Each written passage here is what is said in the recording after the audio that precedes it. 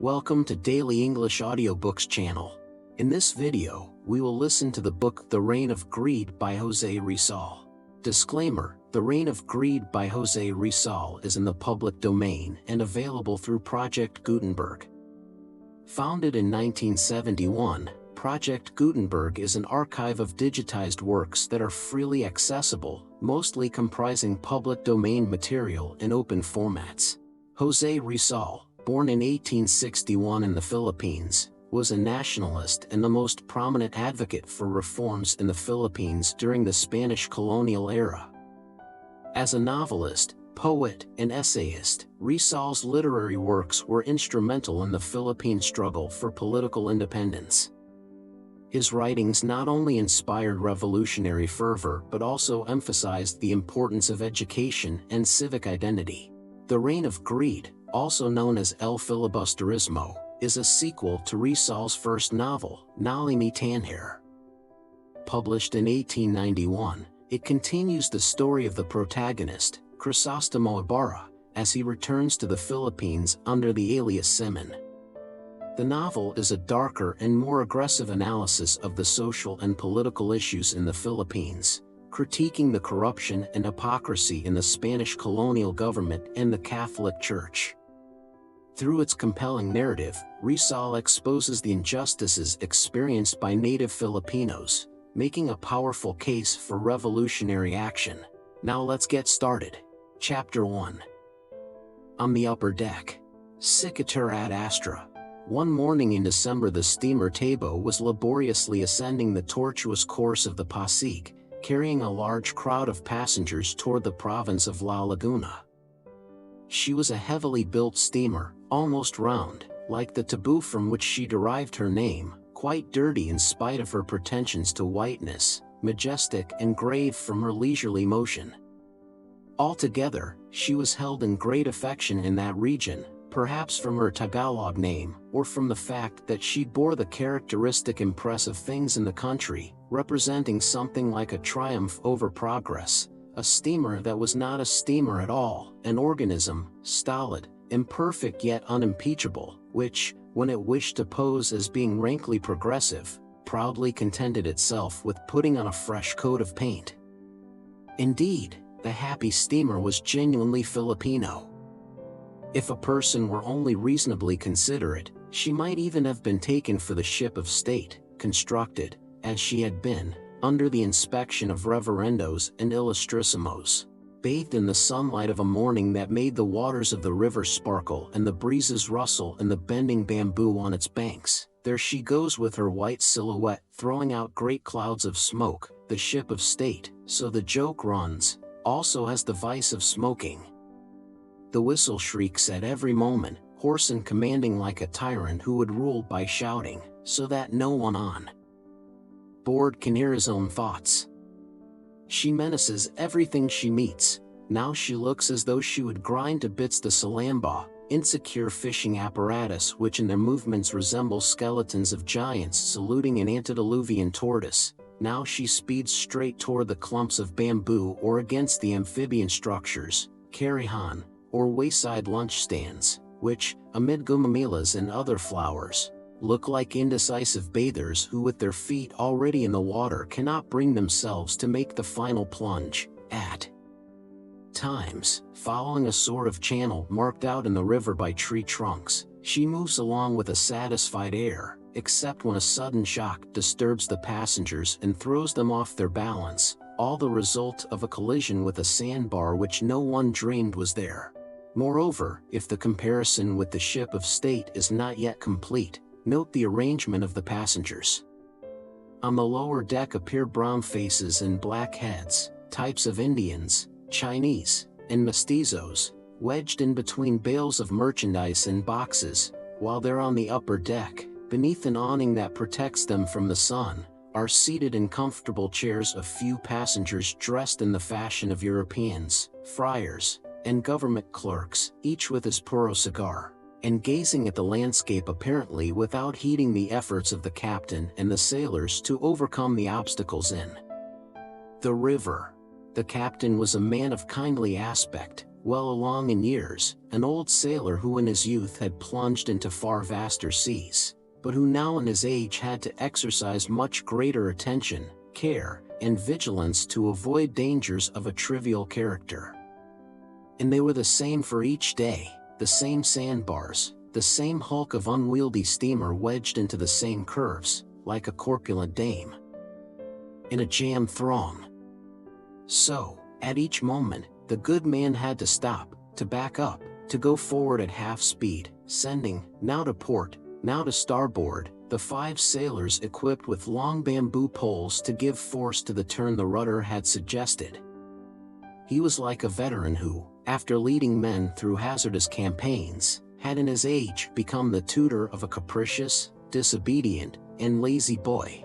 Dona Victorina, the only lady seated in the European group, could say whether the table was not lazy, disobedient, and capricious. Dona Victorina, who, nervous as ever, was hurling invectives against the cascos, bancas, rafts of coconuts, the Indians paddling about, and even the washerwomen and bathers, who fretted her with their mirth and chatter. Yes, the table would move along very well if there were no Indians in the river, no Indians in the country. Yes, if there were not a single Indian in the world, regardless of the fact that the helmsmen were Indians, the sailors Indians, Indians the engineers, Indians 99% of the passengers, and she herself also an Indian if the rouge were scratched off and her pretentious gown removed. That morning Dona Victorina was more irritated than usual because the members of the group took very little notice of her, reason for which was not lacking, for just consider, there could be found 3 friars, convinced that the world would move backwards the very day they should take a single step to the right, an indefatigable Don Custodio who was sleeping peacefully, satisfied with his projects, a prolific writer like Benzabe, anagram of Ibanez, who believed that the people of Manila thought because he, Benzabe, was a thinker, a canon like Padre Irene, who added luster to the clergy with his Rubicon face, carefully shaven, from which towered a beautiful Jewish nose, and his silken cassock of neat cut and small buttons, and a wealthy jeweler like Simoun, who was reputed to be the advisor and inspirer of all the acts of His Excellency, the Captain General.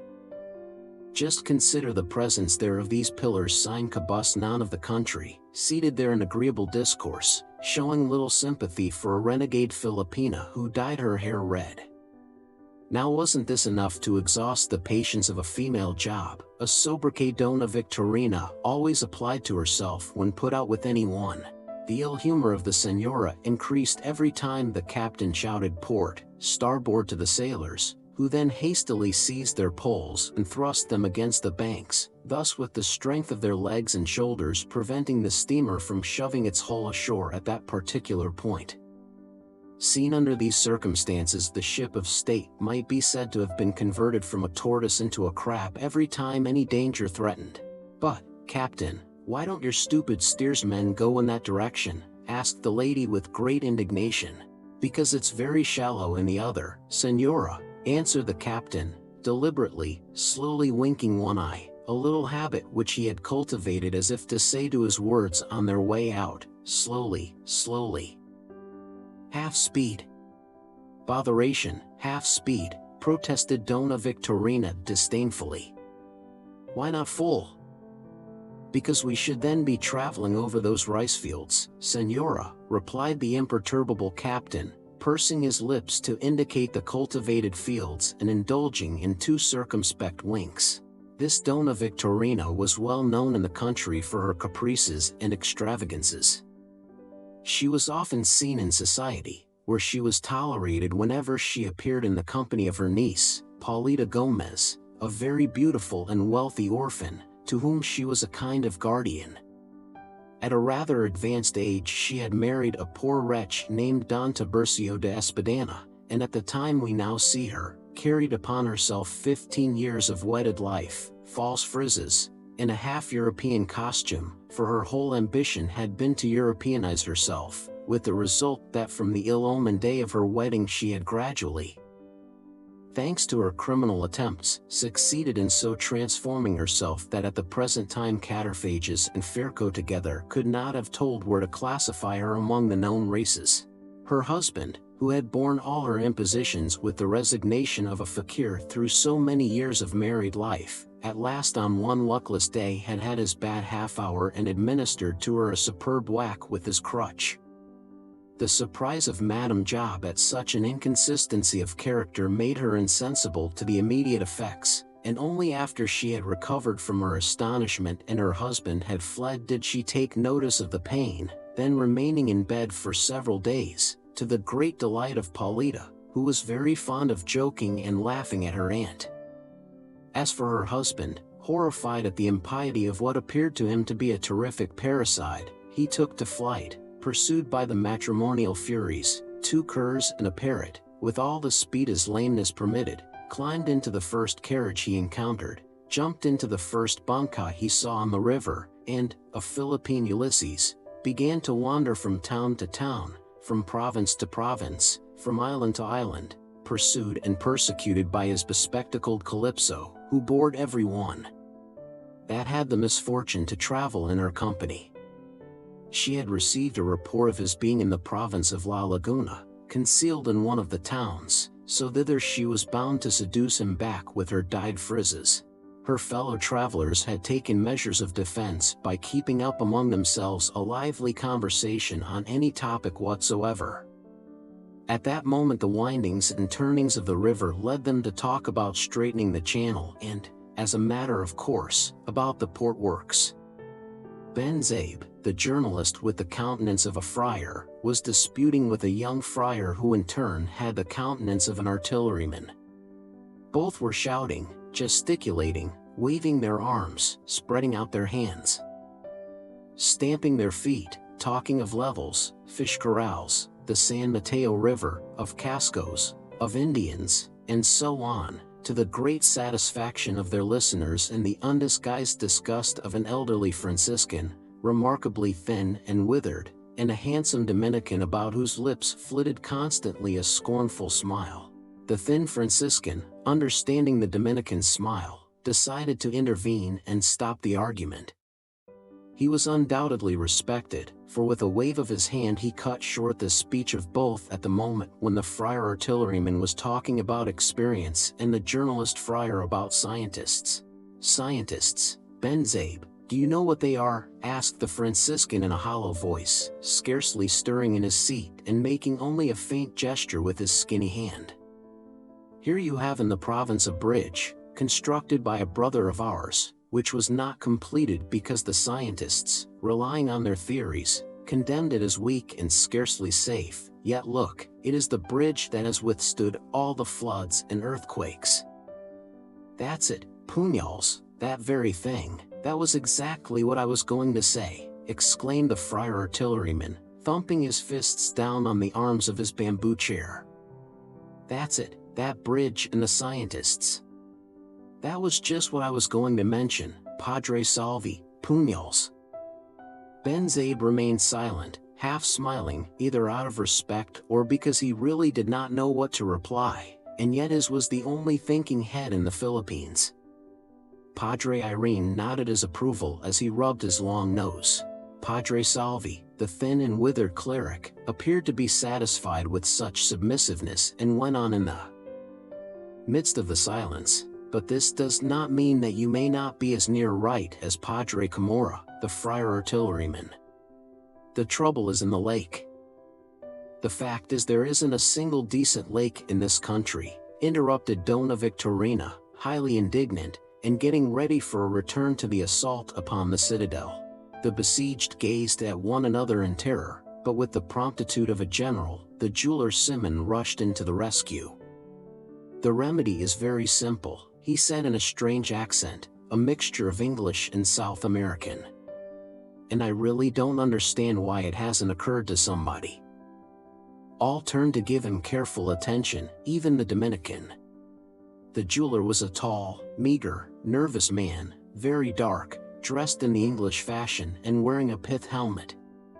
Remarkable about him was his long white hair contrasted with a sparse black beard, indicating a mestizo origin. To avoid the glare of the sun, he wore constantly a pair of enormous blue goggles, which completely hid his eyes and a portion of his cheeks, thus giving him the aspect of a blind or weak-sighted person. He was standing with his legs apart as if to maintain his balance, with his hands thrust into the pockets of his coat. "The remedy is very simple," he repeated, "and wouldn't cost a cuarto." The attention now redoubled, for it was whispered in Manila that this man controlled the Captain General, and all saw the remedy in process of execution. Even Don Custodio himself turned to listen. "Dig a canal straight from the source to the mouth of the river, passing through Manila, that is, make a new river channel and fill up the old Pasig. That would save land, shorten communication, and prevent the formation of sandbars." The project left all his hearers astounded, accustomed as they were to palliative measures. "It's a Yankee plan," observed Ben Zabe, to ingratiate himself with Simoun, who had spent a long time in North America. All considered the plan wonderful, and so indicated by the movements of their heads. Only Don Custodio, the liberal Don Custodio, owing to his independent position and his high offices, thought it his duty to attack a project that did not emanate from himself. That was a usurpation.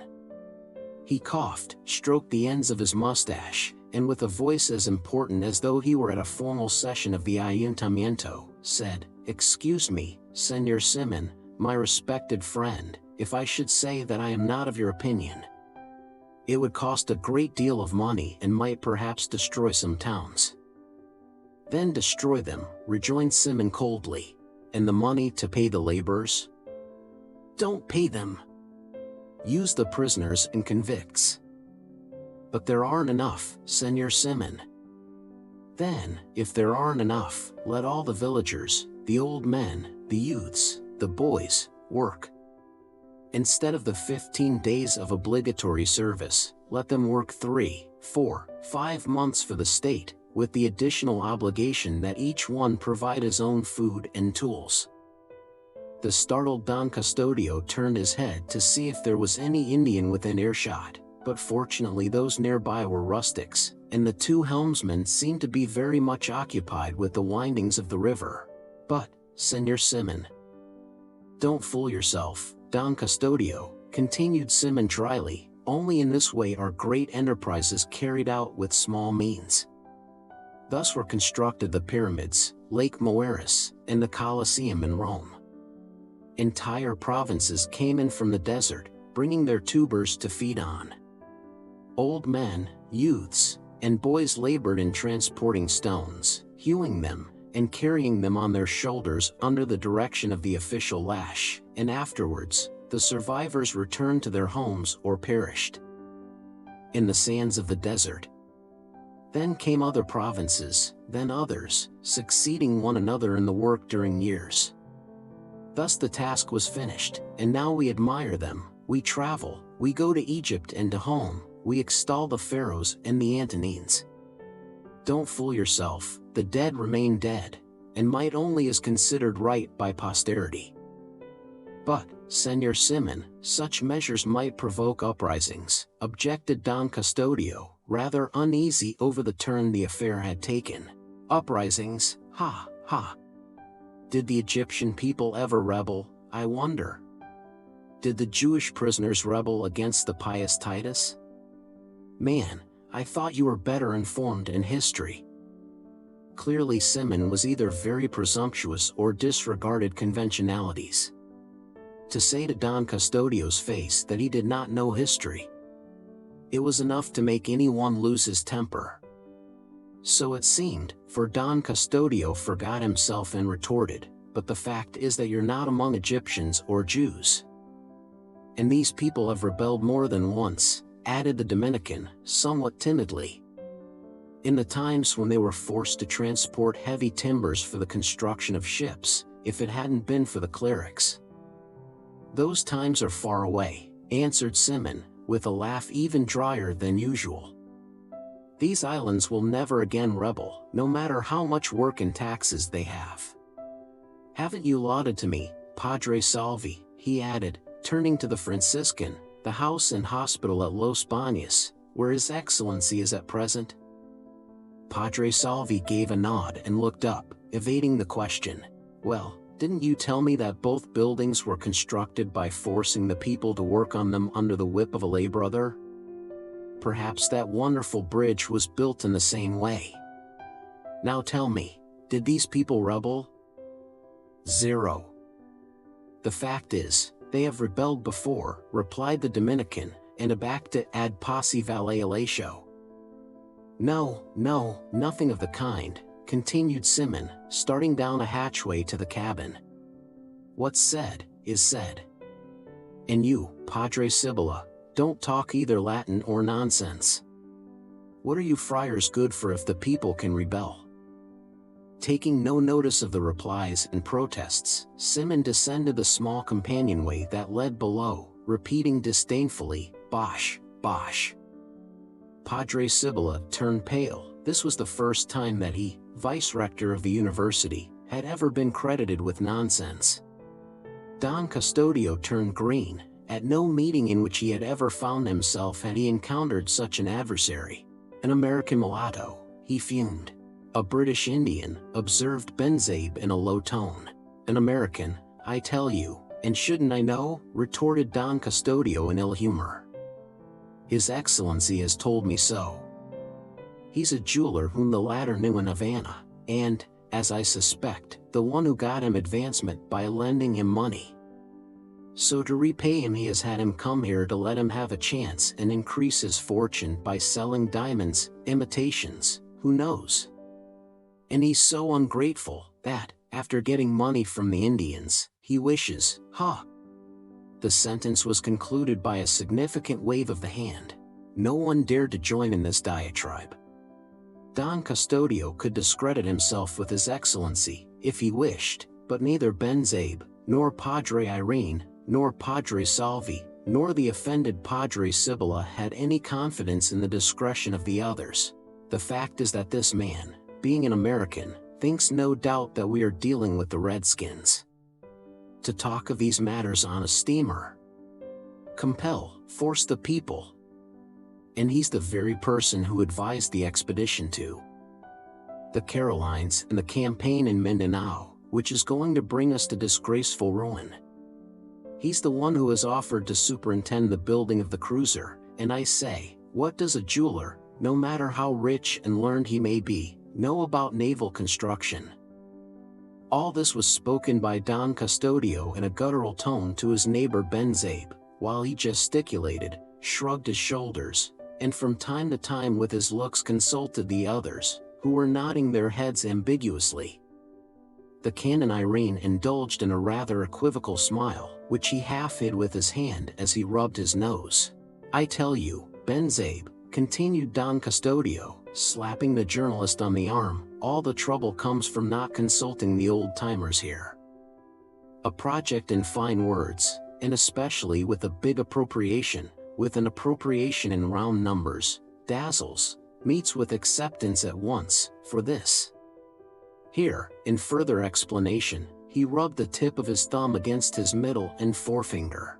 There's something in that, Benzabe thought it his duty to remark, since in his capacity of journalist he had to be informed about everything. Now look here, before the port works I presented a project, original, simple, useful, economical, and practicable, for clearing away the bar in the lake, and it hasn't been accepted because there wasn't any of that in it. He repeated the movement of his fingers, shrugged his shoulders, and gazed at the others as though to say, have you ever heard of such a misfortune? May we know what it was? Asked several, drawing nearer and giving him their attention. The projects of Don Custodio were as renowned as quack's specifics. Don Custodio was on the point of refusing to explain it from resentment at not having found any supporters in his diatribe against Simoun. When there's no danger. You want me to talk, eh?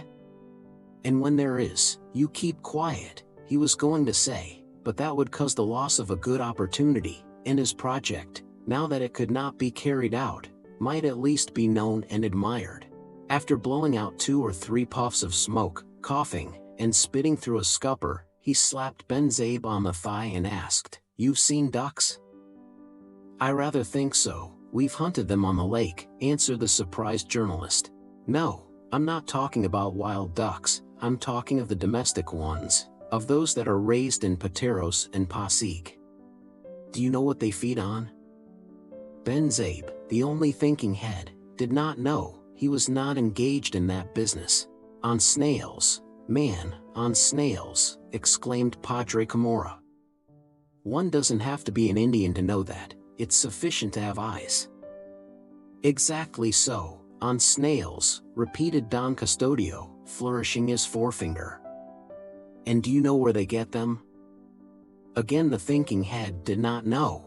"Well, if you had been in the country as many years as I have, you would know that they fish them out of the bar itself, where they abound, mixed with the sand." "Then your project?" "Well, I'm coming to that. My idea was to compel all the towns round about, near the bar, to raise ducks, and you'll see how they, all by themselves, will deepen the channel by fishing for the snails, no more and no less, no more and no less." Here Don Custodio extended his arms and gazed triumphantly at the stupefaction of his hearers. To none of them had occurred such an original idea. "Will you allow me to write an article about that?" asked Ben Zabe. "In this country there is so little thinking done." "But, Don Custodio," exclaimed Dona Victorina with smirks and grimaces, "if everybody takes to raising ducks the ballot eggs will become abundant." "Ugh, how nasty! Rather, let the bar close up entirely." Chapter 2. On the lower deck. There, below, other scenes were being enacted. Seated on benches or small wooden stools among valises, boxes, and baskets, a few feet from the engines, in the heat of the boilers, amid the human smells and the pestilential odor of oil, were to be seen the great majority of the passengers. Some were silently gazing at the changing scenes along the banks, others were playing cards or conversing in the midst of the scraping of shovels, the roar of the engine, the hiss of escaping steam, the swash of disturbed waters, and the shrieks of the whistle. In one corner, heaped up like corpses, slept, or tried to sleep, a number of Chinese peddlers, seasick, pale, frothing through half-open lips, and bathed in their copious perspiration. Only a few youths, students for the most part, easily recognizable from their white garments and their confident bearing, made bold to move about from stern to bow, leaping over baskets and boxes, happy in the prospect of the approaching vacation. Now they commented on the movements of the engines, endeavoring to recall forgotten notions of physics. Now they surrounded the young schoolgirl or the red-lipped boyero with her collar of sampaguitas, whispering into their ears words that made them smile and cover their faces with their fans. Nevertheless, two of them, instead of engaging in these fleeting gallantries, stood in the bow talking with a man, advanced in years, but still vigorous and erect. Both these youths seemed to be well known and respected, to judge from the deference shown them by their fellow passengers. The elder, who was dressed in complete black, was the medical student, Basilio, famous for his successful cures and extraordinary treatments, while the other, taller and more robust, although much younger, was Isagani, one of the poets, or at least rhymesters, who that year came from the Ateneo, a curious character, ordinarily quite taciturn and uncommunicative. The man talking with them was the rich Capitan Basilio, who was returning from a business trip to Manila. Capitan Tiago is getting along about the same as usual. "Yes, sir," said the student Basilio, shaking his head. "He won't submit to any treatment. At the advice of a certain person he is sending me to San Diego under the pretext of looking after his property, but in reality so that he may be left to smoke his opium with complete liberty." When the student said a certain person, he really meant Padre Irene, a great friend and advisor of Capitan Tiago in his last days. "Opium is one of the plagues of modern times," replied the Capitan with the disdain and indignation of a Roman senator. "The ancients knew about it but never abused it. While the addiction to classical studies lasted, mark this well, young men, opium was used solely as a medicine, and besides, tell me who smoke it the most? Chinamen who don't understand a word of Latin. Ah, if Capitan Tiago had only devoted himself to Cicero, here the most classical disgust painted itself on his carefully shaven Epicurean face. Isagani regarded him with attention. That gentleman was suffering from nostalgia for antiquity. But to get back to this Academy of Castilian, Capitan Basilio continued, I assure you, gentlemen, that you won't materialize it. Yes, sir, from day to day we're expecting the permit, replied Isagani. Padre Irene, whom you may have noticed above, and to whom we've presented a team of bays, has promised it to us. He's on his way now to confer with the general. That doesn't matter. Padre Sibylla is opposed to it. Let him oppose it. That's why he's here on the steamer, in order to, at Los Baños before the general. And the student Basilio filled out his meaning by going through the pantomime of striking his fists together. That's understood, observed Capitan Basilio, smiling. But even though you get the permit, where'll you get the funds? We have them, sir. Each student has contributed a real. But what about the professors? We have them, half Filipinos and half peninsulars. In the house? Macareg, the wealthy Macareg, has offered one of his. Capitan Basilio had to give in. These young men had everything arranged. For the rest, he said with a shrug of his shoulders, it's not altogether bad, it's not a bad idea, and now that you can't know Latin at least you may know Castilian. Here you have another instance, namesake, of how we are going backwards.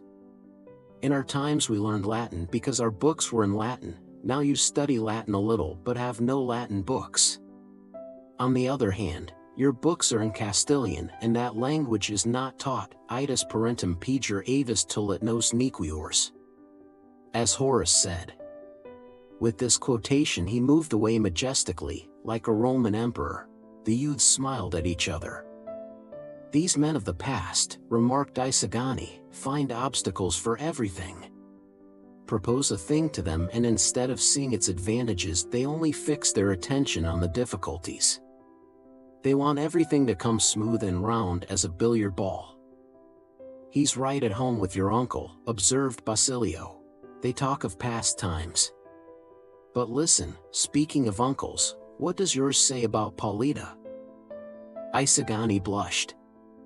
He preached me a sermon about the choosing of a wife.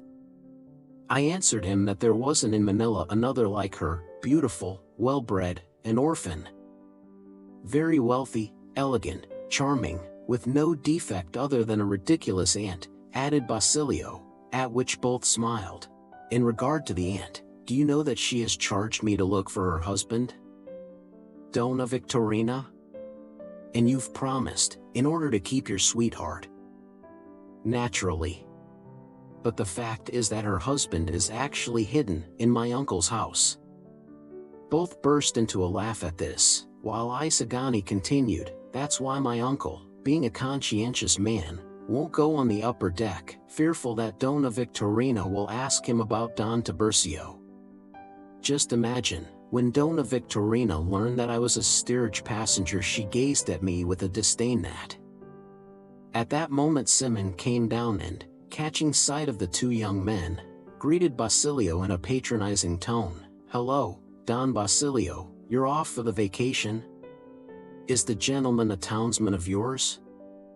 Basilio introduced Isagani with the remark that he was not a townsman, but that their homes were not very far apart. Isagani lived on the seashore of the opposite coast. Simoun examined him with such marked attention that he was annoyed, turned squarely around, and faced the jeweler with a provoking stare. Well, what is the province like? The latter asked, turning again to Basilio. Why, aren't you familiar with it? How the devil am I to know it when I've never set foot in it? I've been told that it's very poor and doesn't buy jewels. We don't buy jewels, because we don't need them, rejoined Isagani dryly, piqued in his provincial pride. A smile played over Simoun's pallid lips. "Don't be offended, young man," he replied. "I had no bad intentions, but as I've been assured that nearly all the money is in the hands of the native priests, I said to myself, the friars are dying for curacies and the Franciscans are satisfied with the poorest, so when they give them up to the native priests the truth must be that the king's profile is unknown there. But enough of that. Come and have a beer with me and we'll drink to the prosperity of your province." The youths thanked him, but declined the offer. "You do wrong," Simoun said to them, visibly taken aback.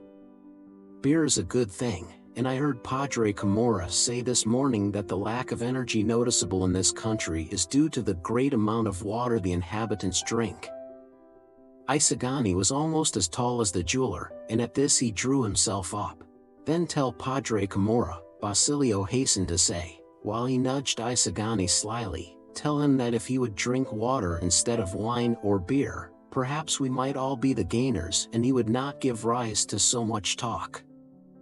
And tell him, also," added Isagani, paying no attention to his friend's nudges, "that water is very mild and can be drunk, but that it drowns out the wine and beer and puts out the fire, that heated it becomes steam, and that ruffled it is the ocean, that it once destroyed mankind and made the earth tremble to its foundations."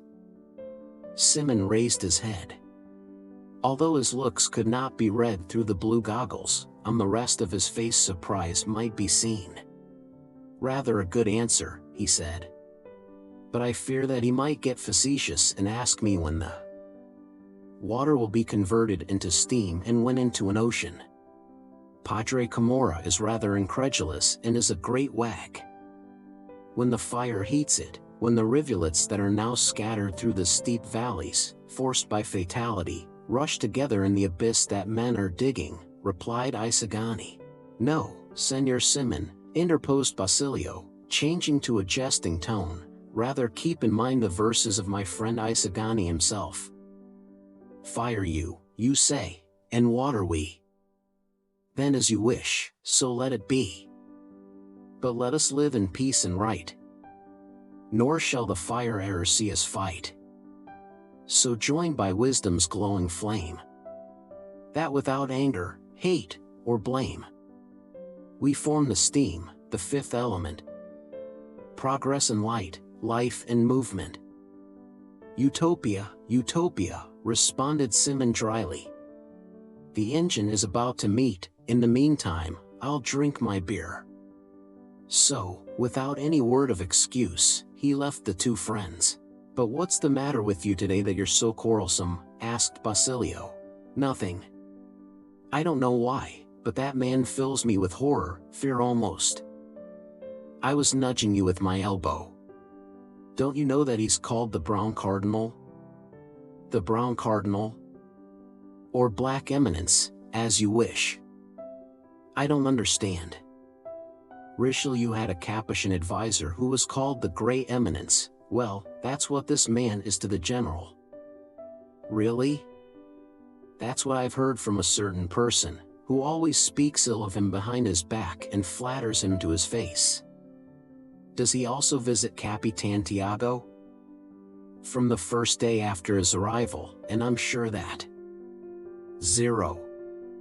A certain person looks upon him as a rival in the inheritance. I believe that he's going to see the general about the question of instruction in Castilian." At that moment Isagani was called away by a servant to his uncle. On one of the benches at the stern, huddled in among the other passengers, sat a native priest gazing at the landscapes that were successively unfolded to his view. His neighbors made room for him, the men on passing taking off their hats, and the gamblers not daring to set their table near where he was.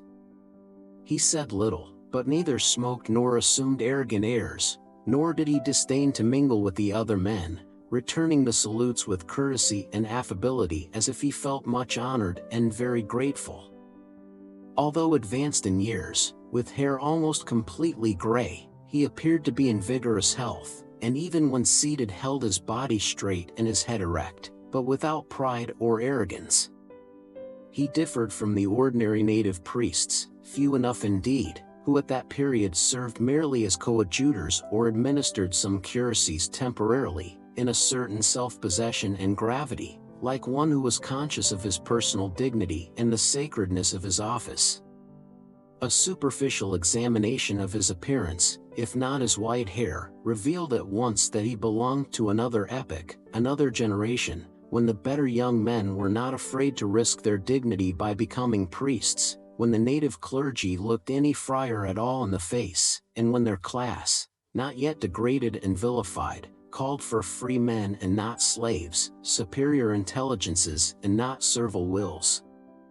In his sad and serious features was to be read the serenity of a soul fortified by study and meditation, perhaps tried out by deep moral suffering. This priest was Padre Florentino, Isagani's uncle, and his story is easily told. Scion of a wealthy and influential family of Manila, of agreeable appearance and cheerful disposition, suited to shine in the world, he had never felt any call to the sacerdotal profession, but by reason of some promises or vows, his mother, after not a few struggles and violent disputes, compelled him to enter the seminary. She was a great friend of the archbishop, had a will of iron, and was as inexorable as is every devout woman who believes that she is interpreting the will of God.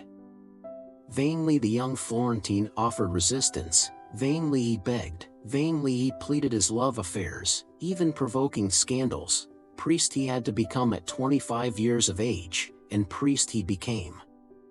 The archbishop ordained him, his first mass was celebrated with great pomp, 3 days were given over to feasting, and his mother died happy and content, leaving him all her fortune, but in that struggle Florentine received a wound from which he never recovered.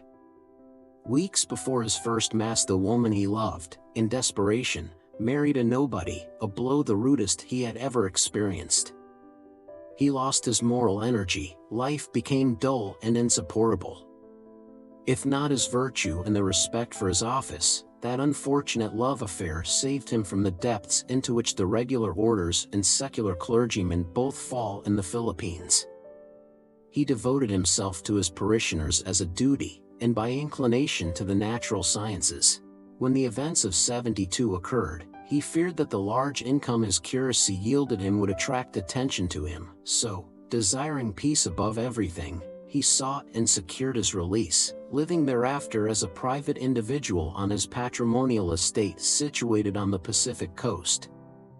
He there adopted his nephew, Isagani, who was reported by the malicious to be his own son by his old sweetheart when she became a widow, and by the more serious and better informed, the natural child of a cousin, a lady in Manila.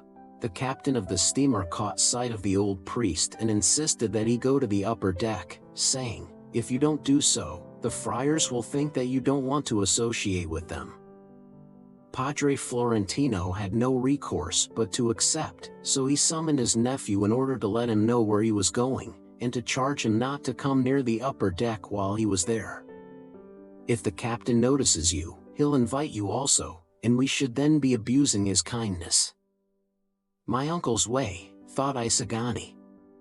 Also that I won't have any reason for talking with Dona Victorina. Chapter 3. Legends. Ich weiß nicht was soll es bedeuten. Das ich so traurig bin. When Padre Florentino joined the group above, the bad humor provoked by the previous discussion had entirely disappeared. Perhaps their spirits had been raised by the attractive houses of the town of Pasig, or the glasses of sherry they had drunk in preparation for the coming meal, or the prospect of a good breakfast. Whatever the cause, the fact was that they were all laughing and joking, even including the lean Franciscan, although he made little noise and his smiles looked like death grins. evil times," said Padre Sibylla with a laugh. "Get out, don't say that, Vice-Rector," responded the Canon Irene, giving the other's chair a shove. "In Hong Kong you're doing a fine business, putting up every building that, ha, ha." "Tut, tut," was the reply, "you don't see our expenses, and the tenants on our estates are beginning to complain." "Here, enough of complaints, puñals," else I'll fall to weeping," cried Padre Camorra gleefully. "We're not complaining, and we haven't either estates or banking houses. You know that my Indians are beginning to haggle over the fees and to flash schedules on me. Just look how they cite schedules to me now, and none other than those of the Archbishop Basilio Sancho, as if from his time. Up to now prices had not risen. Ha, ha, ha. Why should a baptism cost less than a chicken? But I play the deaf man, collect what I can, and never complain. We're not avaricious, are we, Padre Salvi?" At that moment Simon's head appeared above the hatchway. "Well, where have you been keeping yourself?" Don Custodio called to him, having forgotten all about their dispute. "You're missing the prettiest part of the trip."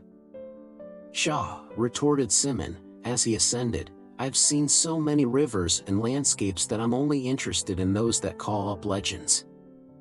"As for legends, the Pasig has a few," observed the captain, who did not relish any depreciation of the river where he navigated and earned his livelihood.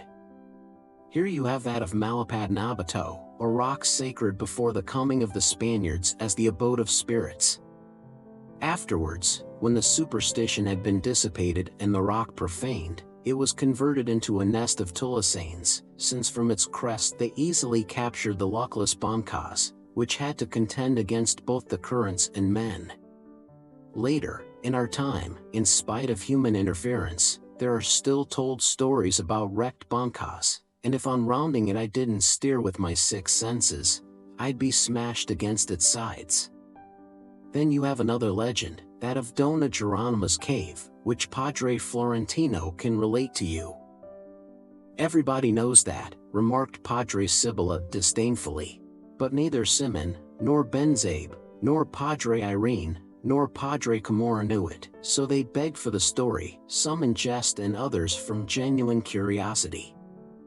The priest, adopting the tone of burlesque with which some had made their request, began like an old tutor relating a story to children. Once upon a time there was a student who had made a promise of marriage to a young woman in his country. But it seems that he failed to remember her.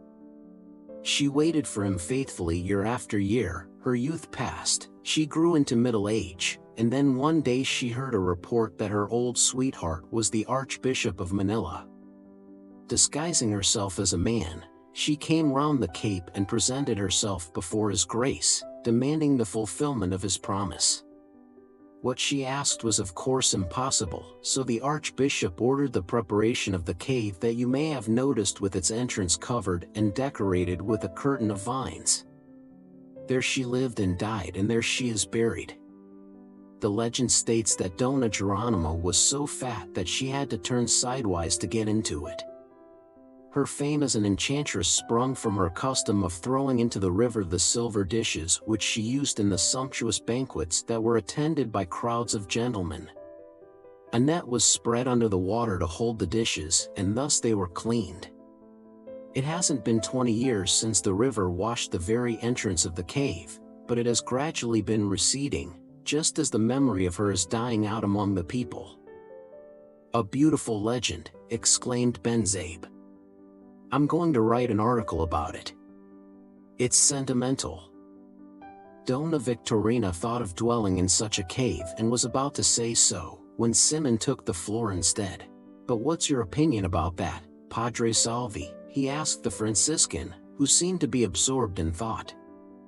"Doesn't it seem to you as though His Grace, instead of giving her a cave, ought to have placed her in a nunnery, in St. Clara's, for example? What do you say?"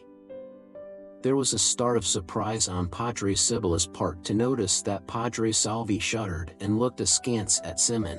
"Because it's not a very gallant act," continued Simon quite naturally, "to give a rocky cliff as a home to one with whose hopes we have trifled. It's hardly religious to expose her thus to temptation. In a cave on the banks of a river, it smacks of nymphs and dryads. It would have been more gallant, more pious, more romantic, more in keeping with the customs of this country, to shut her up in St. Clara's, like a new Eloise, in order to visit and console her from time to time." "I neither can nor should pass judgment upon the conduct of archbishops," replied the Franciscan sourly. "But you, who are the ecclesiastical governor, acting in the place of our archbishop, what would you do if such a case should arise?" Padre Salvi shrugged his shoulders and calmly responded, "It's not worth while thinking about what can't happen. But speaking of legends, don't overlook the most beautiful, since it is the truest, that of the miracle of St. Nicholas, the ruins of whose church you may have noticed. I'm going to relate it to Senor Simon, as he probably hasn't heard it. It seems that formerly the river, as well as the lake, was infested with caimans, so huge and voracious that they attacked bancas and upset them with a slap of the tail. Our chronicles relate that one day an infidel Chinaman, who up to that time had refused to be converted, was passing in front of the church, when suddenly the devil presented himself to him in the form of a caiman and upset the banca, in order to devour him and carry him off to hell. Inspired by God, the Chinaman at that moment called upon Street Nicholas, and instantly the caiman was changed into a stone. The old people say that in their time the monster could easily be recognized in the pieces of stone that were left, and, for my part, I can assure you that I have clearly made out the head, to judge from which the monster must have been enormously large." "Marvelous, a marvelous legend," exclaimed Benzabe. "It's good for an article, the description of the monster, the terror of the Chinaman, the waters of the river, the bamboo breaks.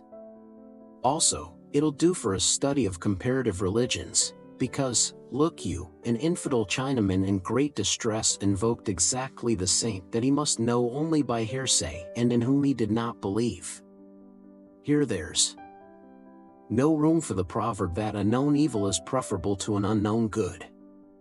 If I should find myself in China and get caught in such a difficulty, I would invoke the obscurest saint in the calendar before Confucius or Buddha. Whether this is due to the manifest superiority of Catholicism or to the inconsequential and illogical inconsistency in the brains of the yellow race, a profound study of anthropology alone will be able to elucidate." Benzabe had adopted the tone of a lecturer and was describing circles in the air with his forefinger, priding himself on his imagination, which from the most insignificant facts could deduce so many applications and inferences.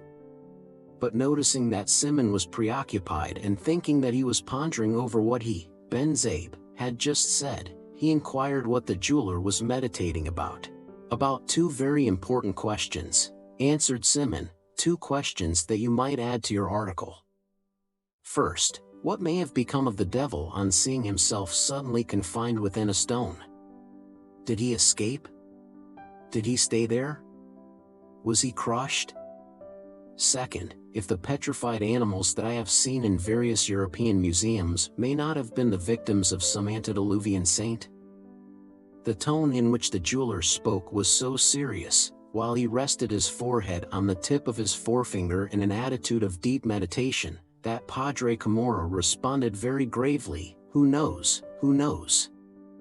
"Since we're busy with legends and are now entering the lake," remarked Padre Sibylla, "the captain must know many." At that moment the steamer crossed the bar and the panorama spread out before their eyes was so truly magnificent that all were impressed. In front extended the beautiful lake bordered by green shores and blue mountains, like a huge mirror, framed in emeralds and sapphires, reflecting the sky in its glass.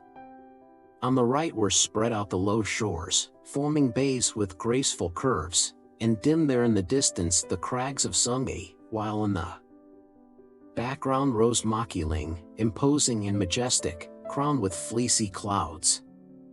On the left lay Talam Island with its curious sweep of hills. A fresh breeze rippled over the wide plain of water. "By the way, Captain," said Benzabe, turning around, "do you know in what part of the lake a certain Navarra, or Ibarra, was killed?" The group looked toward the captain, with the exception of Simon, who had turned away his head as though to look for something on the shore. "Ah, yes," exclaimed Dona Victorina.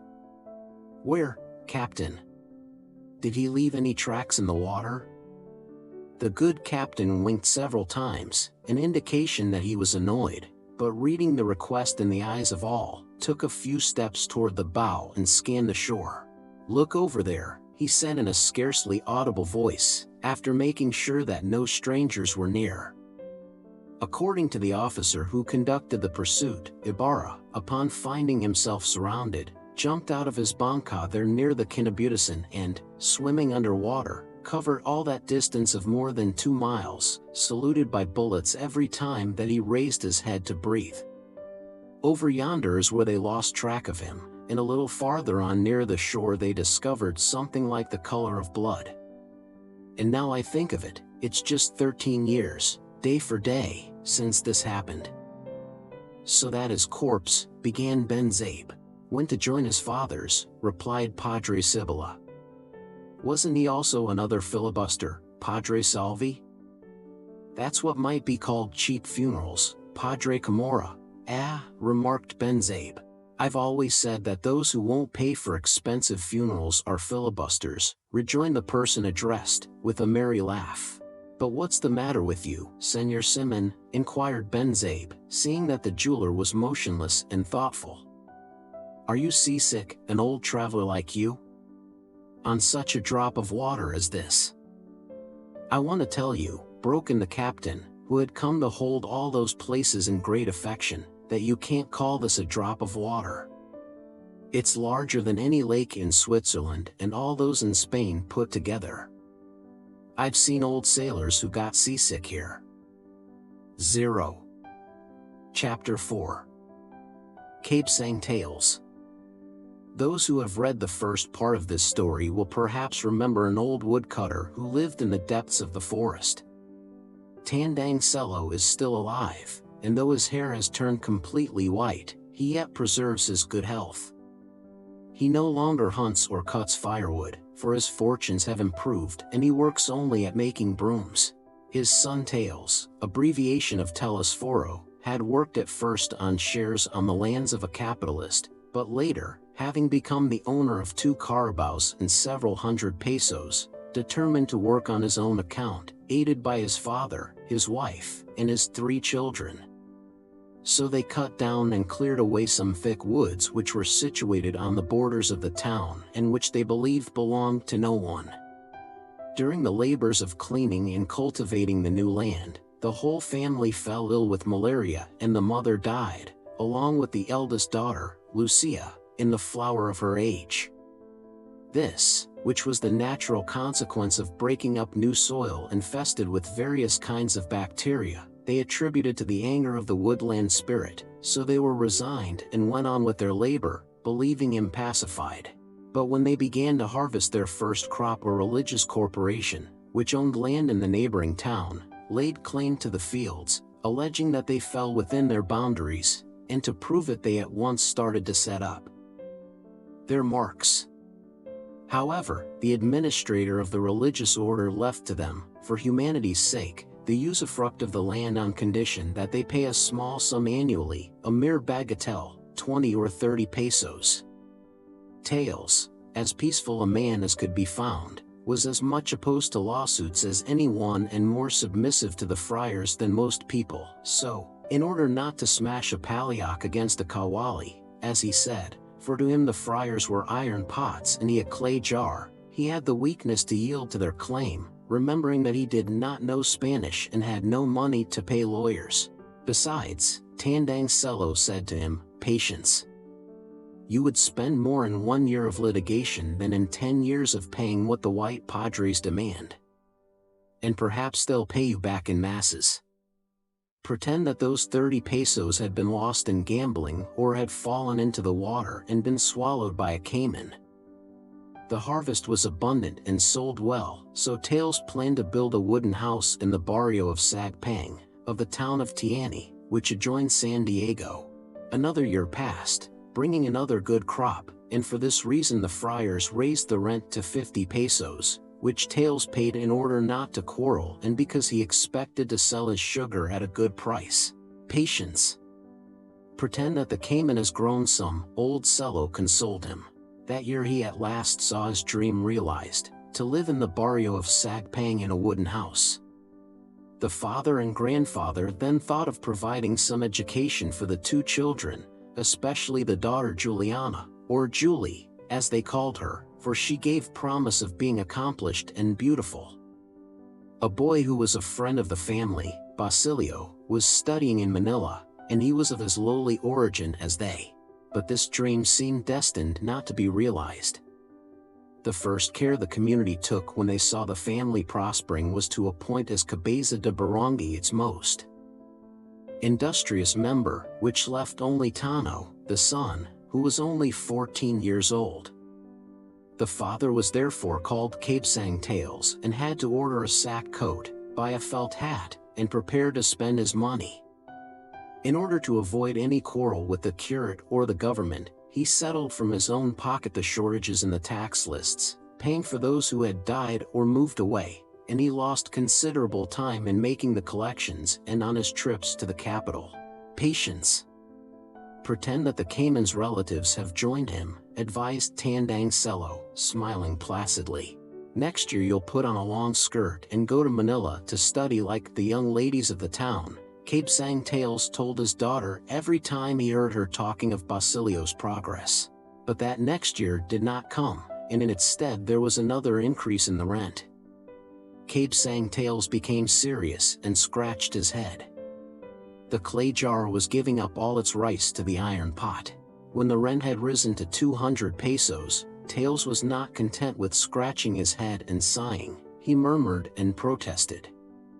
The friar administrator then told him that if he could not pay, someone else would be assigned to cultivate that land. Many who desired it had offered themselves. He thought at first that the friar was joking, but the friar was talking seriously, and indicated a servant of his to take possession of the land.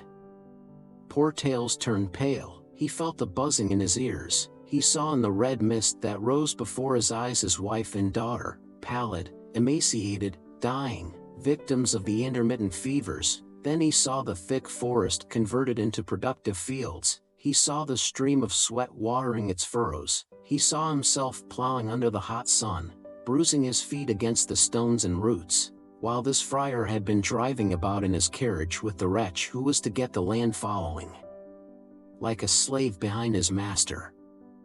No, 1,000 times, no. First let the fields sink into the depths of the earth and bury them all. Who was this intruder that he should have any right to his land? Had he brought from his own country a single handful of that soil? Had he crooked a single one of his fingers to pull up the roots that ran through it? Exasperated by the threats of the friar, who tried to uphold his authority at any cost in the presence of the other tenants, Cabesang Tails rebelled and refused to pay a single cuarto, having ever before himself that red mist, saying that he would give up his fields to the first man who could irrigate it with blood drawn from his own veins.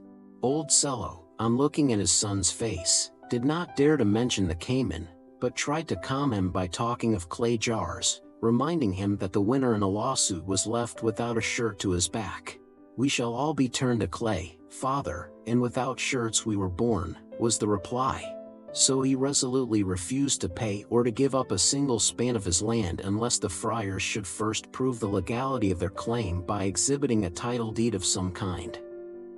As they had none, a lawsuit followed, and Cabesang Tails entered into it, confiding that some at least, if not all, were lovers of justice and respecters of the law. "I serve and have been serving the king with my money and my services," he said to those who remonstrated with him.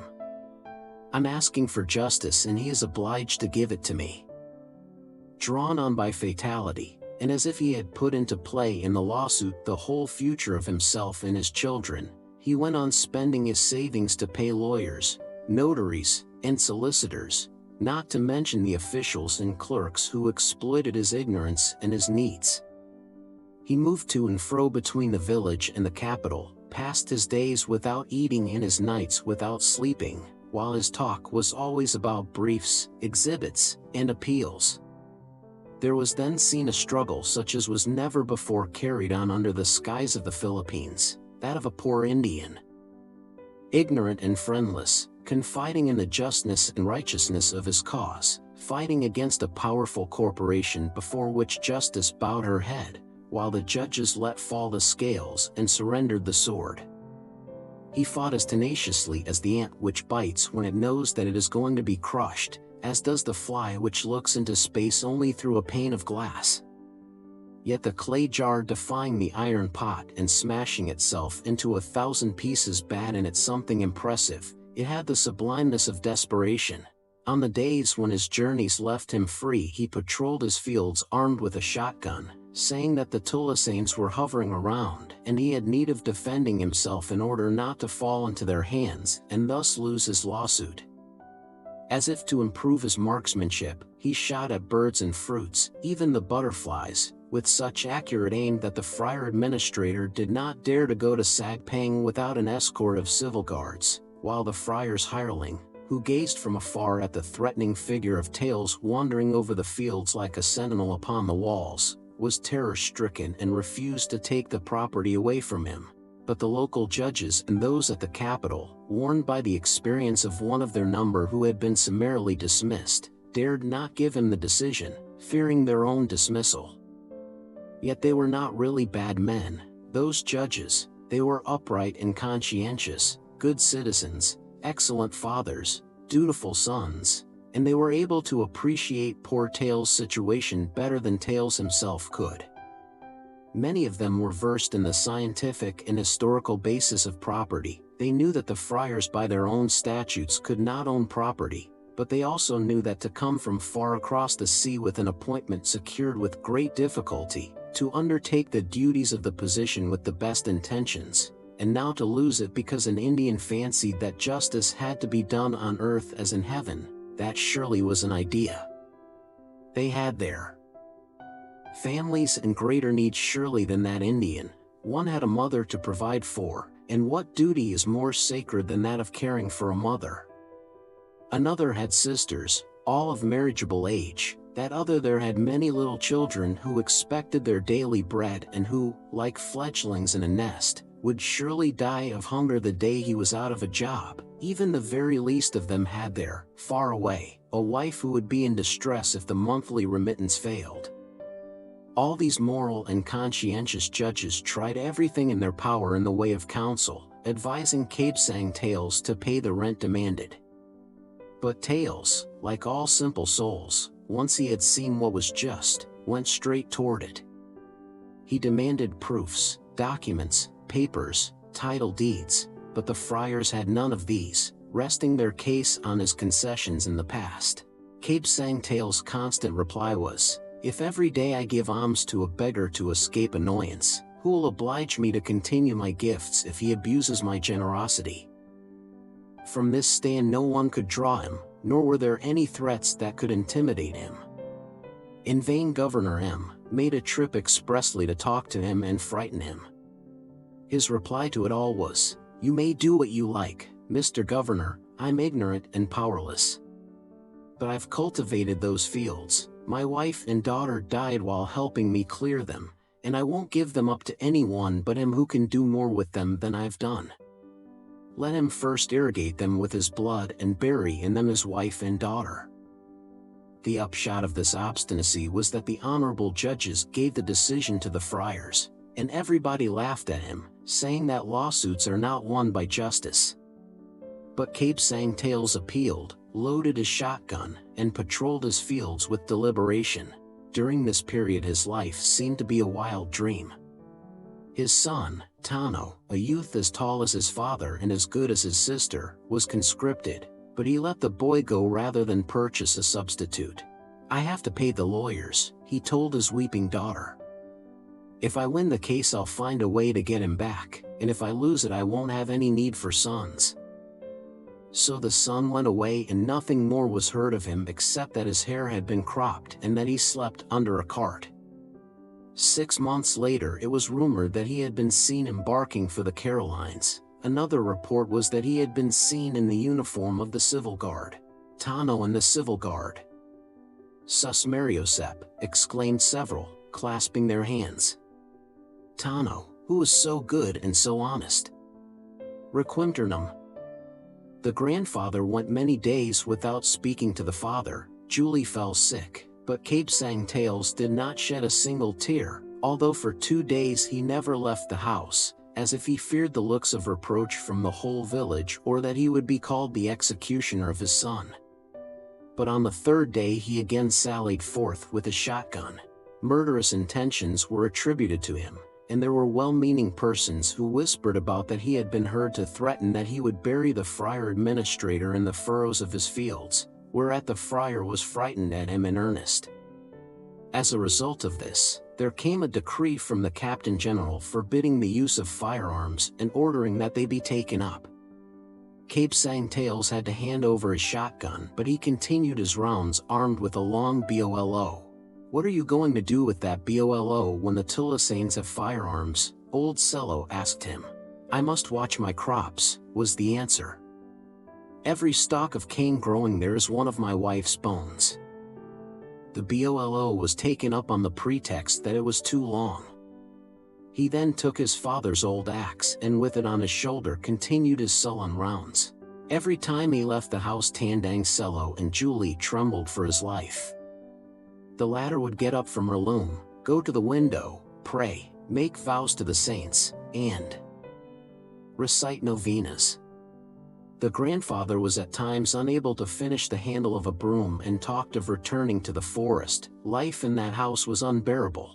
At last their fears were realized. As the fields were some distance from the village, Cape Sang Tales, in spite of his axe, fell into the hands of Tulisanes who had revolvers and rifles. They told him that since he had money to pay judges and lawyers he must have some also for the outcasts and the hunted. They therefore demanded a ransom of 500 pesos through the medium of a rustic, with the warning that if anything happened to their messenger, the captive would pay for it with his life. 2 days of grace were allowed. This news threw the poor family into the wildest terror, which was augmented when they learned that the civil guard was going out in pursuit of the bandits. In case of an encounter, the first victim would be the captive. This they all knew. The old man was paralyzed, while the pale and frightened daughter tried often to talk but could not. Still, another thought more terrible, an idea more cruel, roused them from their stupor. The rustics sent by the Tulisanes said that the band would probably have to move on, and if they were slow in sending the ransom the 2 days would elapse and Cape Sang Tales would have his throat cut. This drove those two beings to madness, weak and powerless as they were. Tandang Cello got up, sat down, went outside, came back again, knowing not where to go, where to seek aid. Julie appealed to her images, counted and recounted her money, but her 200 pesos did not increase or multiply. Soon she dressed herself, gathered together all her jewels, and asked the advice of her grandfather if she should go to see the gobernadorcillo, the judge, the notary, the lieutenant of the civil guard. The old man said yes to everything, or when she said no, he too said no. At length came the neighbors, their relatives and friends, some poorer than others, in their simplicity magnifying the fears. The most active of all was Sister Bali, a great Panguangera, who had been to Manila to practice religious exercises in the nunnery of the sodality. Julie was willing to sell all her jewels, except a locket set with diamonds and emeralds which Basilio had given her, for this locket had a history. A nun, the daughter of Capitan Tiago, had given it to a leper, who, in return for professional treatment, had made a present of it to Basilio. So she could not sell it without first consulting him. Quickly the shell combs and earrings were sold, as well as Julie's rosary, to their richest neighbor, and thus 50 pesos were added, but 250 were still lacking. The locket might be pawned, but Julie shook her head. A neighbor suggested that the house be sold and Tandang Cello approved the idea, satisfied to return to the forest and cut firewood as of old. But Sister Bali observed that this could not be done because the owner was not present. The judge's wife once sold me her tapis for a peso, but her husband said that the sale did not hold because it hadn't received his approval. ABA. He took back the tapis and she hasn't returned the peso yet, but I don't pay her when she wins at Pangwingwi, ABA. In that way I've collected 12 quartos, and for that alone I'm going to play with her. I can't bear to have people fail to pay what they owe me, ABA. Another neighbor was going to ask Sister Bali why then did not she settle a little account with her, but the quick Penguingera suspected this and added at once, "Do you know, Julie, what you can do? Borrow 250 pesos on the house, payable when the lawsuit is won." This seemed to be the best proposition, so they decided to act upon it that same day. Sister Bali offered to accompany her, and together they visited the houses of all the rich folks in Tiani, but no one would accept the proposal. The case, they said, was already lost, and to show favors to an enemy of the friars was to expose themselves to their vengeance. At last a pious woman took pity on the girl and lent the money on condition that Julie should remain with her as a servant until the debt was paid. Julie would not have so very much to do, so, pray, accompany her to Mass, and fast for her now and then. The girl accepted with tears in her eyes, received the money, and promised to enter her service on the following day, Christmas. When the grandfather heard of that sale he fell to weeping like a child. What, that granddaughter whom he had not allowed to walk in the sun lest her skin should be burned, Julie, she of the delicate fingers and rosy feet. What, that girl, the prettiest in the village and perhaps in the whole town, before whose window many gallants had vainly passed the night playing and singing. What, his only granddaughter, the sole joy of his fading eyes, she whom he had dreamed of seeing dressed in a long skirt, talking Spanish, and holding herself erect waving a painted fan like the daughters of the wealthy, she to become a servant, to be scolded and reprimanded, to ruin her fingers, to sleep anywhere, to rise in any manner whatsoever. So the old grandfather wept and talked of hanging or starving himself to death. "If you go," he declared, "I'm going back to the forest and will never set foot in the town." Julie soothed him by saying that it was necessary for her father to return, that the suit would be won, and they could then ransom her from her servitude. The night was a sad one. Neither of the two could taste a bite and the old man refused to lie down, passing the whole night seated in a corner, silent and motionless.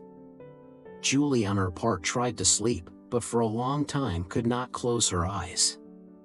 Somewhat relieved about her father's fate, she now thought of herself and fell to weeping, but stifled her sobs so that the old man might not hear them. The next day she would be a servant, and it was the very day Basilio was accustomed to come from Manila with presents for her. Henceforward she would have to give up that love. Basilio, who was going to be a doctor, couldn't marry a pauper. In fancy she saw him going to the church in company with the prettiest and richest girl in the town, both well dressed, happy and smiling, while she, Julie, followed her mistress, carrying novenas, bios, and the cuspidor. Here the girl felt a lump rise in her throat, a sinking at her heart, and begged the Virgin to let her die first. "But," said her conscience, "he will at least know that I preferred to pawn myself rather than the locket he gave me." This thought consoled her a little and brought on empty dreams. Who knows but that a miracle might happen? She might find the 250 pesos under the image of the Virgin. She had read of many similar miracles. The sun might not rise nor morning come, and meanwhile the suit would be won. Her father might return, or Basilio put in his appearance. She might find a bag of gold in the garden. The Tulasanes would send the bag of gold. The curate, Padre Camora, who was always teasing her, would come with the Tulasanes. So her ideas became more and more confused, until at length, worn out by fatigue and sorrow, she went to sleep with dreams of her childhood in the depths of the forest. She was bathing in the torrent along with her two brothers. There were little fishes of all colors that let themselves be caught like fools, and she became impatient because she found no pleasure in catching such foolish little fishes. Basilio was under the water, but Basilio for some reason had the face of her brother Tano. Her new mistress was watching them from the bank. Chapter 5. A Cachero's Christmas Eve. Basilio reached San Diego just as the Christmas Eve procession was passing through the streets. He had been delayed on the road for several hours because the Cachero, having forgotten his cedula, was held up by the civil guard, had his memory jogged by a few blows from a rifle butt, and afterwards was taken before the commandant.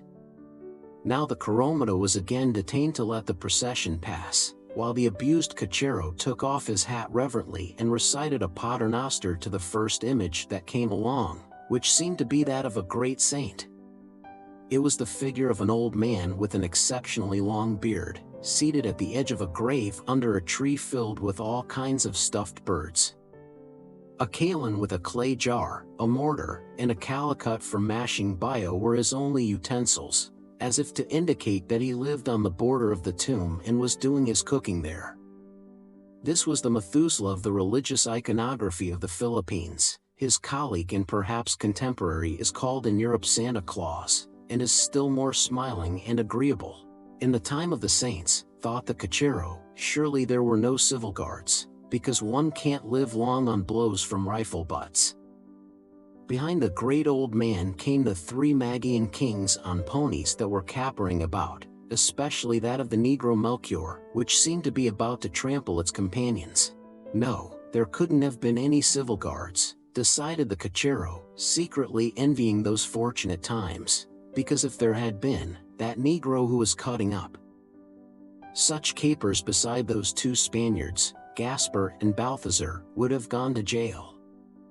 Then, observing that the Negro wore a crown and was a king, like the other two, the Spaniards, his thoughts naturally turned to the king of the Indians, and he sighed. "Do you know, sir," he asked Basilio respectfully, "if his right foot is loose yet?" Basilio had him repeat the question. "Whose right foot?" "The king's," whispered the Cachero mysteriously. "What kings?" "Our kings, the king of the Indians." Basilio smiled and shrugged his shoulders, while the Cachero again sighed. The Indians in the country places preserve the legend that their king, imprisoned and chained in the cave of San Mateo, will come some day to free them. Every 100th year he breaks one of his chains, so that he now has his hands and his left foot loose, only the right foot remains bound. This king causes the earthquakes when he struggles or stirs himself, and he is so strong that in shaking hands with him it is necessary to extend to him a bone, which he crushes in his grasp. For some unexplainable reason the Indians call him King Bernardo, perhaps by confusing him with Bernardo del Carpio. "When he gets his right foot loose," muttered the Cachero, stifling another sigh, "I'll give him my horses, and offer him my services even to death, for he'll free us from the civil guard." With a melancholy gaze he watched the three kings move on. The boys came behind in two files, sad and serious as though they were there under compulsion. They lighted their way, some with torches, others with tapers, and others with paper lanterns on bamboo poles, while they recited the rosary at the top of their voices, as though quarreling with somebody. Afterwards came Saint Joseph on a modest float, with a look of sadness and resignation on his face, carrying his stalk of lilies, as he moved along between two civil guards as though he were a prisoner. This enabled the Cachero to understand the expression on the saint's face, but whether the sight of the guards troubled him or he had no great respect for a saint who would travel in such company, he did not recite a single requiem. Behind Saint Joseph came the girls bearing lights, their heads covered with handkerchiefs knotted under their chins, also reciting the rosary, but with less wrath than the boys. In their midst were to be seen several lads dragging along little rabbits made of Japanese paper, lighted by red candles, with their short paper tails erect. The lads brought those toys into the procession to enliven the birth of the Messiah.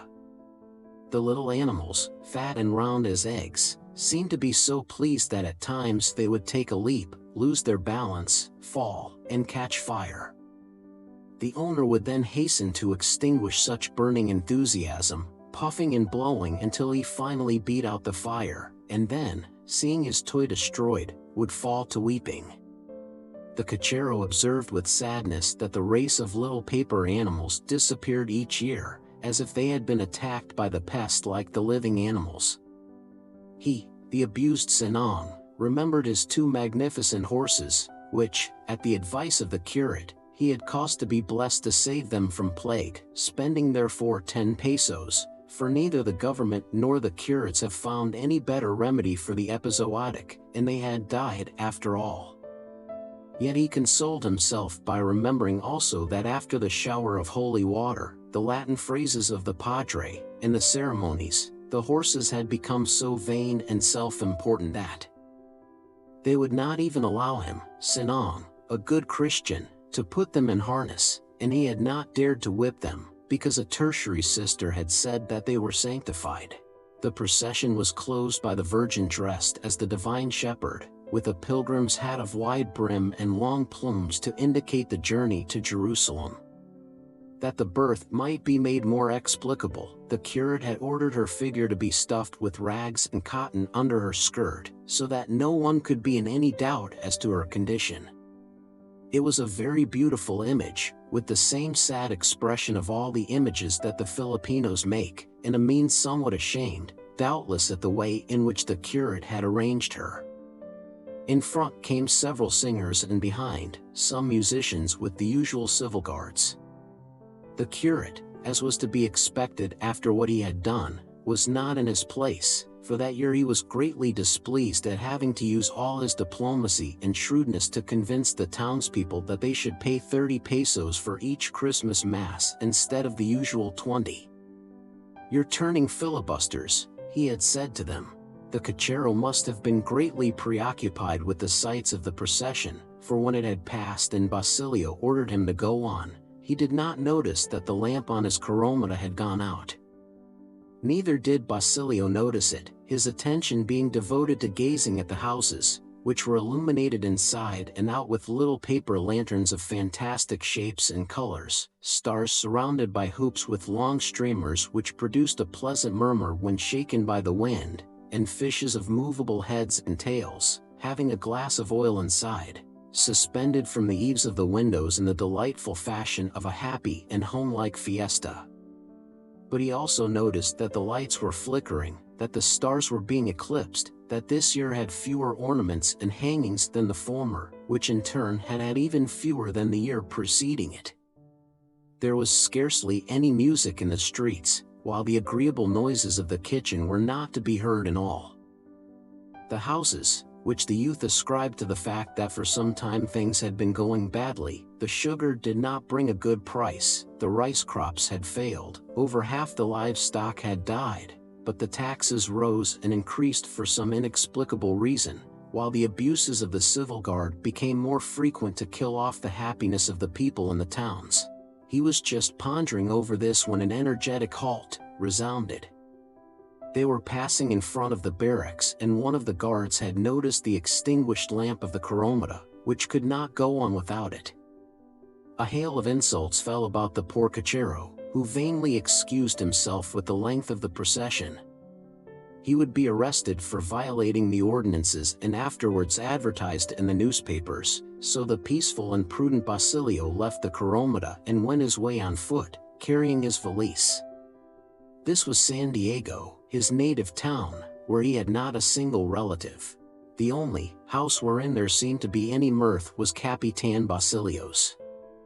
Hens and chickens cackled their death chant to the accompaniment of dry and repeated strokes, as of meat pounded on a chopping block, and the sizzling of grease in the frying pans. A feast was going on in the house, and even into the street there passed a certain draught of air, saturated with the succulent odors of stews and confections. In the entresol Basilio saw Simoun, as small as when our readers knew her before, although a little rounder and plumper since her marriage. Then to his great surprise he made out, further in at the back of the room, chatting with Capitan Basilio, the curate, and the alferez of the civil guard, no less than the jeweler Simoun, as ever with his blue goggles and his nonchalant air. "It's understood, Senor Simoun," Capitan Basilio was saying, "that we'll go to Tieni to see your jewels." "I would also go," remarked the alferez, "because I Need a watch chain, but I'm so busy, if Capitan Basilio would undertake. Capitan Basilio would do so with the greatest pleasure, and as he wished to propitiate the soldier in order that he might not be molested in the persons of his laborers, he refused to accept the money which the alferez was trying to get out of his pocket. "It's my Christmas gift." "I can't allow you, Capitan, I can't permit it." "All right. We'll settle up afterwards," replied Capitan Basilio with a lordly gesture. Also, the curate wanted a pair of ladies' earrings and requested the Capitan to buy them for him. "I want them first class. Later we'll fix up the account." "Don't worry about that, Padre," said the good man, who wished to be at peace with the church also. An unfavorable report on the curate's part could do him great damage and cause him double the expense, for those earrings were a forced present.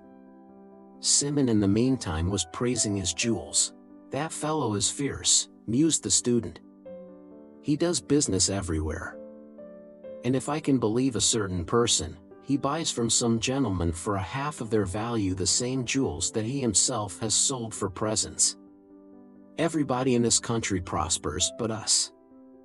He made his way to his house, or rather Capitan Tiago's, now occupied by a trustworthy man who had held him in great esteem since the day when he had seen him perform a surgical operation with the same coolness that he would cut up a chicken. This man was now waiting to give him the news. 2 of the laborers were prisoners, 1 was to be deported, and a number of carabaos had died. "The same old story," exclaimed Basilio, in a bad humor. "You always receive me with the same complaints." The youth was not overbearing, but as he was at times scolded by Capitan Tiago, he liked in his turn to chide those under his orders. The old man cast about for something new. "One of our tenants has died, the old fellow who took care of the woods, and the curate refused to bury him as a pauper, saying that his master is a rich man." "What did he die of?" "Of old age." "Get out. To die of old age. It must at least have been some disease." Basilio in his zeal for making autopsies wanted diseases. "Haven't you anything new to tell me? You take away my appetite relating the same old things. Do you know anything of Sagpang?" The old man then told him about the kidnapping of Cape Sang tales. Basilio became thoughtful and said nothing more. His appetite had completely left him. Chapter 6. Basilio. When the bells began their chimes for the midnight mass and those who preferred a good sleep to fiestas and ceremonies arose grumbling at the noise and movement, Basilio cautiously left the house, took 2 or 3 turns through the streets to see that he was not watched or followed, and then made his way by unfrequented paths to the road that led to the ancient wood of the Ibarras, which had been acquired by Capitan Tiago when their property was confiscated and sold. As Christmas fell under the waning moon that year, the place was wrapped in darkness. The chimes had ceased, and only the tolling sounded through the darkness of the night amid the murmur of the breeze-stirred branches and the measured roar of the waves on the neighboring lake, like the deep respiration of nature sunk in profound sleep. Awed by the time and place, the youth moved along with his head down, as if endeavoring to see through the darkness. But from time to time he raised it to gaze at the stars through the open spaces between the treetops and went forward parting the bushes or tearing away the lianas that obstructed his path. At times he retraced his steps, his foot would get caught among the plants, he stumbled over a projecting root or a fallen log. At the end of a half hour he reached a small brook on the opposite side of which arose a hillock, a black and shapeless mass that in the darkness took on the proportions of a mountain. Basilio crossed the brook on the stones that showed black against the shining surface of the water, ascended the hill, and made his way to a small space enclosed by old and crumbling walls. He approached the bolete tree that rose in the center, huge, mysterious, venerable, formed of roots that extended up and down among the confusedly interlaced trunks. Pausing before a heap of stones he took off his hat and seemed to be praying. There his mother was buried, and every time he came to the town his first visit was to that neglected and unknown grave. Since he must visit Kabsang Tail's family the next day, he had taken advantage of the night to perform this duty. Seated on a stone, he seemed to fall into deep thought. His past rose before him like a long black film, rosy at first, then shadowy with spots of blood, then black, gray, and then light, ever lighter. The end could not be seen, hidden as it was by a cloud through which shone lights and the hues of dawn. 13 years before to the day, almost to the hour, his mother had died there in the deepest distress, on a glorious night when the moon shone brightly and the Christians of the world were engaged in rejoicing. Wounded and limping, he had reached there in pursuit of her, she mad and terrified, fleeing from her son as from a ghost. There she had died, and there had come a stranger who had commanded him to build a funeral pyre. He had obeyed mechanically, and when he returned he found a second stranger by the side of the other's corpse. What a night and what a morning those were! The stranger helped him raise the pyre, whereon they burned the corpse of the first, dug the grave in which they buried his mother, and then after giving him some pieces of money told him to leave the place. It was the first time that he had seen that man, tall, with bloodshot eyes, pale lips, and a sharp nose. Entirely alone in the world, without parents or brothers and sisters, he left the town whose authorities inspired in him such great fear and went to Manila to work in some rich house and study at the same time, as many do. His journey was an odyssey of sleeplessness and startling surprises, in which hunger counted for little, for he ate the 0 fruits in the woods, whither he retreated whenever he made out from afar the uniform of the civil guard, a sight that recalled the origin of all his misfortunes. Once in Manila, ragged and sick, he went from door to door offering his services. A boy from the provinces who knew not a single word of Spanish, and sickly besides. Discouraged, hungry, and miserable, he wandered about the streets, attracting attention by the wretchedness of his clothing.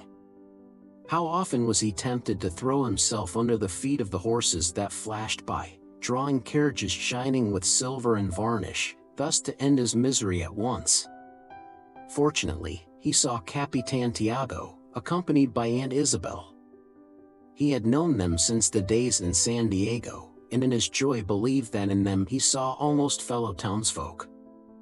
He followed the carriage until he lost sight of it, and then made inquiries for the house. As it was the very day that Maria Clara entered the nunnery and Capitan Tiago was accordingly depressed, he was admitted as a servant, without pay, but instead with leave to study, if he so wished, in San Juan de Latran. Dirty, poorly dressed, with only a pair of clogs for footwear, at the end of several months' stay in Manila, he entered the first year of Latin. On seeing his clothes, his classmates drew away from him, and the professor, a handsome Dominican, never asked him a question, but frowned every time he looked at him. In the 8 months that the class continued, the only words that passed between them were his name read from the roll and the daily adsum with which the student responded. With what bitterness he left the class each day, and, guessing the reason for the treatment accorded him, what tears sprang into his eyes and what complaints were stifled in his heart. How he had wept and sobbed over the grave of his mother, relating to her his hidden sorrows, humiliations, and affronts, when at the approach of Christmas Capitan Tiago had taken him back to San Diego. Yet he memorized the lessons without omitting a comma, although he understood scarcely any part of them. But at length he became resigned, noticing that among the 300 or 400 in his class only about 40 merited the honor of being questioned, because they attracted the professor's attention by their appearance, some prank, comicality, or other cause. The greater part of the students congratulated themselves that they thus escaped the work of thinking and understanding the subject. One goes to college, not to learn and study, but to gain credit for the course, so if the book can be memorized, what more can be asked? The year is thus gained. Basilio passed the examinations by answering the solitary question asked him, like a machine, without stopping or breathing, and in the amusement of the examiners won the passing certificate. His 9 companions, they were examined in batches of 10 in order to save time, did not have such good luck, but were condemned to repeat the year of brutalization. In the second year the gamecock that he tended won a large sum, and he received from Capitan Tiago a big tip, which he immediately invested in the purchase of shoes and a felt hat.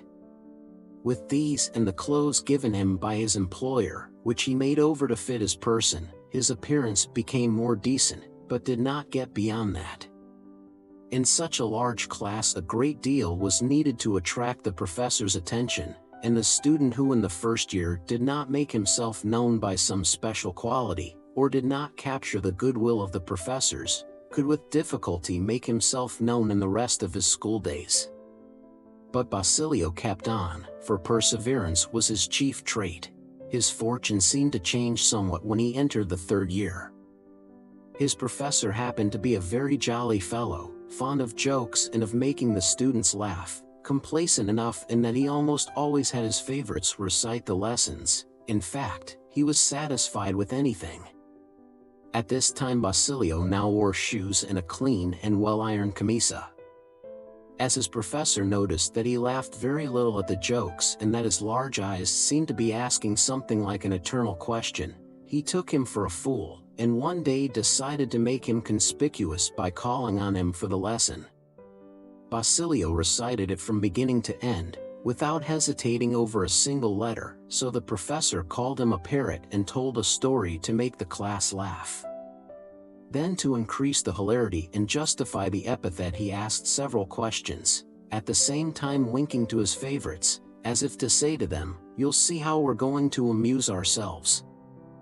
Basilio now understood Spanish and answered the questions with the plain intention of making no one laugh. This disgusted everybody. The expected absurdity did not materialize, no one could laugh, and the good friar never pardoned him for having defrauded the hopes of the class and disappointed his own prophecies. But who would expect anything worthwhile to come from a head so badly combed and placed on an Indian poorly shod, classified until recently among the arboreal animals? As in other centers of learning, where the teachers are honestly desirous that the students should learn, such discoveries usually delight the instructors, so in a college managed by men convinced that for the most part knowledge is an evil, at least for the students, the episode of Basilio produced a bad impression and he was not questioned again during the year. Why should he be, when he made no one laugh? Quite discouraged and thinking of abandoning his studies, he passed to the 4th year of Latin. Why study at all? Why not sleep like the others and trust to luck? One of the 2 professors was very popular, beloved by all, passing for a sage, a great poet, and a man of advanced ideas. One day when he accompanied the collegians on their walk, he had a dispute with some cadets, which resulted in a skirmish and a challenge. No doubt recalling his brilliant youth, the professor preached a crusade and promised good marks to all who during the promenade on the following Sunday would take part in the fray. The week was a lively one. There were occasional encounters in which canes and sabers were crossed, and in one of these Basilio distinguished himself. Borne in triumph by the students and presented to the professor, he thus became known to him and came to be his favorite. Partly for this reason and partly from his diligence, that year he received the highest marks, medals included, in view of which Capitan Tiago, who, since his daughter had become a nun, exhibited some aversion to the friars, in a fit of good humor induced him to transfer to the Ateneo Municipal, the fame of which was then in its apogee. Here a new world opened before his eyes, a system of instruction that he had never dreamed of. Except for a few superfluities and some childish things, he was filled with admiration for the methods there used and with gratitude for the zeal of the instructors. His eyes at times filled with tears when he thought of the 4 previous years during which, from lack of means, he had been unable to study at that center. He had to make extraordinary efforts to get himself to the level of those who had had a good preparatory course, and it might be said that in that 1 year he learned the whole 5 of the secondary curricula. He received his bachelor's degree, to the great satisfaction of his instructors, who in the examinations showed themselves to be proud of him before the Dominican examiners sent there to inspect the school. One of these, as if to dampen such great enthusiasm a little, asked him where he had studied the first years of Latin. "In San Juan de Latran, Padre," answered Basilio. "Aha! Of course! He's not bad in Latin," the Dominican then remarked with a slight smile. From choice and temperament he selected the course in medicine. Capitan Tiago preferred the law, in order that he might have a lawyer free, but knowledge of the laws is not sufficient to secure clientage in the Philippines. It is necessary to win the cases, and for this friendships are required, influence in certain spheres, a good deal of astuteness. Capitan Tiago finally gave in, remembering that medical students get on intimate terms with corpses, and for some time he had been seeking a poison to put on the gaffs of his gamecocks, the best he had been able to secure thus far being the blood of a Chinaman who had died of syphilis. With equal diligence, or more if possible, the young man continued this course, and after the 3rd year began to render medical services with such great success that he was not only preparing a brilliant future for himself but also earning enough to dress well and save some money. This was the last year of the course, and in 2 months he would be a physician. He would come back to the town, he would marry Juliana, and they would be happy. The granting of his licentiateship was not only assured, but he expected it to be the crowning act of his school days, for he had been designated to deliver the valedictory at the graduation, and already he saw himself in the rostrum, before the whole faculty, the object of public attention.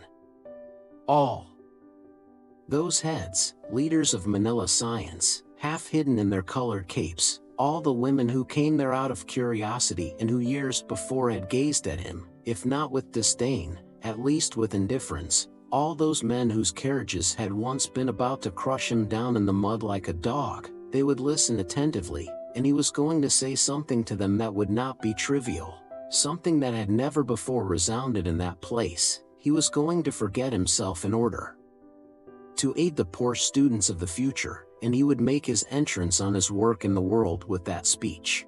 Chapter 7. Simoun. Over these matters Basilio was pondering as he visited his mother's grave. He was about to start back to the town when he thought he saw a light flickering among the trees and heard the snapping of twigs, the sound of feet, and rustling of leaves.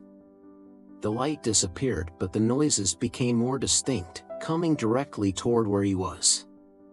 Basilio was not naturally superstitious, especially after having carved up so many corpses and watched beside so many deathbeds, but the old legends about that ghostly spot, the hour, the darkness, the melancholy sighing of the wind, and certain tales heard in his childhood, asserted their influence over his mind and made his heart beat violently.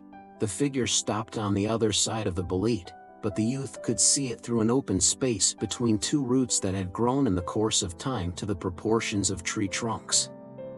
It produced from under its coat a lantern with a powerful reflecting lens, which it placed on the ground, thereby lighting up a pair of riding boots, the rest of the figure remaining concealed in the darkness. The figure seemed to search its pockets and then bend over to fix a shovel blade on the end of a stout cane. To his great surprise Basilio thought he could make out some of the features of the jeweler Simoun, who indeed it was.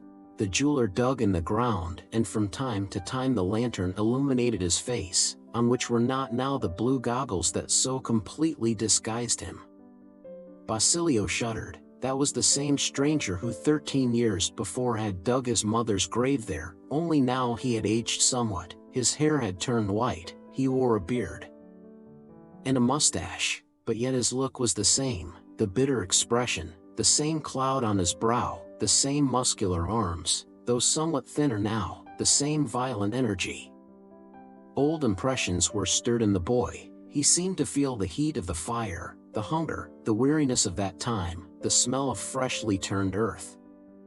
Yet his discovery terrified him. That jeweler Simoun, who passed for a British Indian, a Portuguese, an American, a mulatto, the brown cardinal, his black eminence, the evil genius of the Captain General as many called him, was no other than the mysterious stranger whose appearance and disappearance coincided with the death of the heir to that land. But of the two strangers who had appeared, which was Ibarra, the living or the dead? This question, which he had often asked himself whenever Ibarra's death was mentioned, again came into his mind in the presence of the human enigma he now saw before him. The dead man had had 2 wounds, which must have been made by firearms, as he knew from what he had since studied, and which would be the result of the chase on the lake. Then the dead man must have been Ibarra, who had come to die at the tomb of his forefathers, his desire to be cremated being explained by his residence in Europe, where cremation is practiced.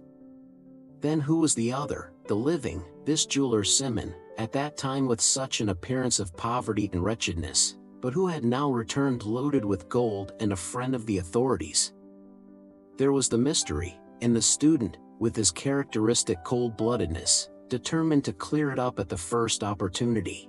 Simoun dug away for some time, but Basilio noticed that his old vigor had declined. He panted and had to rest every few moments.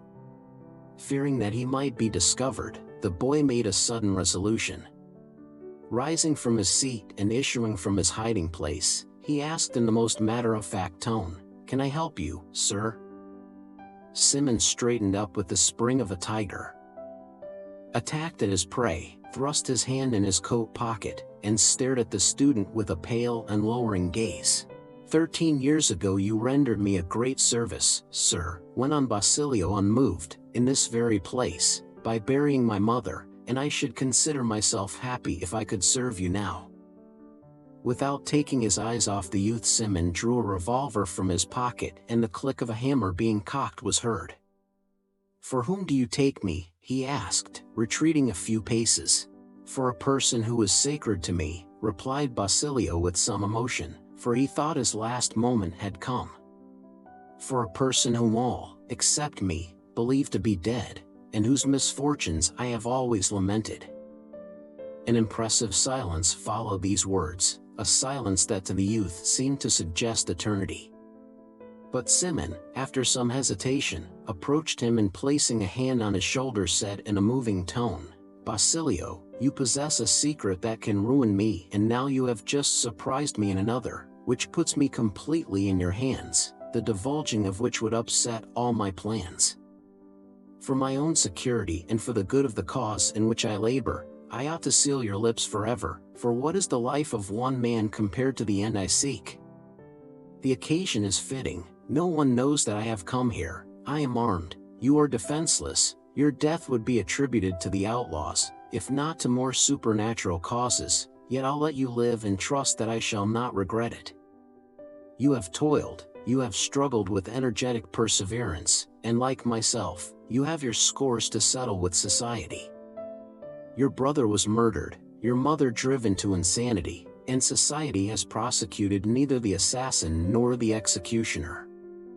You and I are the dregs of justice, and instead of destroying we ought to aid each other." Simoun paused with a repressed sigh, and then slowly resumed, while his gaze wandered about, "Yes, I am he who came here 13 years ago, sick and wretched, to pay the last tribute to a great and noble soul that was willing to die for me. The victim of a vicious system, I have wandered over the world, working night and day to amass a fortune and carry out my plan. Now I have returned to destroy that system, to precipitate its downfall, to hurl it into the abyss toward which it is senselessly rushing, even though I may have to shed oceans of tears and blood. It has condemned itself, it stands condemned, and I don't want to die before I have seen it in fragments at the foot of the precipice." Simoun extended both his arms toward the earth, as if with that gesture he would like to hold there the broken remains. His voice took on a sinister, even lugubrious tone, which made the student shudder. "Called by the vices of the rulers, I have returned to these islands, and under the cloak of a merchant have visited the towns. My gold has opened a way for me, and wheresoever I have beheld greed in the most execrable forms, sometimes hypocritical, sometimes shameless, sometimes cruel, fattened on the dead organism, like a vulture on a corpse, I have asked myself, why was there not, festering in its vitals, the corruption, the ptomaine, the poison of the tombs, to kill the foul bird? The corpse was letting itself be consumed, the vulture was gorging itself with meat, and because it was not possible for me to give it life so that it might turn against its destroyer, and because the corruption developed slowly, I have stimulated greed, I have abetted it. The cases of injustice and the abuses multiplied themselves. I have instigated crime and acts of cruelty, so that the people might become accustomed to the idea of death. I have stirred up trouble so that to escape from it some remedy might be found. I have placed obstacles in the way of trade so that the country, impoverished and reduced to misery, might no longer be afraid of anything. I have excited desires to plunder the treasury, and as this has not been enough to bring about a popular uprising, I have wounded the people in their most sensitive fiber. I have 0. Made the vulture itself insult the very corpse that it feeds upon and hasten the corruption. Now, when I was about to get the supreme rottenness, the supreme filth, the mixture of such foul products brewing poison, when the greed was beginning to irritate, in its folly hastening to seize whatever came to hand, like an old woman caught in a conflagration, here you come with your cries of Hispanism, with chants of confidence in the government, in what cannot come to pass. Here you have a body palpitating with heat and life, young, pure, vigorous, throbbing with blood, with enthusiasm, suddenly come forth to offer itself again as fresh food. Ah, youth is ever inexperienced and dreamy, always running after the butterflies and flowers. You have united, so that by your efforts you may bind your fatherland to Spain with garlands of roses, when in reality you are forging upon it chains harder than the diamond. You ask for equal rights, the Hispanization of your customs, and you don't see that what you are begging for is suicide, the destruction of your nationality, the annihilation of your fatherland, the consecration of tyranny. What will you be in the future? A people without character, a nation without liberty. Everything you have will be borrowed, even your very defects. You beg for Hispanization, and do not pale with shame when they deny it you. And even if they should grant it to you, what then? What have you gained? At best, a country of pronunciamentos, a land of civil wars, a republic of the greedy and the malcontents, like some of the republics of South America. To what are you tending now, with your instruction in Castilian, a pretension that would be ridiculous were it not for its deplorable consequences? You wish to add one more language to the 40-odd that are spoken in the islands, so that you may understand one another less and less. On the contrary, replied Basilio, if the knowledge of Castilian may bind us to the government, in exchange it may also unite the islands among themselves. A gross error, rejoined Simoun. You are letting yourselves be deceived by big words and never go to the bottom of things to examine the results in their final analysis. Spanish will never be the general language of the country, the people will never talk it, because the conceptions of their brains and the feelings of their hearts cannot be expressed in that language. Each people has its own tongue, as it has its own way of thinking. What are you going to do with Castilian, the few of you who will speak it? Kill off your own originality, subordinate your thoughts to other brains, and instead of freeing yourselves, make yourselves slaves indeed. 9/10 of those of you who pretend to be enlightened are renegades to your country. He among you who talks that language neglects his own in such a way that he neither writes nor understands it, and how many have I not seen who pretended not to know a single word of it? But fortunately, you have an imbecile government. While Russia enslaves Poland by forcing the Russian language upon it, while Germany prohibits French in the conquered provinces, your government strives to preserve yours, and you in return, a remarkable people under an incredible government, you are trying to despoil yourselves of your own nationality. One and all you forget that while a people preserves its language, it preserves the marks of its liberty, as a man preserves his independence while he holds to his own way of thinking. Language is the thought of the peoples. Luckily, your independence is assured. Human passions are looking out for that. Simoun paused and rubbed his hand over his forehead. The waning moon was rising and sent its faint light down through the branches of the trees, and with his white locks and severe features, illuminated from below by the lantern, the jeweler appeared to be the fateful spirit of the wood planning some evil. Basilio was silent before such bitter reproaches and listened with bowed head, while Simoun resumed, "I saw this movement started and have passed whole nights of anguish, because I understood that among those youths there were exceptional minds and hearts, sacrificing themselves for what they thought to be a good cause, when in reality they were working against their own country. How many times have I wished to speak to you young men, to reveal myself and undeceive you? But in view of the reputation I enjoy, my words would have been wrongly interpreted and would perhaps have had a counter effect. How many times have I not longed to approach your Macareg, your Isagani? Sometimes I thought of their death. I wished to destroy them." Simoun checked himself. "Here's why I let you live, Basilio, and by such imprudence I exposed myself to the risk of being someday betrayed by you. But you know who I am, you know how much I must have suffered, then believe in me. You are not of the common crowd, which sees in the jeweler Simoun the traitor who incites the authorities to commit abuses in order that the abused may buy jewels. I am the judge who wishes to castigate this system by making use of its own defects, to make war on it by flattering it. I need your help, your influence among the youth, to combat these senseless desires for Hispanization, for assimilation, for equal rights. By that road you will become only a poor copy, and the people should look higher. It is madness to attempt to influence the thoughts of the rulers. They have their plan outlined, the bandage covers their eyes, and besides losing time uselessly, you are deceiving the people with vain hopes and are helping to bend their necks before the tyrant. What you should do is to take advantage of their prejudices to serve your needs. Are they unwilling that you be assimilated with the Spanish people? Good enough. Distinguish yourselves then by revealing yourselves in your own character. Try to lay the foundations of the Philippine fatherland. Do they deny you hope? Good. Don't depend on them, depend upon yourselves and work. Do they deny you representation in their Cortes? So much the better. Even should you succeed in sending representatives of your own choice, what are you going to accomplish there except to be overwhelmed among so many voices, and sanction with your presence the abuses and wrongs that are afterwards perpetrated? The fewer rights they allow you, the more reason you will have later to throw off the yoke, and return evil for evil. If they are unwilling to teach you their language, cultivate your own, extend it, preserve to the people their own way of thinking, and instead of aspiring to be a province, aspire to be a nation.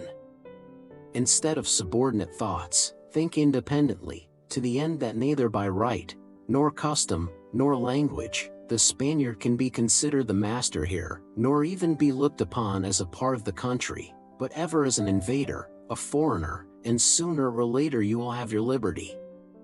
Here's why I let you live." Basilio breathed freely, as though a great weight had been lifted from him, and after a brief pause, replied, "Sir, the honor you do me in confiding your plans to me is too great for me not to be frank with you, and tell you that what you ask of me is beyond my power. I am no politician, and if I have signed a petition for instruction in Castilian it has been because I saw in it an advantage to our studies and nothing more. My destiny is different. My aspiration reduces itself to alleviating the physical sufferings of my fellow men." The jeweler smiled. "What are physical sufferings compared to moral tortures? What is the death of a man in the presence of the death of a society?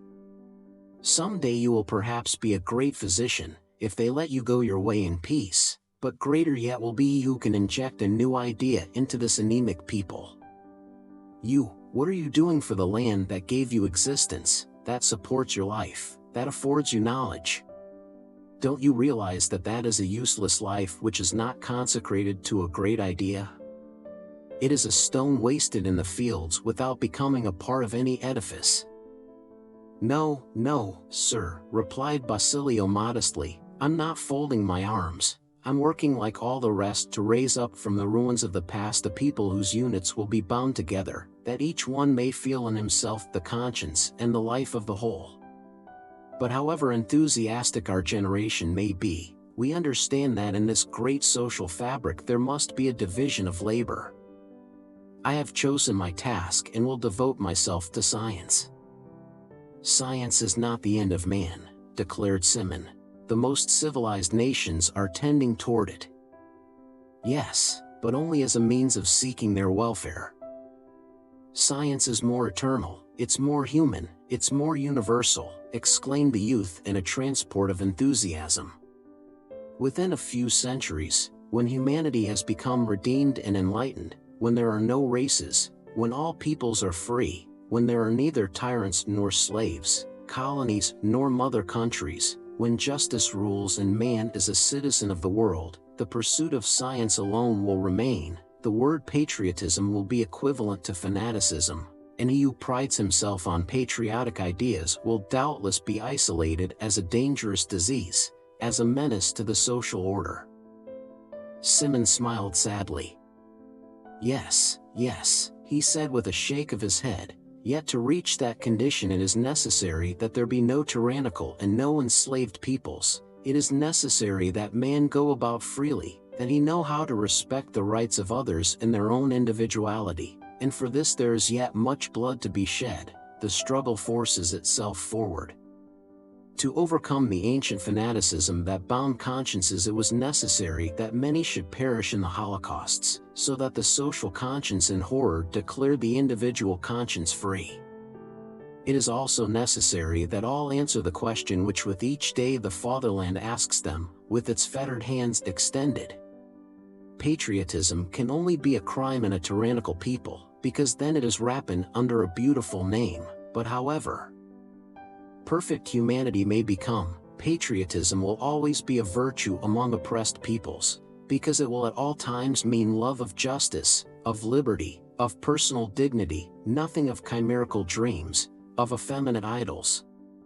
The greatness of a man is not in living before his time, a thing almost impossible, but in understanding its desires, in responding to its needs, and in guiding it on its forward way. The geniuses that are commonly believed to have existed before their time only appear so because those who judge them see from a great distance, or take as representative of the age the line of stragglers. Simoun fell silent. Seeing that he could awake no enthusiasm in that unresponsive mind, he turned to another subject and asked with a change of tone, "And what are you doing for the memory of your mother and your brother? Is it enough that you come here every year, to weep like a woman over a grave?" And he smiled sarcastically. The shot hit the mark. Basilio changed color and advanced a step. "What do you want me to do?" he asked angrily. "Without means, without social position, how may I bring their murderers to justice? I would merely be another victim, shattered like a piece of glass hurled against a rock." "Ah, you do ill to recall this to me, since it is wantonly reopening a wound. But what if I should offer you my aid?" Basilio shook his head and remained pensive. "All the tardy vindications of justice, all the revenge in the world, will not restore a single hair of my mother's head, or recall a smile to my brother's lips. Let them rest in peace. What should I gain now by avenging them? Prevent others from suffering what you have suffered, that in the future there be no brothers murdered or mothers driven to madness. Resignation is not always a virtue, it is a crime when it encourages tyrants. There are no despots where there are no slaves. Man is in his own nature so wicked that he always abuses complaisance. I thought as you do, and you know what my fate was. Those who caused your misfortunes are watching you day and night. They suspect that you are only biding your time. They take your eagerness to learn, your love of study, your very complaisance, for burning desires for revenge. The day they can get rid of you, they will do with you as they did with me, and they will not let you grow to manhood, because they fear and hate you. Hate me? Still hate me after the wrong they have done me? Asked the youth in surprise. Simoun burst into a laugh.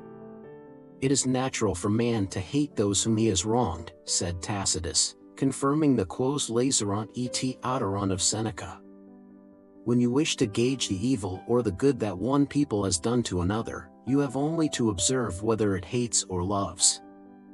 Thus is explained the reason why many who have enriched themselves here in the high offices they have filled, on their return to the peninsula relieve themselves by slanders and insults against those who have been their victims. Proprium humani ingenii est odis corn lacerus.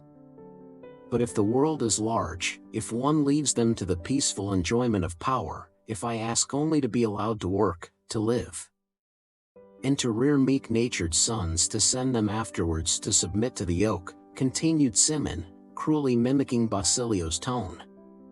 A fine future you prepare for them, and they have to thank you for a life of humiliation and suffering.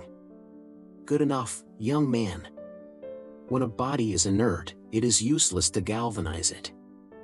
20 years of continuous slavery, of systematic humiliation, of constant prostration, finally create in the mind a twist that cannot be straightened by the labor of a day. Good and evil instincts are inherited and transmitted from father to son. Then let your idyllic ideas live, your dreams of a slave who asks only for a bandage to wrap the chain so that it may rattle less and not ulcerate his skin. You hope for a little home and some ease, a wife and a handful of rice. Here is your ideal man of the Philippines. Well, if they give it to you, consider yourself fortunate. Basilio, accustomed to obey and bear with the caprices and humors of Capitan Tiago, was now dominated by Simoun, who appeared to him terrible and sinister on a background bathed in tears and blood.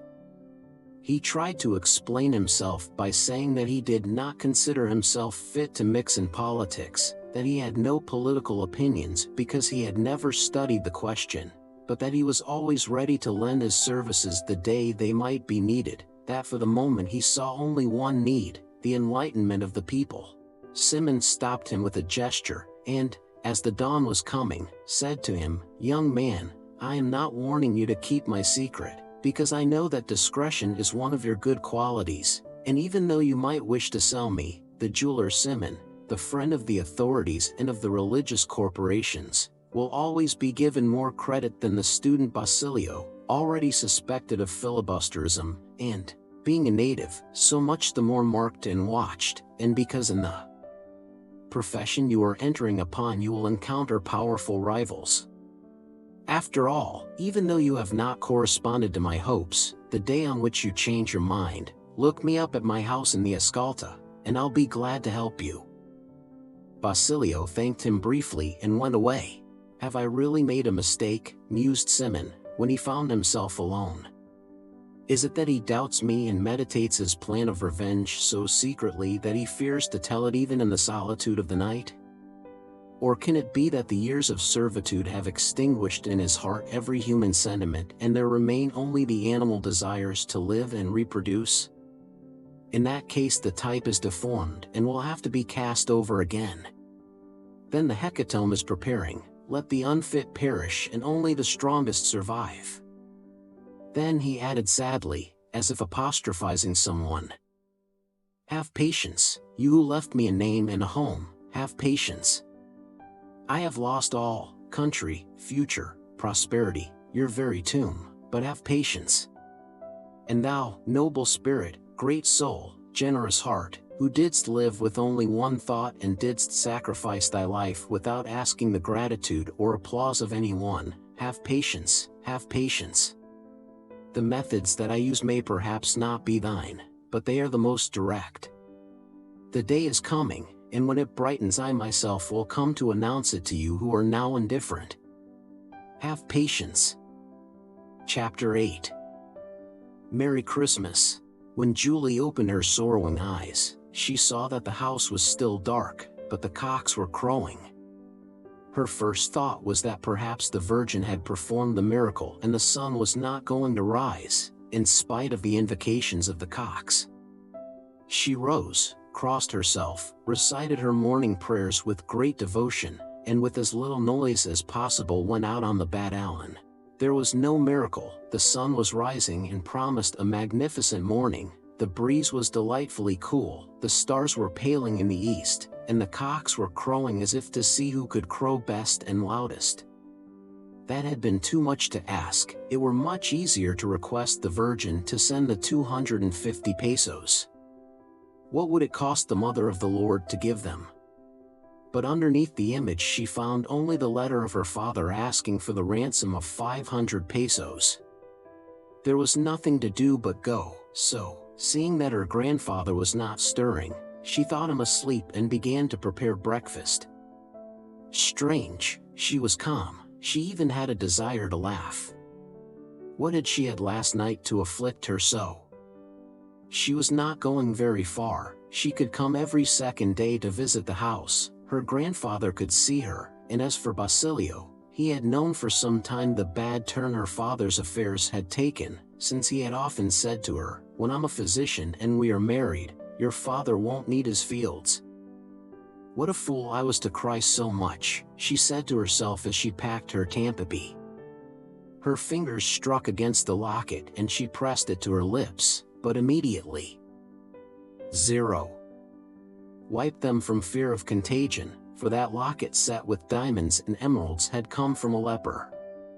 Ah, then, if she should catch that disease she could not get married. As it became lighter, she could see her grandfather seated in a corner, following all her movements with his eyes, so she caught up her tampapi of clothes and approached him smilingly to kiss his hand. The old man blessed her silently, while she tried to appear merry. "When father comes back, tell him that I have at last gone to college. My mistress talks Spanish. It's the cheapest college I could find." Seeing the old man's eyes fill with tears, she placed the tampapi on her head and hastily went downstairs, her slippers slapping merrily on the wooden steps. But when she turned her head to look again at the house wherein had faded her childhood dreams and her maiden illusions, when she saw it sad, lonely, deserted, with the windows half closed, vacant and dark like a dead man's eyes, when she heard the low rustling of the bamboos, and saw them nodding in the fresh morning breeze as though bidding her farewell, then her vivacity disappeared, she stopped, her eyes filled with tears, and letting herself fall in a sitting posture on a log by the wayside she broke out into disconsolate tears. Julie had been gone several hours and the sun was quite high overhead when Tandang Selo gazed from the window at the people in their festival garments going to the town to attend the high mass. Nearly all led by the hand or carried in their arms a little boy or girl decked out as if for a fiesta. Christmas Day in the Philippines is, according to the elders, a fiesta for the children, who are perhaps not of the same opinion and who, it may be supposed, have for it an instinctive dread. They are roused early, washed, dressed, and decked out with everything new, dear, and precious that they possess, high silk shoes, big hats, woolen or velvet suits, without overlooking 4 or 5 scapularies, which contain texts from St. John, and thus burdened they are carried to the high mass, where for almost an hour they are subjected to the heat and the human smells from so many crowding, perspiring people, and if they are not made to recite the rosary they must remain quiet, bored, or asleep. At each movement or antic that may soil their clothing they are pinched and scolded, so the fact is that they do not laugh or feel happy, while in their round eyes can be read a protest against so much embroidery and a longing for the old shirt of weekdays. Afterwards, they are dragged from house to kiss their relatives' hands. There they have to dance, sing, and recite all the amusing things they know, whether in the humor or not, whether comfortable or not in their fine clothes, with the eternal pinchings and scoldings if they play any of their tricks. Their relatives give them quartos which their parents seize upon and of which they hear nothing more. The only positive results they are accustomed to get from the fiesta are the marks of the aforesaid pinchings, the vexations, and at best an attack of indigestion from gorging themselves with candy and cake in the houses of kind relatives. But such is the custom, and Filipino children enter the world through these ordeals, which afterwards prove the least sad, the least hard, of their lives. Adult persons who live independently also share in this fiesta, by visiting their parents and their parents' relatives, crooking their knees, and wishing them a Merry Christmas. Their Christmas gift consists of a sweetmeat, some fruit, a glass of water, or some insignificant present. Tandang Selo saw all his friends pass and thought sadly that this year he had no Christmas gift for anybody, while his granddaughter had gone without hers, without wishing him a Merry Christmas.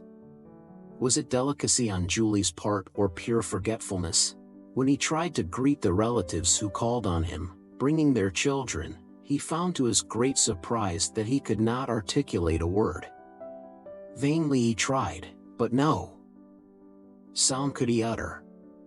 He placed his hands on his throat, shook his head, but without effect. When he tried to laugh, his lips trembled convulsively and the only noise produced was a hoarse wheeze like the blowing of bellows. The women gazed at him in consternation. "He's dumb, he's dumb," they cried in astonishment, raising at once a literal pandemonium. Chapter 9. Pilates. When the news of this misfortune became known in the town, some lamented it and others shrugged their shoulders. No one was to blame, and no one need lay it on his conscience. The lieutenant of the civil guard gave no sign. He had received an order to take up all the arms, and he had performed his duty. He had chased the Tulasanes whenever he could, and when they captured Cabesang Tales he had organized an expedition and brought into the town, with their arms bound behind them, 5 or 6 rustics who looked suspicious, so if Cabesang Tales did not show up it was because he was not in the pockets or under the skins of the prisoners, who were thoroughly shaken out. The friar administrator shrugged his shoulders. He had nothing to do with it, it was a matter of Tulasanes, and he had merely done his duty. True it was that if he had not entered the complaint, perhaps the arms would not have been taken up, and poor Tales would not have been captured, but he, Fray Clemente, had to look after his own safety, and that Tales had a way of staring at him as if picking out a good target in some part of his body. Self-defense is natural. If there are Tulasanes, the fault is not his, it is not his duty to run them down, that belongs to the civil guard. If Cabesang Tales, instead of wandering about his fields, had stayed at home, he would not have been captured. In short, that was a punishment from heaven upon those who resisted the demands of his corporation. When Sister Penchang, the pious old woman in whose service Julie had entered, learned of it, she ejaculated several susmeriaceps, crossed herself, and remarked, "Often God sends these trials because we are sinners or have sinning relatives, to whom we should have taught piety and we haven't done so." Those sinning relatives referred to Juliana, for to this pious woman Julie was a great sinner. Think of a girl of marriageable age who doesn't yet know how to pray. Jesus, how scandalous! If the wretch doesn't say the Dios te salve Maria without stopping at es contigo, and the Santa Maria without a pause after pecadores, as every good Christian who fears God ought to do. She doesn't know the Oremus Gratium, and says mentibus fermentibus. Anybody hearing her would think she was talking about something else. Sus Mariosep. Greatly scandalized, she made the sign of the cross and thanked God, who had permitted the capture of the father in order that the daughter might be snatched from sin and learn the virtues which, according to the curates, should adorn every Christian woman. She therefore kept the girl constantly at work, not allowing her to return to the village to look after her grandfather. Julie had to learn how to pray, to read the books distributed by the friars, and to work until the 250 pesos should be paid. When she learned that Basilio had gone to Manila to get his savings and ransom Julie from her servitude, the good woman believed that the girl was forever lost and that the devil had presented himself in the guise of the student. Dreadful as it all was, how true was that little book the curate had given her. Youths who go to Manila to study are ruined and then ruin the others. Thinking to rescue Julie, she made her read and reread the book called Tandang Basio Makinat, charging her always to go and see the curate in the convento, as did the heroine, who is so praised by the author, a friar.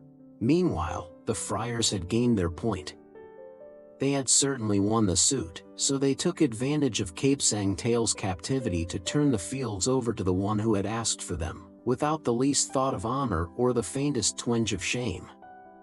When the former owner returned and learned what had happened, when he saw his fields in another's possession, those fields that had cost the lives of his wife and daughter, when he saw his father dumb and his daughter working as a servant, and when he himself received an order from the town council, transmitted through the headman of the village, to move out of the house within 3 days, he said nothing.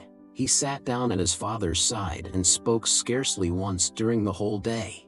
Chapter 10. Wealth and Want.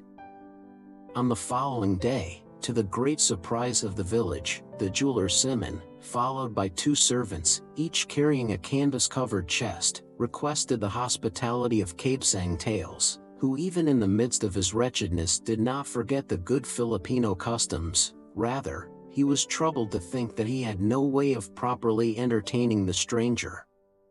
But Simoun brought everything with him, servants and provisions, and merely wished to spend the day and night in the house because it was the largest in the village and was situated between San Diego and Tiani, towns where he hoped to find many customers. Simoun secured information about the condition of the roads and asked Kabsang Tails if his revolver was a sufficient protection against the Tulasanes. "They have rifles that shoot a long way," was the rather absent-minded reply.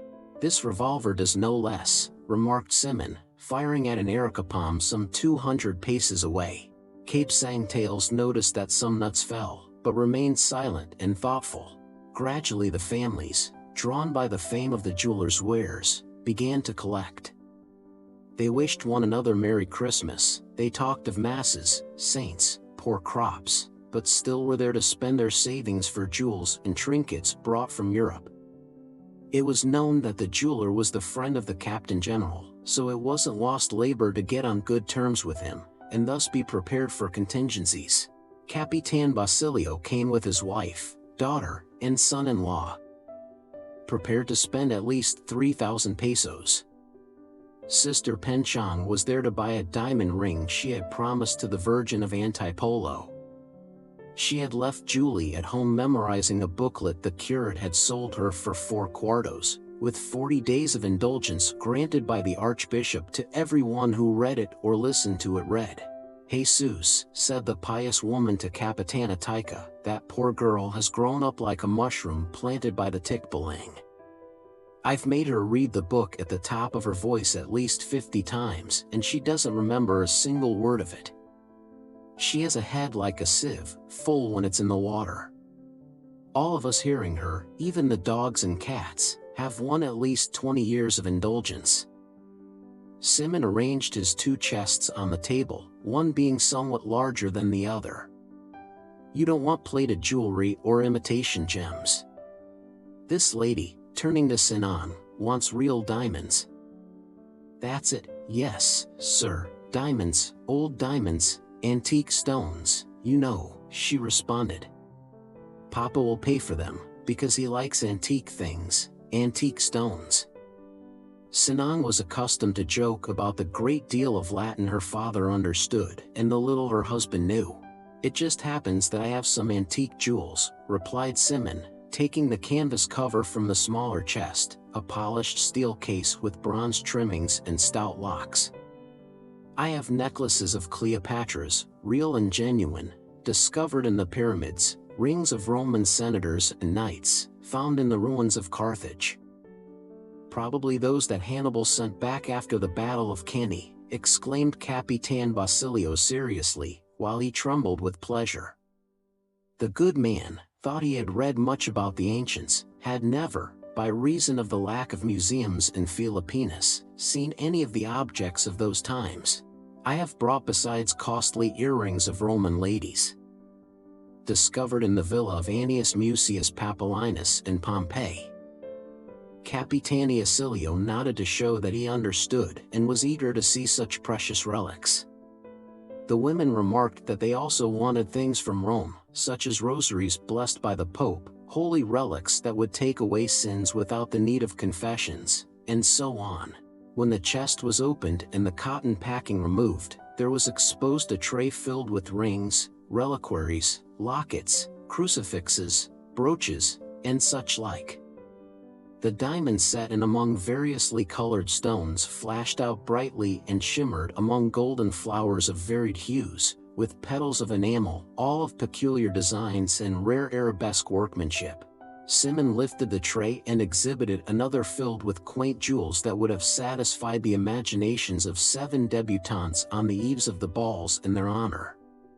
Designs, one more fantastic than the other, combinations of precious stones and pearls worked into the figures of insects with azure backs and transparent forewings, sapphires, emeralds, rubies, turquoises, diamonds, joined to form dragonflies, wasps, bees, butterflies, beetles, serpents, lizards, fishes, sprays of flowers. There were diadems, necklaces of pearls and diamonds, so that some of the girls could not withhold a naku of admiration, and Simoun gave a cluck with her tongue, whereupon her mother pinched her to prevent her from encouraging the jeweler to raise his prices, for Capitana Taika still pinched her daughter even after the latter was married. "Here you have some old diamonds," explained the jeweler. "This ring belonged to the Princess Lamballe and those earrings to one of Marie Antoinette's ladies. They consisted of some beautiful solitaire diamonds, as large as grains of corn, with somewhat bluish lights, and pervaded with a severe elegance, as though they still reflected in their sparkles the shuddering of the Reign of Terror." "Those 2 earrings," exclaimed Simoun, looking at her father and instinctively covering the arm next to her mother. "Something more ancient yet, something Roman," said Capitan Basilio with a wink. The pious Sister Penchang thought that with such a gift the Virgin of Antipolo would be softened and grant her her most vehement desire. For some time she had begged for a wonderful miracle to which her name would be attached, so that her name might be immortalized on earth and she then ascend into heaven, like the Capitana Ines of the curates. She inquired the price and Simoun asked 3,000 pesos, which made the good woman cross herself, sus Mariosep. Simoun now exposed the 3rd tray, which was filled with watches, cigar and match cases decorated with the rarest enamels, reliquaries set with diamonds and containing the most elegant miniatures. The 4th tray, containing loose gems, stirred a murmur of admiration. Simoun again clucked with her tongue, her mother again pinched her, although at the same time herself emitting a susmary of wonder. No one there had ever before seen so much wealth. In that chest lined with dark blue velvet, arranged in trays, were the wonders of the Arabian Nights, the dreams of Oriental fantasies. Diamonds as large as peas glittered there, throwing out attractive rays as if they were about to melt or burn with all the hues of the spectrum, emeralds from Peru, of varied forms and shapes, rubies from India, red as drops of blood, sapphires from Ceylon, blue and white, turquoises from Persia, oriental pearls, some rosy, some lead-colored, others black. Those who have at night seen a great rocket burst in the azure darkness of the sky into thousands of colored lights, so bright that they make the eternal stars look dim, can imagine the aspect the tray presented. As if to increase the admiration of the beholders, Simoun 0. took the stones out with his tapering brown fingers, gloating over their crystalline hardness, their luminous stream, as they poured from his hands like drops of water reflecting the tints of the rainbow. The reflections from so many facets, the thought of their great value, fascinated the gaze of every one. Cabe sang Tales, who had approached out of curiosity, closed his eyes and drew back hurriedly, as if to drive away an evil thought. Such great riches were an insult to his misfortunes. That man had come there to make an exhibition of his immense wealth on the very day that he, Tales, for lack of money, for lack of protectors, had to abandon the house raised by his own hands. "Here you have 2 black diamonds, among the largest in existence," explained the jeweler. They're very difficult to cut because they're the very hardest. This somewhat rosy stone is also a diamond, as is this green one that many take for an emerald. Quiroga the Chinaman offered me 6,000 pesos for it in order to present it to a very influential lady, and yet it is not the green ones that are the most valuable, but these blue ones. He selected 3 stones of no great size, but thick and well cut, of a delicate azure tint. For all that they are smaller than the green, he continued, they cost twice as much. Look at this one, the smallest of all, weighing not more than 2 carats, which cost me 20,000 pesos and which I won't sell for less than 30. I had to make a special trip to buy it. This other one, from the mines of Golconda, weighs 3.5 carats and is worth over 70,000. The Viceroy of India, in a letter I received the day before yesterday, offers me 12,000 pounds sterling for it. Before such great wealth, all under the power of that man who talked so unaffectedly, the spectators felt a kind of awe mingled with dread. Sinan clucked several times and her mother did not pinch her, perhaps because she too was overcome, or perhaps because she reflected that a jeweler like Simoun was not going to try to gain 5 pesos more or less as a result of an exclamation more or less indiscreet. All gazed at the gems, but no one showed any desire to handle them, they were so awe-inspiring. Curiosity was blunted by wonder. Cabe Sang Tails stared out into the field, thinking that with a single diamond, perhaps the very smallest there, he could recover his daughter, keep his house, and perhaps rent another farm. Could it be that those gems were worth more than a man's home, the safety of a maiden, the peace of an old man in his declining days? As if he guessed the thought, Simoun remarked to those about him, "Look here, with one of these little blue stones, which appears so innocent and inoffensive, pure as sparks scattered over the arch of heaven, with one of these, seasonably presented, a man was able to have his enemy deported, the father of a family, as a disturber of the peace, and with this other little one like it, red as one's heart blood, as the feeling of revenge, and bright as an orphan's tears, he was restored to liberty. The man was returned to his home, the father to his children, the husband to the wife, and a whole family saved from a wretched future."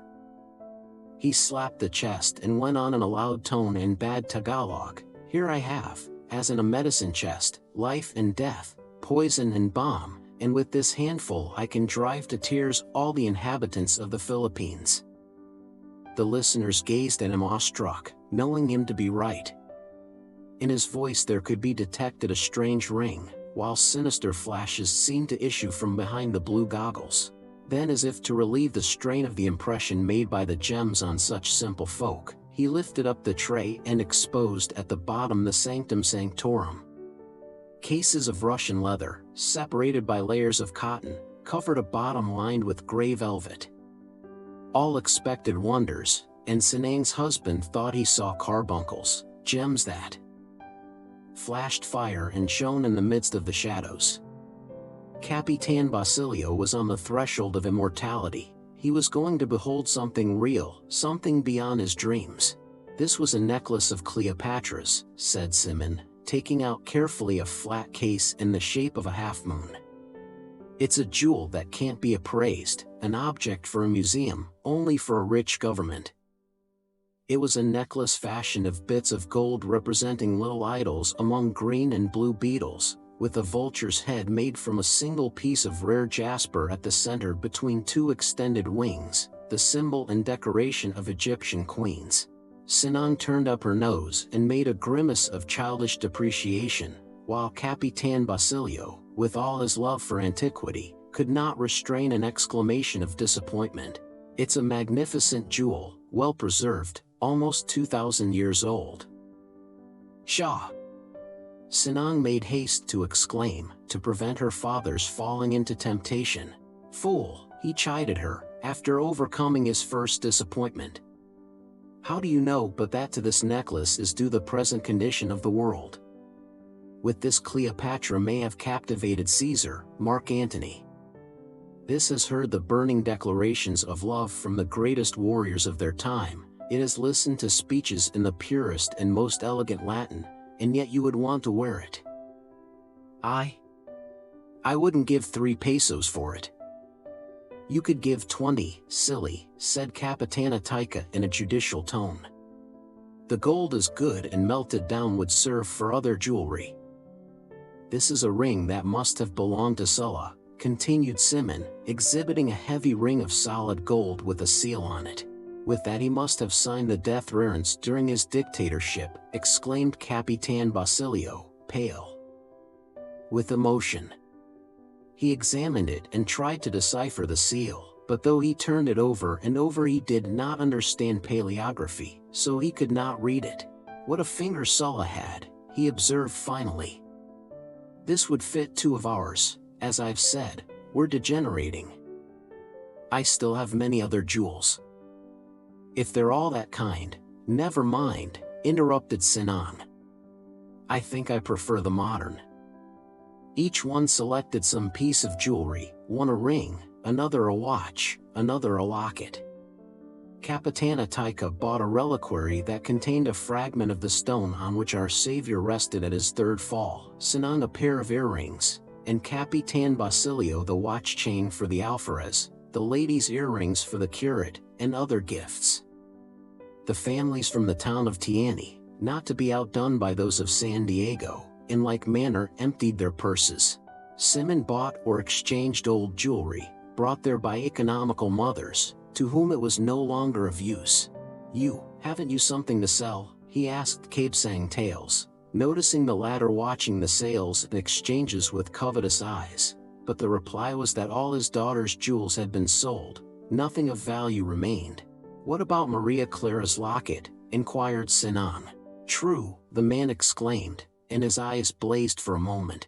It's a locket set with diamonds and emeralds, Simoun told the jeweler. My old friend wore it before she became a nun. Simoun said nothing, but anxiously watched Cabesang Tales, who, after opening several boxes, found the locket. He examined it carefully, opening and shutting it repeatedly. It was the same locket that Maria Clara had worn during the fiesta in San Diego, in which she had in a moment of compassion given to a leper. I like the design, said Simoun. How much do you want for it? Cabesang Tales scratched his head in perplexity, then his ear, then looked at the women. I've taken a fancy to this locket, Simoun went on. Will you take 100, 500 pesos? Do you want to exchange it for something else? Take your choice here. Tales stared foolishly at Simoun, as if in doubt of what he heard. 500 pesos, he murmured. 500, repeated the jeweler in a voice shaking with emotion. Cabesang Tales took the locket and made several turns about the room, with his heart beating violently and his hands trembling. Dared he ask more? That locket could save him. This was an excellent opportunity, such as might not again present itself. The women winked at him to encourage him to make the sale, excepting Pen Chang, who, fearing that Julie would be ransomed, observed piously, I would keep it as a relic. Those who have seen Maria Clara in the nunnery say she has got so thin and weak that she can scarcely talk, and it's thought that she'll die a saint. Padre Salvi speaks very highly of her and he's her confessor. That's why Julie didn't want Ito give it up, but rather preferred to pawn herself. This speech had its effect. The thought of his daughter restrained Tales. If you'll allow me, he said, I'll go to the town to consult my daughter. I'll be back before night. This was agreed upon and Tales set out at once. But when he found himself outside of the village, he made out at a distance, on a path that entered the woods, the friar administrator and a man whom he recognized as the usurper of his land. A husband seeing his wife enter a private room with another man could not feel more wrath or jealousy than Cabesang Tales experienced when he saw them moving over his fields, the fields cleared by him, which he had thought to leave to his children. It seemed to him that they were mocking him, laughing at his powerlessness. There flashed into his memory what he had said about never giving up his fields except to him who irrigated them with his own blood and buried in them his wife and daughter. He stopped, rubbed his hand over his forehead, and shut his eyes. When he again opened them, he saw that the man had turned to laugh and that the friar had caught his sides as though to save himself from bursting with merriment. Then he saw them point toward his house and laugh again. A buzz sounded in his ears. He felt the crack of a whip around his chest. The red mist reappeared before his eyes. He again saw the corpses of his wife and daughter, and beside them the usurper with the friar laughing and holding his sides. Forgetting everything else, he turned aside into the path they had taken, the one leading to his fields. Simoun waited in vain for Kabsang Tales to return that night. But the next morning when he arose he noticed that the leather holster of his revolver was empty. Opening it he found inside a scrap of paper wrapped around the locket set with emeralds and diamonds, with these few lines written on it in Tagalog. "Pardon, sir, that in my own house I relieve you of what belongs to you, but necessity drives me to it. In exchange for your revolver I leave the locket you desired so much. I need the weapon, for I am going out to join the Tulasanes. I advise you not to keep on your present road, because if you fall into our power, not then being my guest, we will require of you a large ransom. Tell us 401 de Dios." "At last I've found my man," muttered Simoun with a deep breath. "He's somewhat scrupulous, but so much the better, he'll keep his promises." He then ordered a servant to go by boat over the lake to Los Baños with the larger chest and await him there. He would go on overland, taking the smaller chest, the one containing his famous jewels. The arrival of 4 civil guards completed his good humor. They came to arrest Kabsang Tales and not finding him took Tandang Selo away instead. 3 murders had been committed during the night.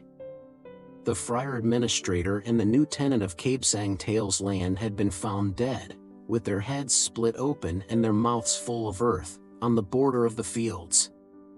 In the town the wife of the usurper was found dead at dawn, her mouth also filled with earth and her throat cut, with a fragment of paper beside her, on which was the name Tales, written in blood as though traced by a finger. "Calm yourselves, peaceful inhabitants of Calamba. None of you are named Tales, none of you have committed any crime. You are called Luis Habana, Matias Bellarmino, Nicasio Igasani, Cayetano de Jesus, Mateo Elajord, Leandro Lopez, Antonino Lopez, Silvestro Baldo, Manuel Hidalgo, Paciano Mercado. Your name is the whole village of Calamba. You cleared your fields, on them you have spent the labor of your whole lives, your savings, your vigils and privations, and you have been despoiled of them, driven from your homes, with the rest forbidden to show you hospitality. Not content with outraging justice, they have trampled upon the sacred traditions of your country. You have served Spain and the king, and when in their name you have asked for justice, you were banished without trial, torn from your wives' arms and your children's caresses. Any one of you has suffered more than Kabsang Tales, and yet none, not one of you, has received justice. Neither pity nor humanity has been shown you, you have been persecuted beyond the tomb, as was Mariano Urbosa. Weep or laugh, they're in those lonely isles where you wander vaguely, uncertain of the future. Spain, the generous Spain, is watching over you, and sooner or later you will have justice." Chapter 11. Los Baños. His Excellency, the Captain General and Governor of the Philippine Islands, had been hunting in Bosaboso. But as he had to be accompanied by a band of music, since such an exalted personage was not to be esteemed less than the wooden images carried in the processions, and as devotion to the divine art of Saint Cecilia has not yet been popularized among the deer and wild boars of Bosaboso, His Excellency, with the band of music and train of friars, soldiers, and clerks, had not been able to catch a single rat or a solitary bird. The provincial authorities foresaw dismissals and transfers, The poor gobernadorcillos and cabezas de barangay were restless and sleepless, fearing that the mighty hunter in his wrath might have a notion to make up with their persons for the lack of submissiveness on the part of the beasts of the forest, as had been done years before by an alcalde who had traveled on the shoulders of impressed porters because he found no horses gentle enough to guarantee his safety. There was not lacking an evil rumor that His Excellency had decided to take some action, since in this he saw the first symptoms of a rebellion which should be strangled in its infancy, that a fruitless hunt hurt the prestige of the Spanish name, that he already had his eye on a wretch to be dressed up as a deer, when His Excellency, with clemency that Benzabe lacked words to extol sufficiently, dispelled all the fears by declaring that it pained him to sacrifice to his pleasure the beasts of the forest. But to tell the truth, His Excellency was secretly very well satisfied, for what would have happened had he missed a shot at a deer, one of those not familiar with political etiquette? What would the prestige of the sovereign power have come to then? A captain general of the Philippines missing a shot, like a raw hunter? What would have been said by the Indians, among whom there were some fair huntsmen? The integrity of the fatherland would have been endangered. So it was that His Excellency, with a sheepish smile, and posing as a disappointed hunter, ordered an immediate return to Los Baños. During the journey he related with an indifferent air his hunting exploits in this or that forest of the peninsula, adopting a tone somewhat depreciative, as suited the case, toward hunting in Filipinos.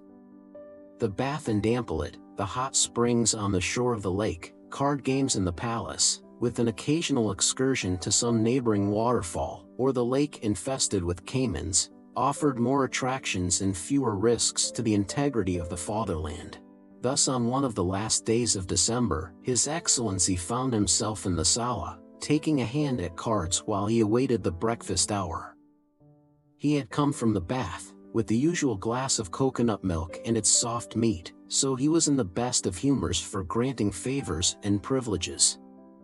His good humor was increased by his winning a good many hands, for Padre Irene and Padre Sibylla, with whom he was playing, were exercising all their skill and secretly trying to lose, to the great irritation of Padre Camorra, who on account of his late arrival only that morning was not informed as to the game they were playing on the general. The friar artilleryman was playing in good faith and with great care, so he turned red and bit his lip every time Padre Sibylla seemed inattentive or blundered, but he dared not say a word by reason of the respect he felt for the Dominican. In exchange he took his revenge out on Padre Irene, whom he looked upon as a base fawner and despised for his coarseness. Padre Sibylla let him scold, while the humbler Padre Irene tried to excuse himself. 0. By rubbing his long nose. His Excellency was enjoying it and took advantage, like the good tactician that the canon hinted he was, of all the mistakes of his opponents. Padre Camorra was ignorant of the fact that across the table they were playing for the intellectual development of the Filipinos, the instruction in Castilian, but had he known it he would doubtless have joyfully entered into that game.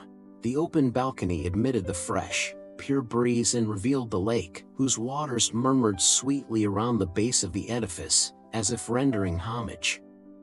On the right, at a distance, appeared Talim Island, a deep blue in the midst of the lake, while almost in front lay the green and deserted islet of Calamba, in the shape of a half-moon. To the left the picturesque shores were fringed with clumps of bamboo, then a hill overlooking the lake, with wide rice fields beyond, then red roofs amid the deep green of the trees, the town of Calamba, and beyond the shoreline fading into the distance, with the horizon at the back closing down over the water, giving the lake the appearance of a sea and justifying the name the Indians give it of Dagat na Tabang, or freshwater sea. At the end of the sala, seated before a table covered with documents, was the secretary.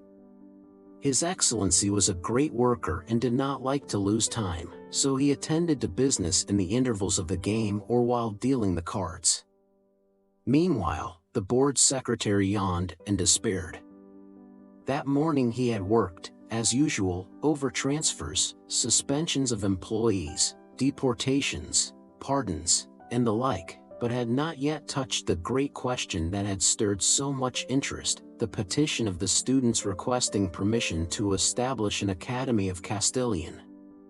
Pacing from one end of the room to the other and conversing animatedly but in low tones were to be seen Don Custodio, a high official, and a friar named Padre Fernandez, who hung his head with an air either of meditation or annoyance.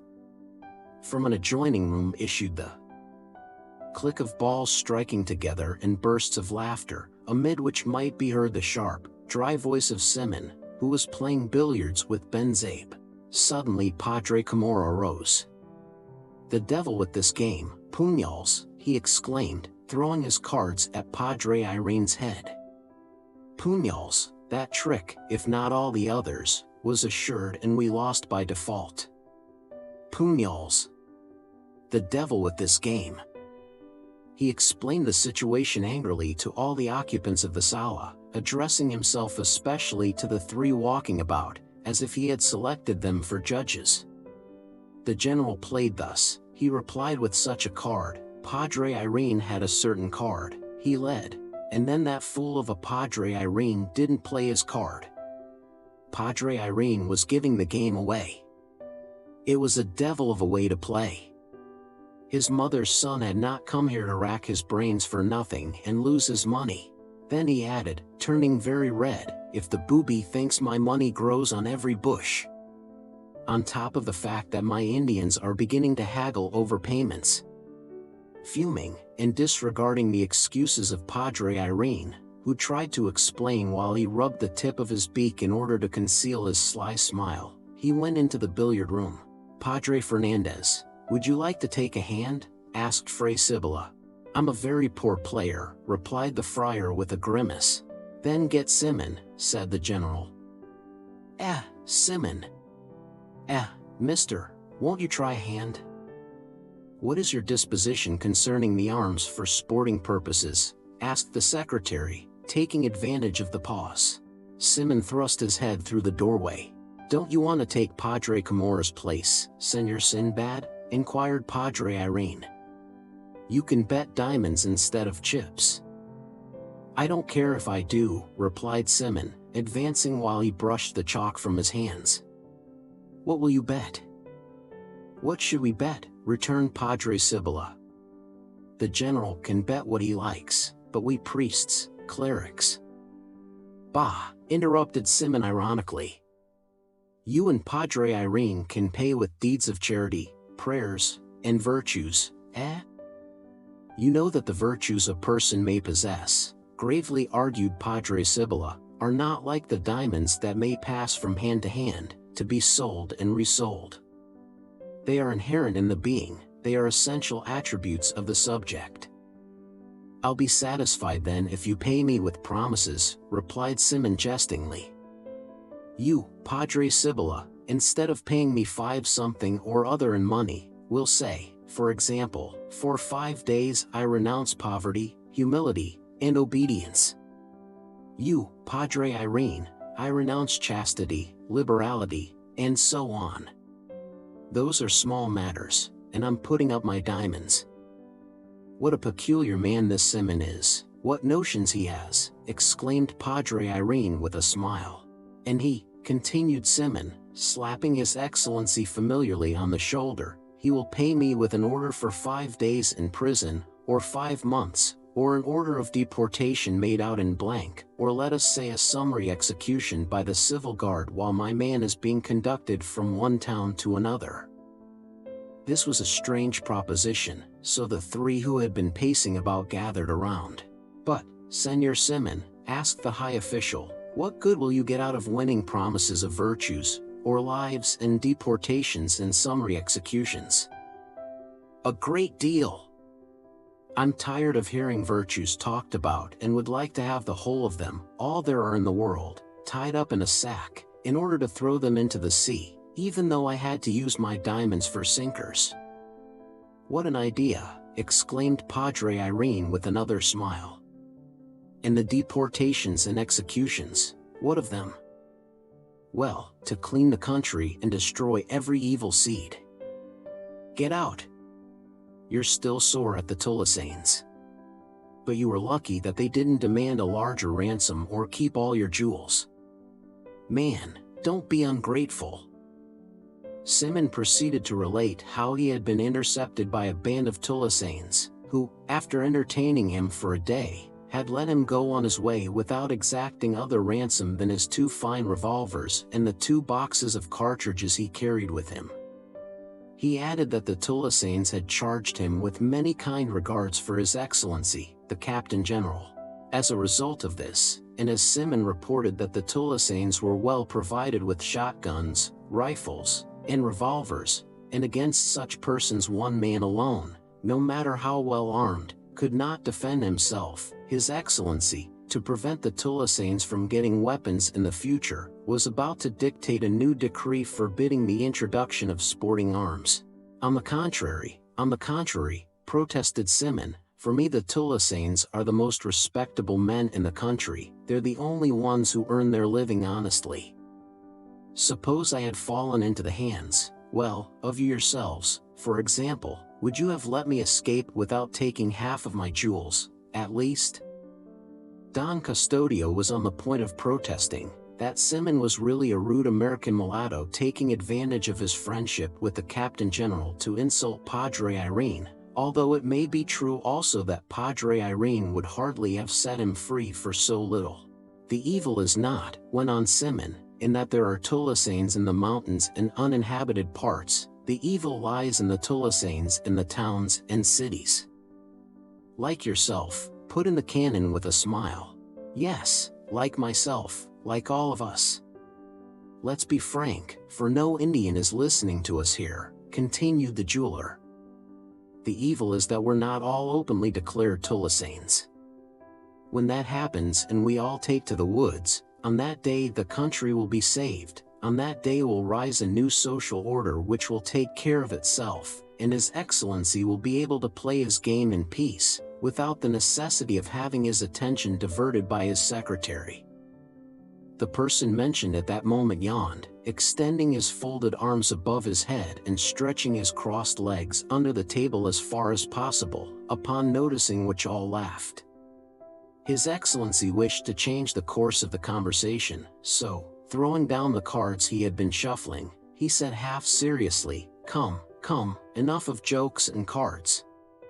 Let's get to work in earnest, since we still have a half hour before breakfast. Are there many matters to be got through with? All now gave their attention. That was the day for joining battle over the question of instruction in Castilian, for which purpose Padre Sibylla and Padre Irene had been there several days. It was known that the former, as vice-rector, was opposed to the project and that the latter supported it, and his activity was in turn supported by the Countess. What is there, asked His Excellency impatiently. The petition about sporting arms, replied the secretary with a stifled yawn. Forbidden. Pardon, General, said the high official gravely, Your Excellency will permit me to invite your attention to the fact that the use of sporting arms is permitted in all the countries of the world. The general shrugged his shoulders and remarked dryly, We are not imitating any nation in the world.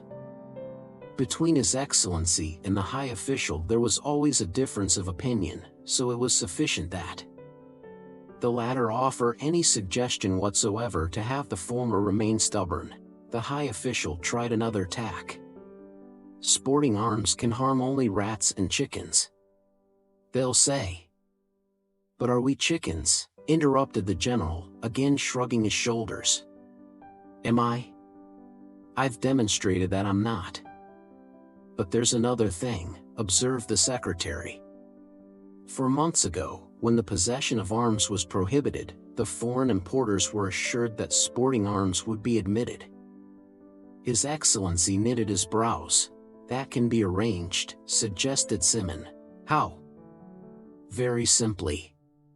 Sporting arms nearly all have a caliber of 6 mm, at least those now in the market. Authorize only the sale of those that haven't these 6 mm.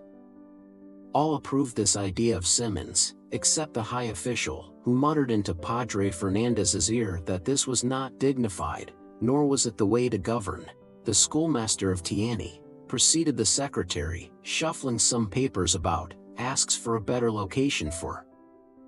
What better location can he want than the storehouse that he has all to himself, interrupted Padre Camorra, who had returned, having forgotten about the card game. He says that it's roofless, replied the secretary, and that having purchased out of his own pocket some maps and pictures, he doesn't want to expose them to the weather. But I haven't anything to do with that, muttered His Excellency. He should address the head secretary, the governor of the province, or the nuncio. I want to tell you, declared Padre Camorra, that this little schoolmaster is a discontented filibuster. Just imagine, the heretic teaches that corpses rot just the same, whether buried with great pomp or without any. Some day I'm going to punch him. Here he doubled up his fists.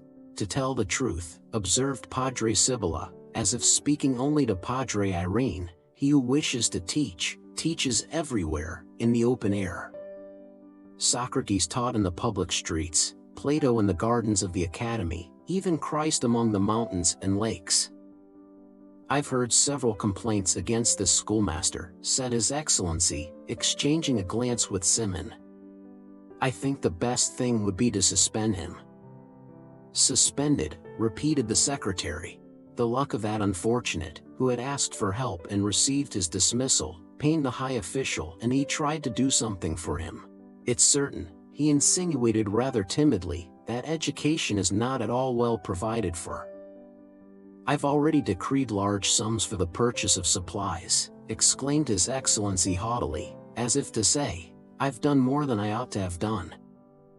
But since suitable locations are lacking, the supplies purchased get ruined. Everything can't be done at once, said His Excellency dryly. The schoolmasters here are doing wrong in asking for buildings when those in Spain starve to death.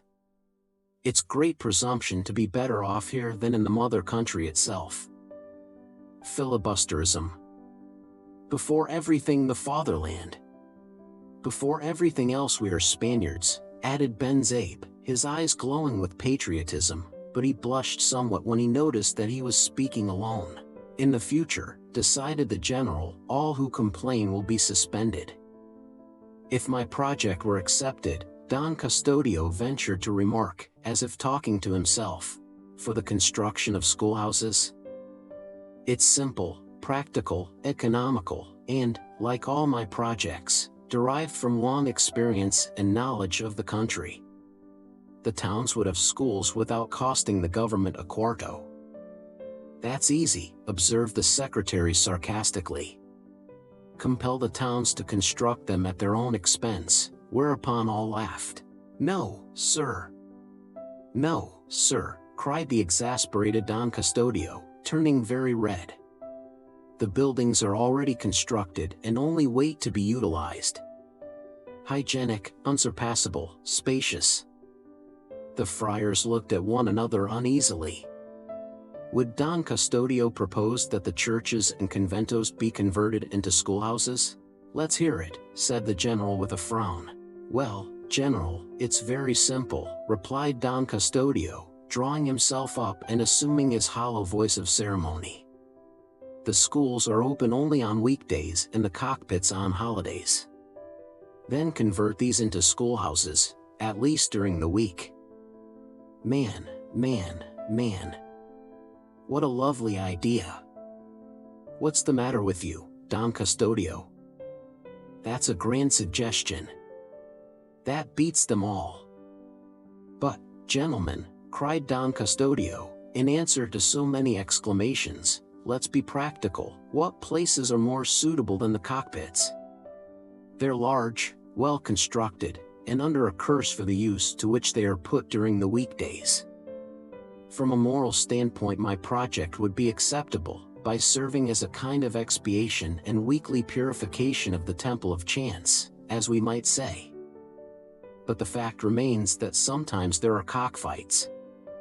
During the week, objected Padre Camorra, and it wouldn't be right when the contractors of the cockpits pay the government.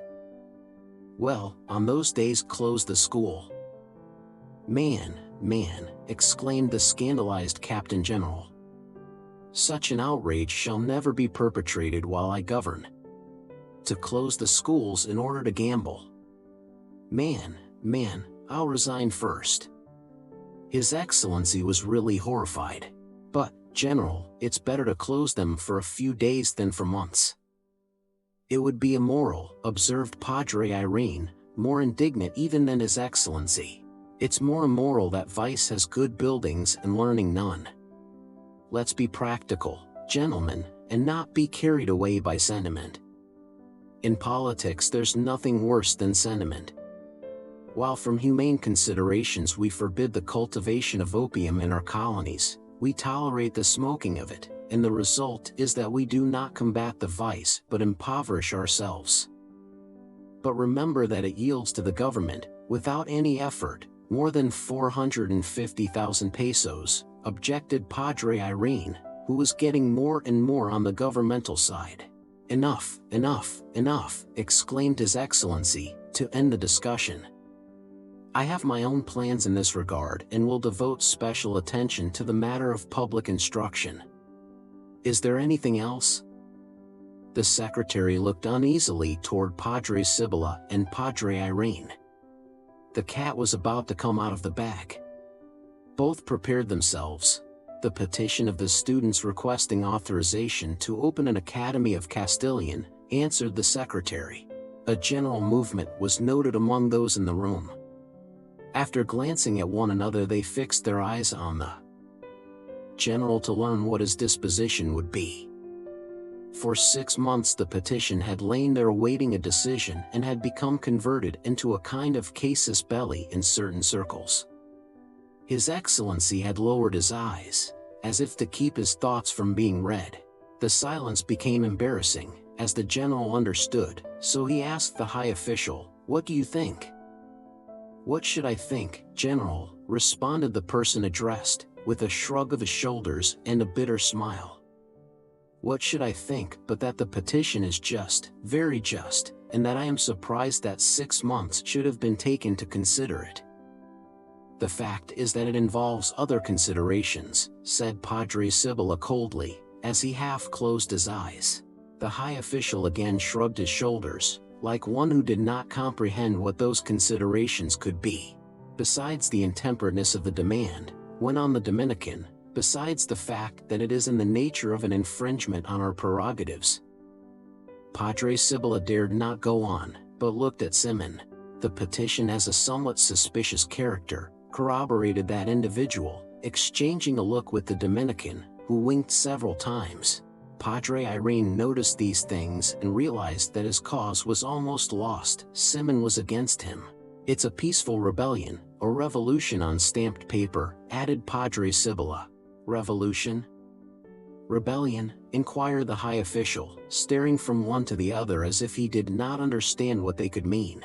"It's headed by some young men charged with being too radical and too much interested in reforms, not to use stronger terms," remarked the secretary, with a look at the Dominican. "Among them is a certain Isagani, a poorly balanced head, nephew of a native priest." "He's a pupil of mine," put in Padre Fernandez, "and I'm much pleased with him." 00.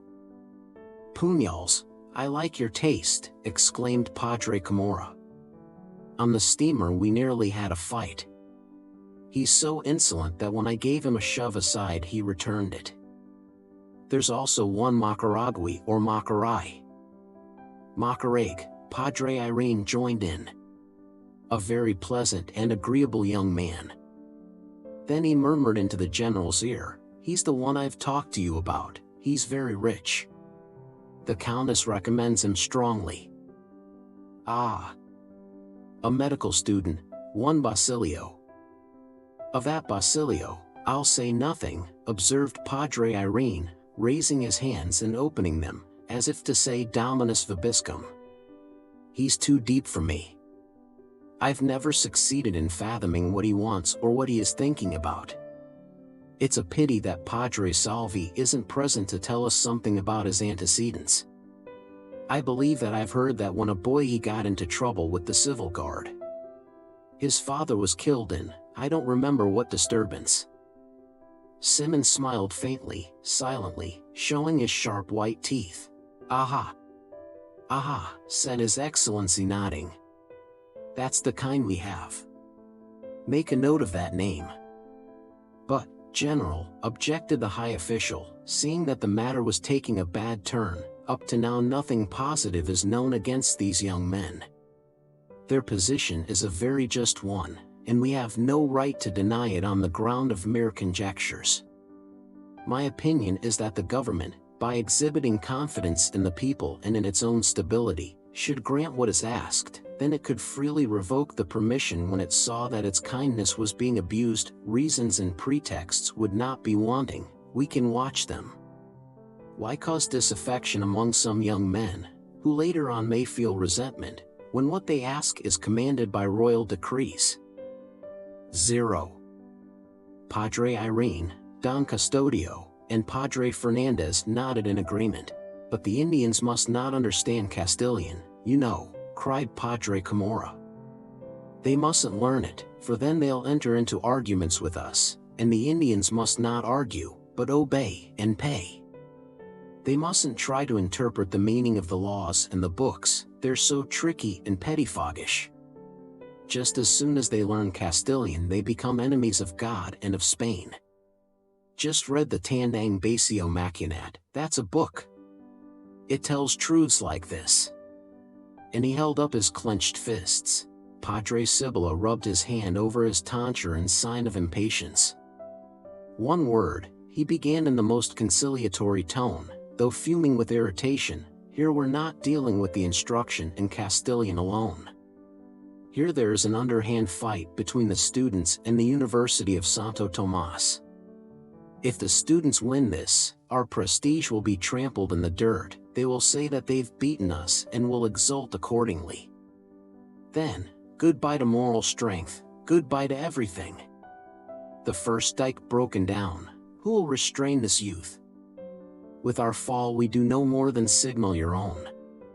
After us, the government. Puñals, that's not so, exclaimed Padre Camorra. We'll see first who has the biggest fists. At this point Padre Fernandez, who thus far in the discussion had merely contented himself with smiling, began to talk. All gave him their attention, for they knew him to be a thoughtful man. Don't take it ill of me, Padre Cibola, if I differ from your view of the affair, but it's my peculiar fate to be almost always in opposition to my brethren. I say, then, that we ought not to be so pessimistic. The instruction in Castilian can be allowed without any risk whatever, and in order that it may not appear to be a defeat of the university, we Dominicans ought to put forth our efforts and 0. Be the first to rejoice over it. That should be our policy. To what end are we to be engaged in an everlasting struggle with the people, when after all we are the few and they are the many, when we need them and they do not need us? Wait, Padre Camorra, wait. Admit that now the people may be weak and ignorant. I also believe that, but it will not be true tomorrow or the day after. Tomorrow and the next day they will be the stronger, they will know what is good for them, and we cannot keep it from them, just as it is not possible to keep from children the knowledge of many things when they reach a certain age.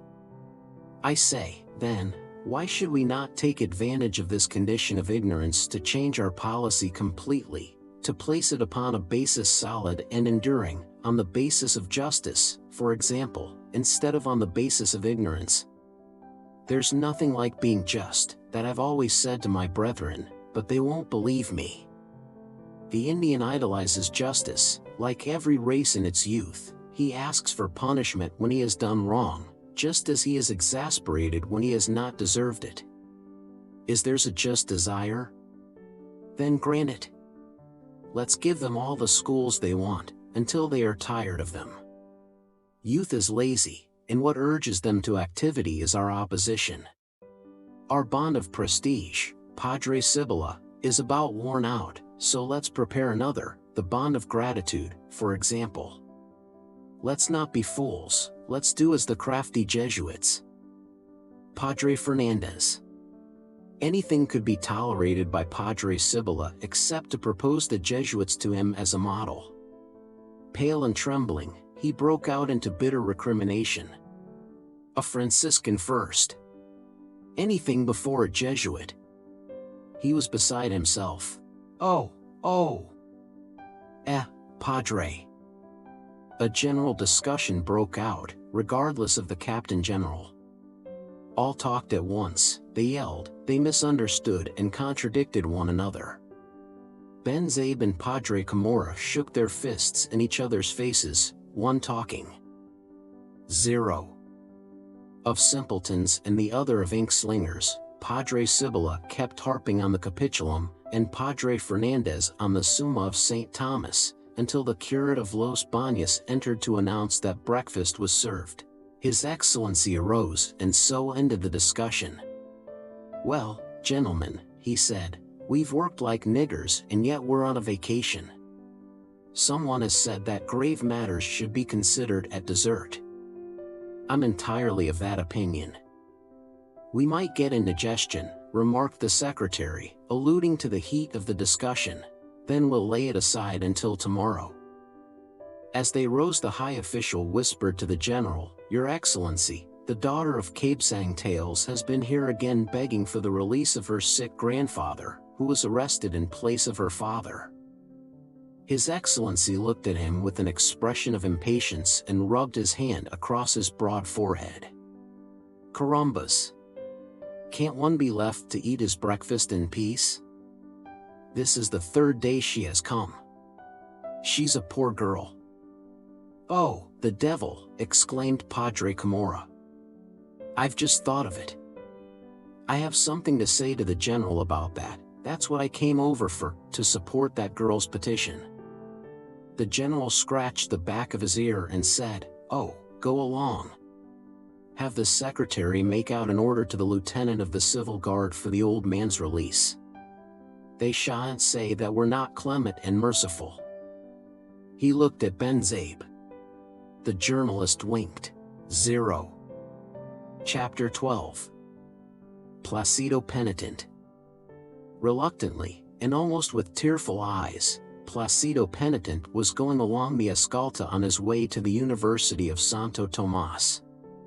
It had hardly been a week since he had come from his town, yet he had already written to his mother twice, reiterating his desire to abandon his studies and go back there to work. His mother answered that he should have patience, that at the least he must be graduated as a Bachelor of Arts, since it would be unwise to desert his books after 4 years of expense and sacrifices on both their parts. Whence came to Penitent this aversion to study, when he had been one of the most diligent in the famous college conducted by Padre Valerio in Tanawan? Their Penitent had been considered one of the best Latinists and the subtlest disputants, one who could tangle or untangle the simplest as well as the most abstruse questions. His townspeople considered him very clever, and his curate, influenced by that opinion, already classified him as a filibuster, a sure proof that he was neither foolish nor incapable. His friends could not explain those desires for abandoning his studies and returning. He had no sweethearts, was not a gambler, hardly knew anything about Hunkian and rarely tried his luck at the more familiar Revisino. He did not believe in the advice of the curates, laughed at Tandang Basio Macinat, had plenty of money and good clothes, yet he went to school reluctantly and looked with repugnance on his books.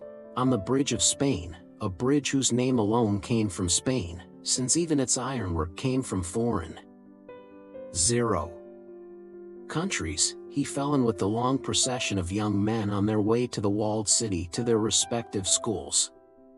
Some were dressed in the European fashion and walked rapidly, carrying books and notes, absorbed in thoughts of their lessons and essays. These were the students of the Ateneo. Those from San Juan de Latran were nearly all dressed in the Filipino costume, but were more numerous and carried fewer books. Those from the university are dressed more carefully and elegantly and saunter along carrying canes instead of books. The collegians of the Philippines are not very noisy or turbulent. They move along in a preoccupied manner, such that upon seeing them one would say that before their eyes shone no hope, no smiling future. Even though here and there the line is brightened by the attractive appearance of the schoolgirls of the Escuela Municipal, with their sashes across their shoulders and their books in their hands, followed by their servants, yet scarcely a laugh resounds or a joke can be heard, nothing of song or jest, at best a few heavy jokes or scuffles among the smaller boys. The older ones nearly always proceed seriously and composedly, like the German students. Placido was proceeding along the Paseo de Magallanes toward the breach, formerly the gate, of Santo Domingo, when he suddenly felt a slap on the shoulder, which made him turn quickly in ill humor. "Hello, penitent! Hello, penitent!" It was his schoolmate Juanito Pelaez, the barbero or pet of the professors, as big a rascal as he could be, with a roguish look and a clownish smile. The son of a Spanish mestizo, a rich merchant in one of the suburbs, who based all his hopes and joys on the boy's talent, he promised well with his roguery, and, thanks to his custom of playing tricks on every one and then hiding behind his companions. 0. He had acquired a peculiar hump, which grew larger whenever he was laughing over his deviltry. "What kind of time did you have, penitent?" was his question as he again slapped him on the shoulder. So, answered Placido, rather bored. "And you?" "Well, it was great. Just imagine, the curate of Tiani invited me to spend the vacation in his town, and I went.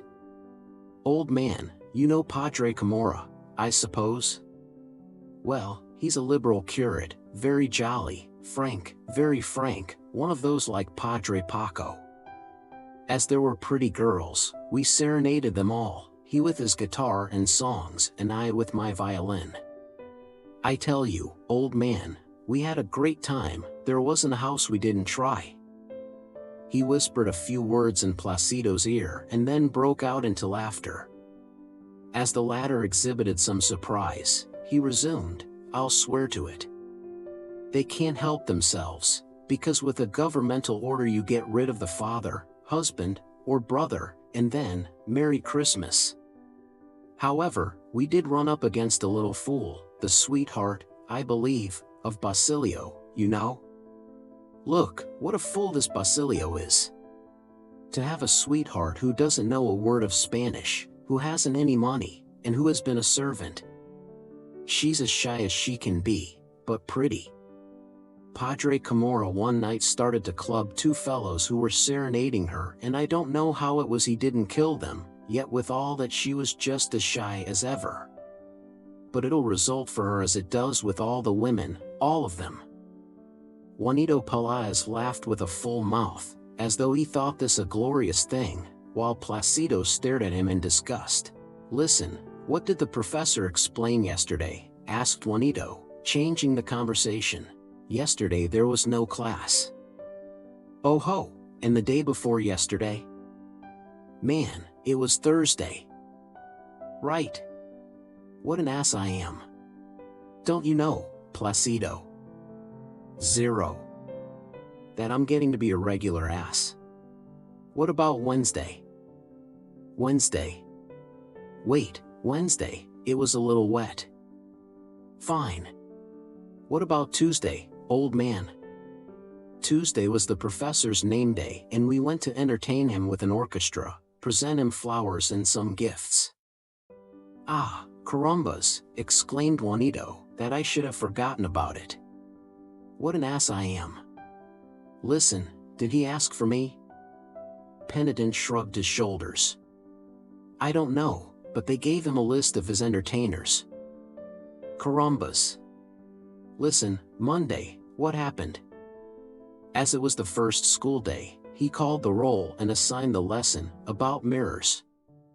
"Look, from here to here, by memory, word for word. We jump all this section, we take that." He was pointing out with his finger in the physics the portions that were to be learned, when suddenly the book flew through the air, as a result of the slap Juanito gave it from below. "Thunder, let the lessons go. Let's have a dia pachito." the students in Manila call Dia Pachito a school day that falls between two holidays and is consequently suppressed, as though forced out by their wish. "Do you know that you really are an ass?" exclaimed Placido, picking up his book and papers. "Let's have a Dia Pachito," repeated Juanito. Placido was unwilling, since for only two the authorities were hardly going to suspend a class of more than 150. He recalled the struggles and privations his mother was suffering in order to keep him in Manila, while she went without even the necessities of life. They were just passing through the breach of Santo Domingo, and Juanito, gazing across the little plaza in 0. front of the old customs building, exclaimed, "Now I think of it, I'm appointed to take up the collection." "What collection?" "For the monument." "What monument?" "Get out." "For Padre Balthazar, you know." "And who was Padre Balthazar?" "Fool. A Dominican, of course, that's why the Padres call on the students." "Come on now, loosen up with 3 or 4 pesos, so that they may see we are sports. Don't let them say afterwards that in order to erect a statue they had to dig down into their own pockets. Do, Placido, it's not money thrown away." He accompanied these words with a significant wink. Placido recalled the case of a student who had passed through the entire course by presenting canary birds, so he subscribed 3 pesos. "Look now, I'll write your name plainly so that the professor will read it. You see, Placido Penitent, 3 pesos. Ah, listen. In a couple of weeks comes the name day of the professor of natural history. You know that he's a good fellow, never marks absences or asks about the lesson. Man, we must show our appreciation." "That's right." "Then don't you think that we ought to give him a celebration? The orchestra must not be smaller than the one you had for the professor of physics." "That's right." "What do you think about making the contribution 2 pesos? Come, Placido, you start it, so you'll be at the head of the list." Then, seeing that Placido gave the 2 pesos without hesitation, he added, "Listen, put up 4, and afterwards I'll return you 2. They'll serve as a decoy." "Well, if you're going to return them to me, why give them to you? It'll be sufficient for you to write 4. "Ah, that's right. What an ass I am. Do you know? 0. I'm getting to be a regular ass. But let me have them anyhow, so that I can show them." Placido, in order not to give the lie to the priest who christened him, gave what was asked, just as they reached the university. In the entrance and along the walks on each side of it were gathered the students, awaiting the appearance of the professors. Students of the preparatory year of law, of the 5th of the secondary course, of the preparatory in medicine, formed lively groups. The latter were easily distinguished by their clothing and by a certain air that was lacking in the others, since the greater part of them came from the Ateneo Municipal. Among them could be seen the poet Isagani, explaining to a companion the theory of the refraction of light. In another group they were talking, disputing, citing the statements of the professor, the textbooks, and scholastic principles. In yet another they were gesticulating and waving their books in the air or making demonstrations with their canes by drawing diagrams on the ground. Farther on, they were entertaining themselves and watching the pious women go into the neighboring church, all the students making facetious remarks. An old woman leaning on a young girl limped piously, while the girl moved along with downcast eyes, timid and abashed to pass before so many curious eyes. The old lady, catching up her coffee-colored skirt, of the Sisterhood of St. Rita, to reveal her big feet and white stockings, scolded her companion and shot furious glances at the staring bystanders. "The rascals," she grunted. "Don't look at them, keep your eyes down." Everything was noticed, everything called forth jokes and comments. Now it was a magnificent Victoria which stopped at the door to set down a family of votaries on their way to visit the Virgin of the Rosary on her favorite 0. day, while the inquisitive sharpened their eyes to get a glimpse of the shape and size of the young ladies' feet as they got out of the carriages. Now it was a student who came out of the door with devotion still shining in his eyes, for he had passed through the church to beg the Virgin's help in understanding his lesson and to see if his sweetheart was there, to exchange a few glances with her and go on to his class with the recollection of her loving eyes. Soon there was noticed some movement in the groups, a certain air of expectancy, while Isagani paused and turned pale.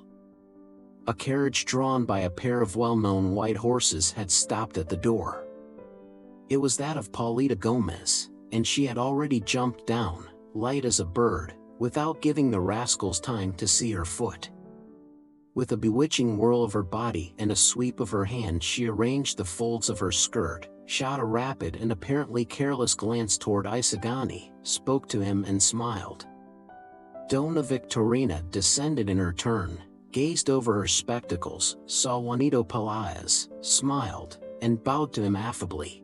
Isagani, flushed with excitement, returned a timid salute, while Juanito bowed profoundly, took off his hat, and made the same gesture as the celebrated clown and caricaturist Panza when he received applause. "Heavens, what a girl!" exclaimed one of the students, starting forward. "Tell the professor that I'm seriously ill." So Tadeo, as this invalid youth was known, entered the church to follow the girl. Tadeo went to the university every day to ask if the classes would be held, and each time seemed to be more and more astonished that they would. He had a fixed idea of a latent and eternal holiday, and expected it to come any day.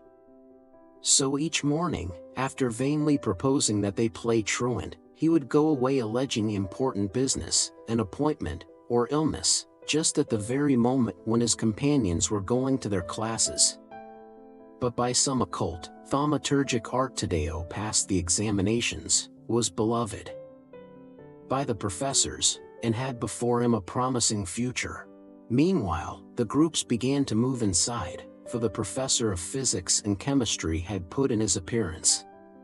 The students appeared to be cheated in their hopes and went toward the interior of the building with exclamations of discontent. Placido went along with the crowd. "Penitent, penitent," called a student with a certain mysterious air. "Sign this." "What is it?" "Never mind, sign it." It seemed to Placido that someone was twitching his ears. He recalled the story of a cabeza de barangay in his town who, for having signed a document that he did not understand, was kept a prisoner for months and months, and came near to deportation. An uncle of Placido's, in order to fix the lesson in his memory, had given him a severe ear pulling, so that always whenever he heard signatures spoken of, his ears reproduced the sensation. "Excuse me, but I can't sign anything without first understanding what it's about." "What a fool you are! If two celestial carbineers have signed it, what have you to fear?"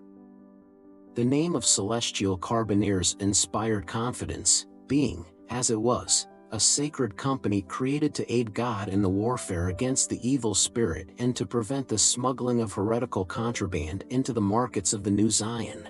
Placido was about to sign to make an end of it, because he was in a hurry. Already his classmates were reciting the Otoma, but again his ears twitched, so he said, after the class, "I want to read it first. It's very long, don't you see? It concerns the presentation of a counterpetition, or rather, a protest. Don't you understand? Macareg and some others have asked that an Academy of Castilian be opened, which is a piece of genuine foolishness." All right, after a while." "They're already beginning," answered Placido, trying to get away. "But your professor may not call the roll." Yes, but he calls it sometimes. Later on. Besides, I don't want to put myself in opposition to Macareg." "But it's not putting yourself in opposition, it's only—" Placido heard no more, for he was already far away, hurrying to his class. He heard the different voices, adsum, the roll was being called. Hastening his steps, he got to the door just as the letter Q was reached. "Tinamaning," he muttered, biting his lips. He hesitated about entering, for the mark was already down against him and was not to be erased. One did not go to the class to learn, but in order not to get this absence mark, for the class was reduced to reciting the lesson from memory, reading the book, and at the most answering a few abstract, profound, captious, enigmatic questions. True, the usual preachment was never lacking, the same as ever, about humility, submission, and respect to the clerics, and he, Placido, was humble, submissive, and respectful. So he was about to turn away when he remembered that the examinations were approaching and his professor had not yet asked him a question nor appeared to notice him. This would be a good opportunity to attract his attention and become known. To be known was to gain a year, for if it cost nothing to suspend one who was not known, it required a hard heart not to be touched by the sight of a youth who by his daily presence was a reproach over a year of his life wasted. So Placido went in, not on tiptoe as was his custom, but noisily on his heels, and only too well did he succeed in his intent. The professor stared at him, knitted his brows, and shook his head, as though to say, "Ah, little impudence, you'll pay for that." Chapter 13. The class in physics. The classroom was a spacious rectangular hall with large grated windows that admitted an abundance of light and air. Along the two sides extended 3 wide tiers of stone covered with wood, filled with students arranged in alphabetical order. At the end opposite the entrance, under a print of St. Thomas Aquinas, rose the professor's chair on an elevated platform with a little stairway on each side. With the exception of a beautiful blackboard in a Nara frame, scarcely ever used, since there was still written on it the viva that had appeared on the opening day, no furniture, either useful or useless, was to be seen. The walls, painted white and covered with glazed tiles to prevent scratches, were entirely bare, having neither a drawing nor a picture, nor even an outline of any physical apparatus. The students had no need of any. No one missed the practical instruction in an extremely experimental science. For years and years it has been so taught, and the country has not been upset, but continues just as ever. Now and then some little instrument descended from heaven and was exhibited to the class from a distance, like the monstrance to the prostrate worshippers, "Look, but touch not."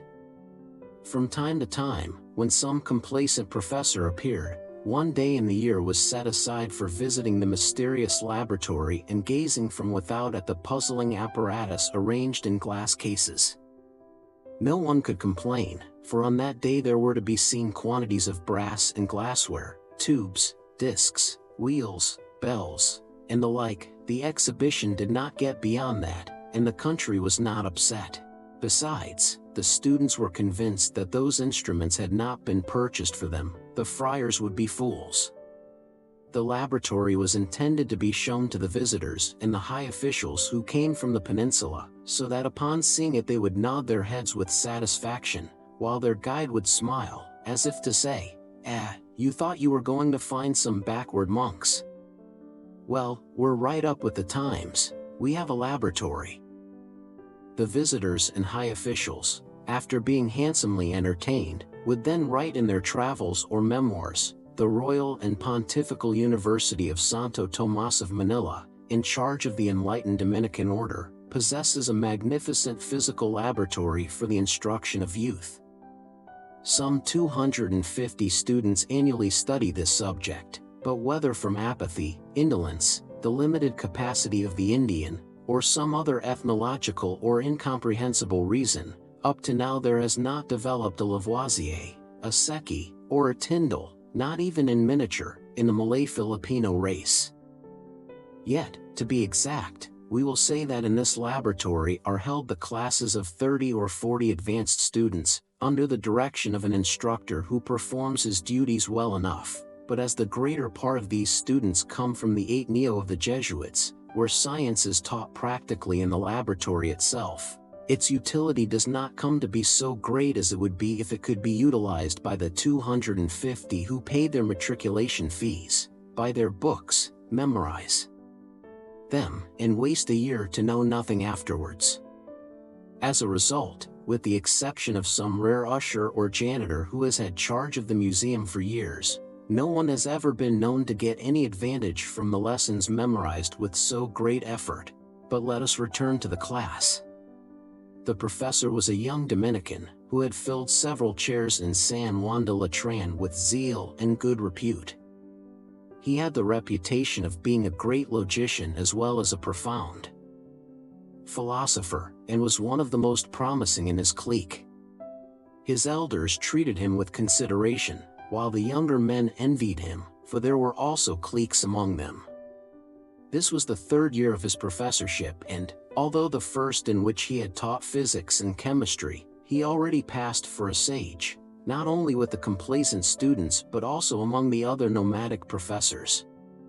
Padre Millan did not belong to the common crowd who each year changed their subject in order to acquire scientific knowledge, students among other students, with the difference only that they follow a single course, that they quiz instead of being quizzed, that they have a better knowledge of Castilian, and that they are not examined at the completion of the course. Padre Millan went deeply into science, knew the physics of Aristotle and Padre Amat, read carefully his Ramos, and sometimes glanced at Gannett. With all that, he would often shake his head with an air of doubt, as he smiled and murmured, "Transite." In regard to chemistry, no common knowledge was attributed to him after he had taken as a premise the statement of St. Thomas that water is a mixture and proved plainly that the angelic doctor had long forestalled Berzelius, Gay-Lussac, Bunsen, and other more or less presumptuous materialists. Moreover, in spite of having been an instructor in geography, he still entertained certain doubts as to the rotundity of the earth and smiled maliciously when its rotation and revolution around the sun were mentioned, as he recited the verses. El mentor de las estrellas. Es un comodo mentor. He also smiled maliciously in the presence of certain physical theories and considered visionary, if not actually insane, the Jesuit Secchi, to whom he imputed the making of triangulations on the host as a result of his astronomical mania, for which reason it was said that he had been forbidden to celebrate Mass.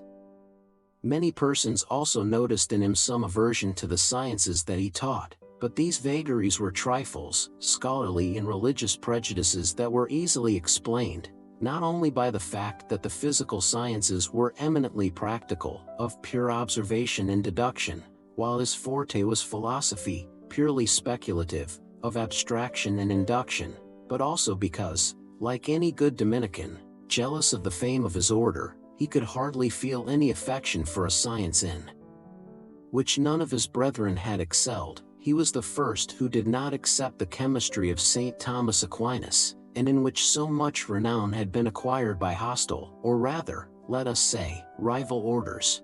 This was the professor who that morning called the roll and directed many of the students to recite the lesson from memory, word for word. The phonographs got into operation, some well, some ill, some stammering, and received their grades. He who recited without an error earned a good mark, and he who made more than 3 mistakes a bad mark. A fat boy with a sleepy face and hair as stiff and hard as the bristles of a brush yawned until he seemed to be about to dislocate his jaws, and stretched himself with his arms extended as though he were in his bed. The professor saw this and wished to startle him. "Ah, there, sleepyhead. What's this? Lazy, too, so it's sure you don't know the lesson, ha?" Padre Millan not only used the depreciative too with the students, like a good friar, but he also addressed them in the slang of the markets, a practice that he had acquired from the professor of canonical law. Whether that reverend gentleman wished to humble the students or the sacred decrees of the councils is a question not yet settled, in spite of the great attention that has been given to it. This question, instead of offending the class, amused them, and many laughed. It was a daily occurrence. But the sleeper did not laugh. He arose with a bound, rubbed his eyes, and, as though a steam engine were turning the phonograph, began to recite. The name of mirror is applied to all polished surfaces intended to produce by the reflection of light the images of the objects placed before said surfaces. From the substances that form these surfaces, they are divided into metallic mirrors and glass mirrors. Stop, stop, stop, interrupted the professor. Heavens, what a rattle! We are at the point where the mirrors are divided into metallic and glass, eh? Now if I should present to you a block of wood, a piece of camagon for instance, well polished and varnished, or a slab of black marble well burnished, or a square of jet, which would reflect the images of objects placed before them, how would you classify those mirrors? Whether he did not know what to answer or did not understand the question, the student tried to get out of the difficulty by demonstrating that he knew the lesson, so he rushed on like a torrent. The first are composed of brass or an alloy of different metals, and the second of a sheet of glass, with its two sides well polished, one of which has an amalgam of tin adhering to it. Tut, tut, tut. That's not it. I say to you Dominus vobiscum, and you answer me with requiescat in pace. The worthy professor then repeated the question in the vernacular of the markets, interspersed with cosus and abbas at every moment. The poor youth did not know how to get out of the quandary. He doubted whether to include the camagon with the metals, or the marble with glasses, and leave the jet as a neutral substance, until Juanito Pelaez maliciously prompted him. The mirror of camagon among the wooden mirrors. The incautious youth repeated this aloud, and half the class was convulsed with laughter. A good sample of what you are yourself, exclaimed the professor, laughing in spite of himself. Let's see from what you would define a mirror, from a surface per se, in quantum est superficies, or from a substance that forms the surface, or from the substance upon which the surface rests, the raw material, modified by the attribute surface, since it is clear that, surface being an accidental property of bodies, it cannot exist without substance. Let's see now, what do you say? Nothing, the wretched boy was about to reply, for he did not understand what it was all about, confused as he was by so many surfaces and so many accidents that smote cruelly on his ears, but a sense of shame restrained him. Filled with anguish and breaking into a cold perspiration, he began to repeat between his teeth, the name of mirror is applied to all polished surfaces. Ergo, per te, the mirror is the surface, angled the professor. Well, then, clear up this difficulty. If the surface is the mirror, it must be of no consequence to the essence of the mirror what may be found behind this surface, since what is behind it does not affect the essence that is before it, id est, the surface, quae super facium est, quia vocator superficies, facesiae quae supra videtur. Do you admit that or do you not admit it? The poor youth's hair stood up straighter than ever, as though acted upon by some magnetic force. Do you admit it or do you not admit it? Anything. Whatever you wish, padre, was his thought, but he did not dare to express it from fear of ridicule. That was a dilemma indeed, and he had never been in a worse one. He had a vague idea that the most innocent thing could not be admitted to the friars, but that they, or rather their estates and curacies, would get out of it all the results and advantages imaginable. So his good angel prompted him to deny everything with all the energy. 0. Of his soul and refractoriness of his hair, and he was about to shout a proud nego, for the reason that he who denies everything does not compromise himself in anything, as a certain lawyer had once told him, but the evil habit of disregarding the dictates of one's own conscience, of having little faith in legal folk, and of seeking aid from others where one is sufficient unto himself, was his undoing. His companions, especially Juanito Pelaez, were making signs to him to admit it, so he let himself be carried away by his evil destiny and exclaimed, "Concedo, padre," in a voice as faltering as though he were saying, "In manus tuas commendo spiritum meum." "Concedo antecedentem," echoed the professor, smiling maliciously. Ergo, I can scratch the mercury off a looking glass, put in its place a piece of bibinka, and we shall still have a mirror, eh? Now what shall we have? The youth gazed at his prompters, but seeing them surprised and speechless, contracted his features into an expression of bitterest reproach. Deus meus, quer dereliquist me, said his troubled eyes, while his lips muttered Lenitican. Vainly he coughed, fumbled at his shirt bosom, stood first on one foot and then on the other, but found no answer. Come now, what have we? Urged the professor, enjoying the effect of his reasoning. Bibinka, whispered Juanito Pelaez. Bibinka. Shut up, you fool, cried the desperate youth, hoping to get out of the difficulty by turning it into a complaint. Let's see, Juanito, if you can answer the question for me, the professor then said to Pelaez, who was one of his pets. The latter rose slowly, not without first giving penitent, who followed him on the roll, a nudge that meant, don't forget to prompt me. Nego consequentiam, padre, he replied resolutely. Aha, then probo consequentiam. Per te, the polished surface constitutes the essence of the mirror. Nego suppositum, interrupted Juanito, as he felt Placido pulling at his coat. How? Per te. Nego. Ergo, you believe that what is behind affects what is in front. Nego, the student cried with still more ardor, feeling another jerk at his coat. Juanito, or rather Placido, who was prompting him, was unconsciously adopting Chinese tactics, not to admit the most inoffensive foreigner in order not to be invaded. Then where are we? Asked the professor, somewhat disconcerted, and looking uneasily at the refractory student. Does the substance behind affect, or does it not affect, the surface? To this precise and categorical question, a kind of ultimatum, Juanito did not know what to reply, and his coat offered no suggestions. In vain he made signs to Placido, but Placido himself was in doubt.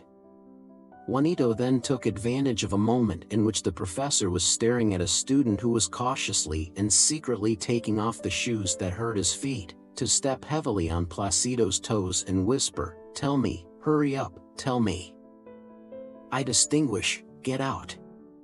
"What an ass you are," yelled Placido unreservedly, as he stared with angry eyes and rubbed his hand over his patent leather shoe. The professor heard the cry, stared at the pair, and guessed what had happened. "Listen, you meddler," he addressed Placido, "I wasn't questioning you, but since you think you can save others, let's see if you can save yourself. Solve a te ipsum, and decide this question." Juanito sat down in content, and as a mark of gratitude stuck out his tongue at his prompter, who had arisen blushing with shame and muttering incoherent excuses. For a moment Padre Millan regarded him as one gloating over a favorite dish. What a good thing it would be to humiliate and hold up to ridicule that dudish boy, always smartly dressed, with head erect and serene look. It would be a deed of charity, so the charitable professor applied himself to it with all his heart, slowly repeating the question. The book says that the metallic mirrors are made of brass and an alloy of different metals. Is that true or is it not true? So the book says, Padre. Liberate dixit, ergo ita est, don't pretend that you know more than the book does. It then adds that the glass mirrors are made of a sheet of glass whose two surfaces are well polished, one of them having applied to it an amalgam of tin, nota bene, an amalgam of tin. Is that true? If the book says so, Padre. Is tin a metal?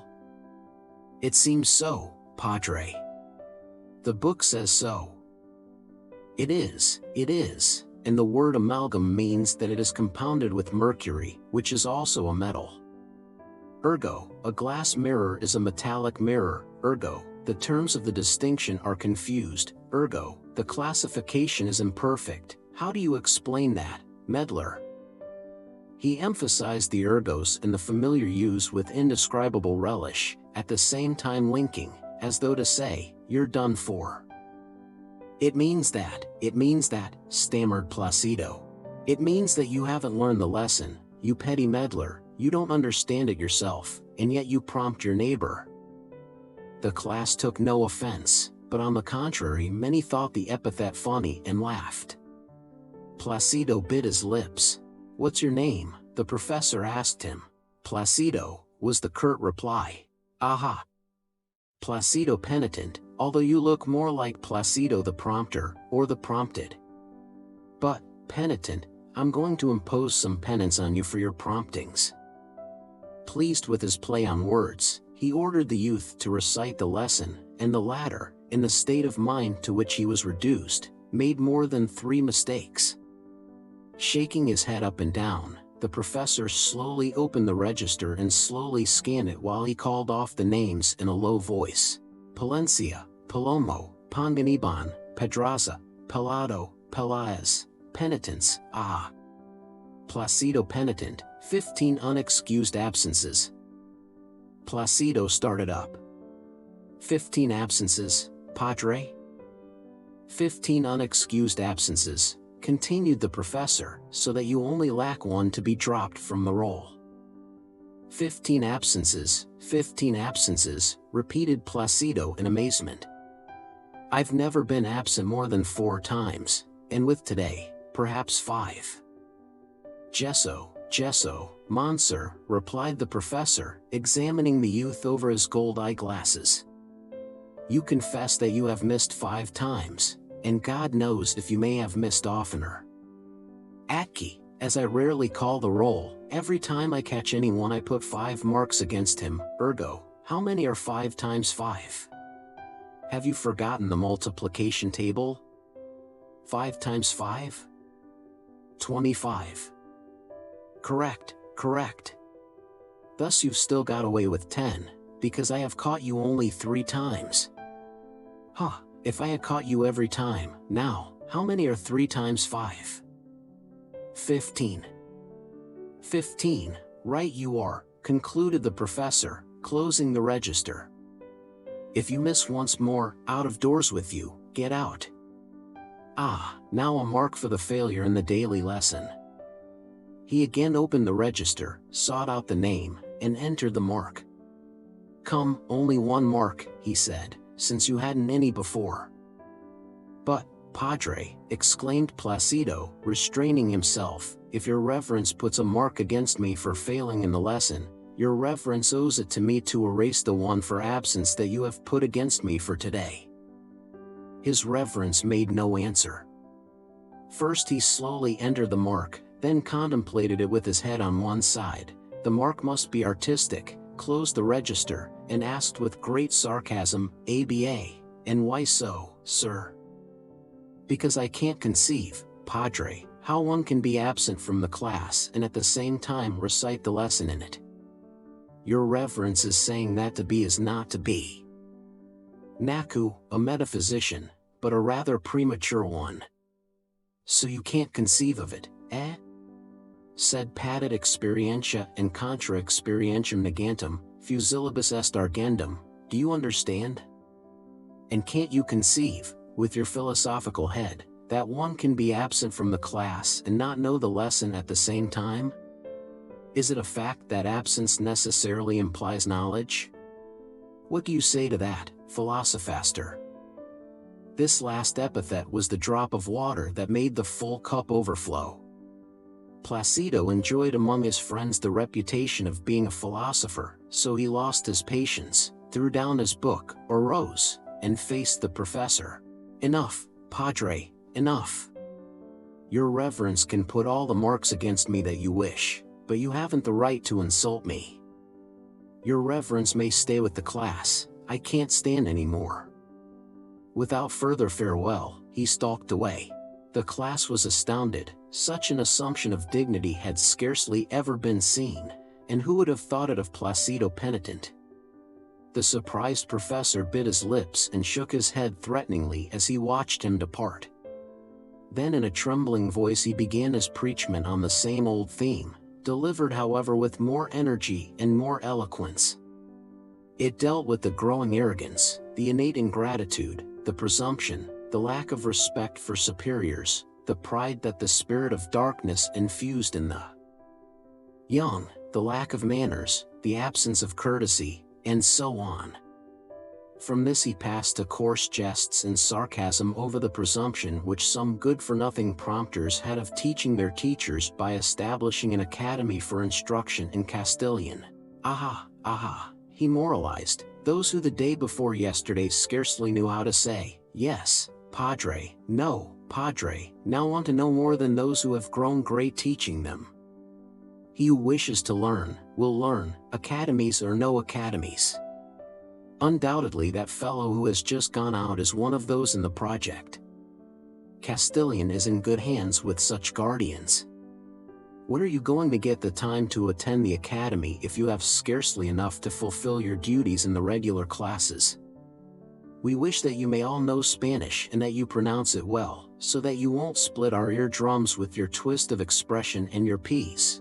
But first business and then pleasure. Finish your studies first, and afterwards learn Castilian, and all become clerks, if you so wish. So he went on with his harangue until the bell rang and the class was over. The 234 students, after reciting their prayers, went out as ignorant as when they went in, but breathing more freely, as if a great weight had been lifted from them. Each youth had lost another hour of his life and with it a portion of his dignity and self-respect, and in exchange there was an increase of discontent, of aversion to study, of resentment in their hearts. After all this ask for knowledge, dignity, gratitude. De nobis, post haec, tristis sententia furter. Just as the 234 spent their class hours, so the thousands of students who preceded them have spent theirs. And, if matters do not mend, so will those yet to come spend theirs, and be brutalized, while wounded dignity and youthful enthusiasm will be converted into hatred and sloth, like the waves that become polluted along one part of the shore and roll on one after another, each in succession depositing a larger sediment of filth. But yet he who from eternity watches the consequences of a deed develop like a thread through the loom of the centuries, he who weighs the value of a second and has ordained for his creatures as an elemental law progress and development, he, if he is just, will demand a strict accounting from those who must render it, of the millions of intelligences darkened and blinded, of human dignity trampled upon and millions of his creatures, and of the incalculable time lost and effort wasted. And if the teachings of the gospel are based on truth, so also will these have to answer, the millions and millions who do not know how to preserve the light of their intelligences and their dignity of mind, as the master demanded an accounting from the cowardly servant for the talent that he let be taken from him. Chapter 14. In the house of the students. The house where Macareg lived was worth visiting.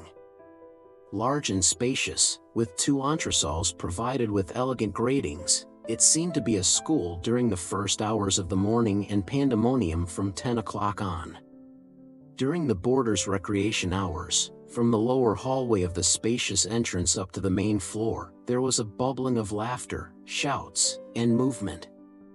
Boys in scanty clothing played sipa or practiced gymnastic exercises on improvised trapezes, while on the staircase a fight was in progress between 8 or 9 armed with canes, sticks, and ropes, but neither attackers nor attacked did any great damage, their blows generally falling sidewise upon the shoulders of the Chinese peddler who was there selling his outlandish mixtures and indigestible pastries. Crowds of boys surrounded him, pulled at his already disordered queue, snatched pies from him, haggled over the prices, and committed 1,000 deviltries. The Chinese yelled, swore, forswore, in all the languages he could jabber, not omitting his own. He whimpered, laughed, pleaded, put on a smiling face when an ugly one would not serve, or the reverse. He cursed them as devils, savages, no Kilistanos, but that mattered nothing. Owak would bring his face around smiling, and if the blow fell only upon his shoulders he would calmly continue his business transactions, contenting himself with crying out to them that he was not in the game, but if it struck the flat basket on which were placed his wares, then he would swear never to come again, as he poured out upon them all the imprecations and anathemas imaginable. Then the boys would redouble their efforts to make him rage the more, and when at last his vocabulary was exhausted and they were satiated with his fearful mixtures, they paid him religiously, and sent him away happy, winking, chuckling to himself, and receiving as caresses the light blows from their canes that the students gave him as tokens of farewell. Concerts on the piano and violin, the guitar, and the accordion, alternated with the continual clashing of blades from the fencing lessons. Around a long, wide table the students of the Ateneo prepared their compositions or solved their problems by the side of others writing to their sweethearts on pink perforated note paper covered with drawings. Here one was composing a melodrama at the side of another practicing on the flute, from which he drew wheezy notes. Over there, the older boys, students in professional courses, who affected silk socks and embroidered slippers, amused themselves in teasing the smaller boys by pulling their ears, already red from repeated fillips, while 2 or 3 held down a little fellow who yelled and cried, defending himself with his feet against being reduced to the condition in which he was born, kicking and howling. In one room, around a small table, for were playing Revazzino with laughter and jokes, to the great annoyance of another who pretended to be studying his lesson but who was in reality waiting his turn to play. Still another came in with exaggerated wonder, scandalized as he approached the table. "How wicked you are! So early in the morning and already gambling.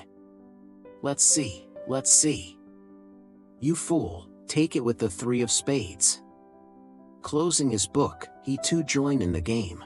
Cries and blows were heard.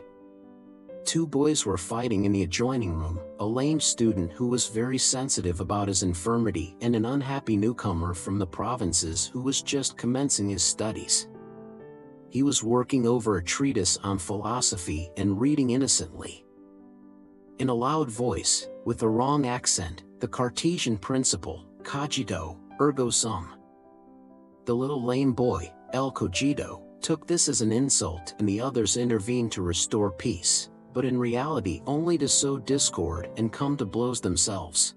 In the dining room a young man with a can of sardines, a bottle of wine, and the provisions that he had just brought from his town, was making heroic efforts to the end that his friends might participate in his lunch, while they were offering in their turn heroic resistance to his invitation.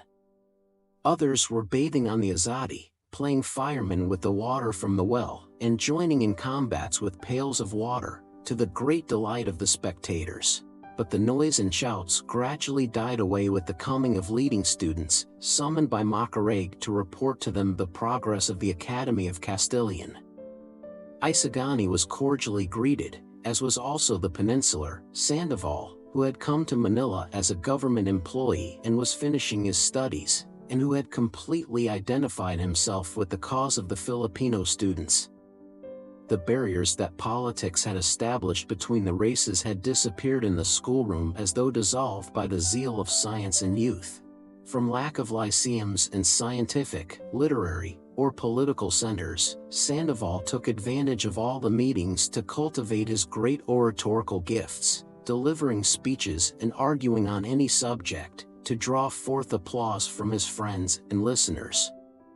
At that moment the subject of conversation was the instruction in Castilian, but as Macareg had not yet arrived conjecture was still the order of the day.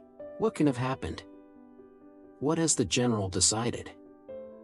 Has he refused the permit?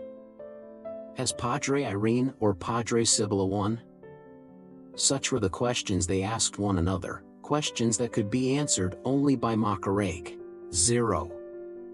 Among the young men gathered together there were optimists like Isagani and Sandoval, who saw the thing already accomplished and talked of congratulations and praise from the government for the patriotism of the students, outbursts of optimism that led Juanito Pelaez to claim for himself a large part of the glory of founding the society. All this was answered by the pessimist Pecson, a chubby youth with a wide, clownish grin, who spoke of outside influences, whether the Bishop A, the Padre B, or the Provincial C, had been consulted or not, whether or not they had advised that the whole association should be put in jail, a suggestion that made Juanito Pelaez so uneasy that he stammered out, "Carumbas, don't you drag me into." Sandoval, as a peninsular and a liberal, became furious at this. "But Shaw," he exclaimed, "that is holding a bad opinion of His Excellency. I know that he's quite a friar lover, but in such a matter as this he won't let the friars interfere. Will you tell me, Pekson, on what you base your belief that the general has no judgment of his own?" "I didn't say that, Sandoval," replied Pekson, grinning until he exposed his wisdom tooth. "For me the general has his own judgment, that is, the judgment of all those within his reach. That's plain." "You're dodging, cite me a fact, cried Sandoval. "Let's get away from hollow arguments, from empty phrases, and get on the solid ground of facts," this with an elegant gesture. "Facts, gentlemen, facts. The rest is prejudice, I won't call it filibusterism." Pekson smiled like one of the blessed as he retorted, "There comes the filibusterism. But can't we enter into a discussion without resorting to accusations?" Sandoval protested in a little extemporaneous speech, again demanding facts. "Well, not long ago there was a dispute between some private persons and certain friars, and the acting governor rendered a decision that it should be settled by the provincial of the order concerned," replied Pekson, again breaking out into a laugh, as though he were dealing with an insignificant matter. He cited names and dates, and promised documents that would prove how justice was dispensed. "But, on what ground, tell me this, on what ground can they refuse permission for what plainly appears to be extremely useful and necessary?" asked Sandoval. Pekson shrugged his shoulders. "It's that it endangers the integrity of the fatherland," he replied in the tone of a notary reading an allegation. "That's pretty good. What has the integrity of the fatherland to do with the rules of syntax? The Holy Mother Church has learned doctors, what do I know? Perhaps it is feared that we may come to understand the laws so that we can obey them. What will become of the Philippines on the day when we understand one another?" Sandoval did not relish the dialectic and jesting turn of the conversation. Along that path could rise no speech worth the while. "Don't make a joke of things," he exclaimed. "This is a serious matter. The Lord deliver me from joking when there are friars concerned." "But, on what do you base?" "On the fact that, the hours for the classes having to come at night," continued Pekson in the same tone, as if he were quoting known and recognized formulas, "there may be invoked as an obstacle the immorality of the thing, as was done in the case of the school at Malolos." Another. "But don't the classes of the Academy of Drawing, and the novenaries and the processions, cover themselves with the mantle of night?" "The scheme affects the dignity of the university," went on the chubby youth, taking no notice of the question. "Affects nothing. The university has to accommodate itself to the needs of the students. And granting that, what is a university then? Is it an institution to discourage study? Have a few men banded themselves together in the name of learning and instruction in order to prevent others from becoming enlightened? The fact is that movements initiated from below are regarded as discontent." "What about projects that come from above?" interpolated one of the students. "There's the School of Arts and Trades." Slowly, gentlemen," protested Sandoval. "I'm not a friar lover, my liberal views being well known, but render unto Caesar that which is Caesar's. Of that School of Arts and Trades, of which I have been the most enthusiastic supporter and the realization of which I shall greet as the first streak of dawn for these fortunate islands, of that School of Arts and Trades the friars have taken charge." "Or the cat of the canary, which amounts to the same thing," added Pekson, in his turn interrupting the speech. "Get out," cried Sandoval, enraged at the interruption, which had caused him to lose the thread of his long, well-rounded sentence. "As long as we hear nothing bad, let's not be pessimists, let's not be unjust, doubting the liberty and independence of the government." Here he entered upon a defense and beautiful phraseology of the government and its good intentions, a subject that Pekson dared not break in upon. The Spanish government, he said among other things, has given you everything, it has denied you nothing.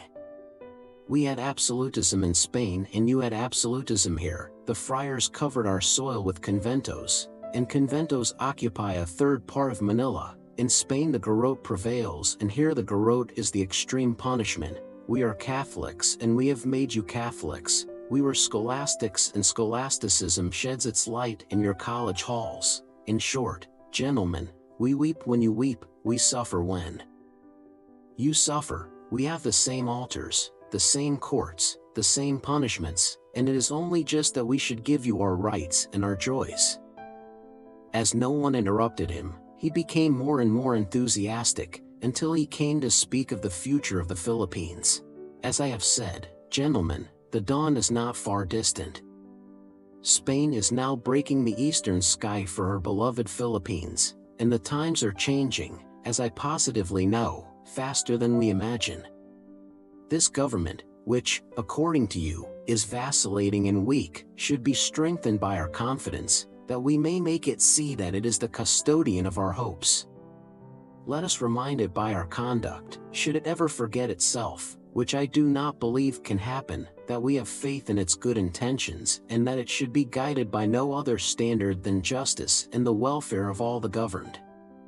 No, gentlemen, he went on in a tone more and more declamatory, we must not admit at all in this matter the possibility of a consultation with other more or less hostile entities, as such a supposition would imply our resignation to the fact. Your conduct up to the present has been frank, loyal, without vacillation, above suspicion. You have addressed it simply and directly. The reasons you have presented could not be more sound. Your aim is to lighten the labor of the teachers in the first years and to facilitate study among the hundreds of students who fill the college halls and for whom one solitary professor cannot suffice. If up to the present the petition has not been granted, it has been for the reason, as I feel sure, that there has been a great deal of material accumulated, but I predict that the campaign is won, that the summons of Macareg is to announce to us the victory, and tomorrow we shall see our efforts crowned with the applause and appreciation of the country, and who knows, gentlemen, but that the government may confer upon you some handsome decoration of merit, benefactors as you are of the fatherland. Enthusiastic applause resounded. All immediately believed in the triumph, and many in the decoration.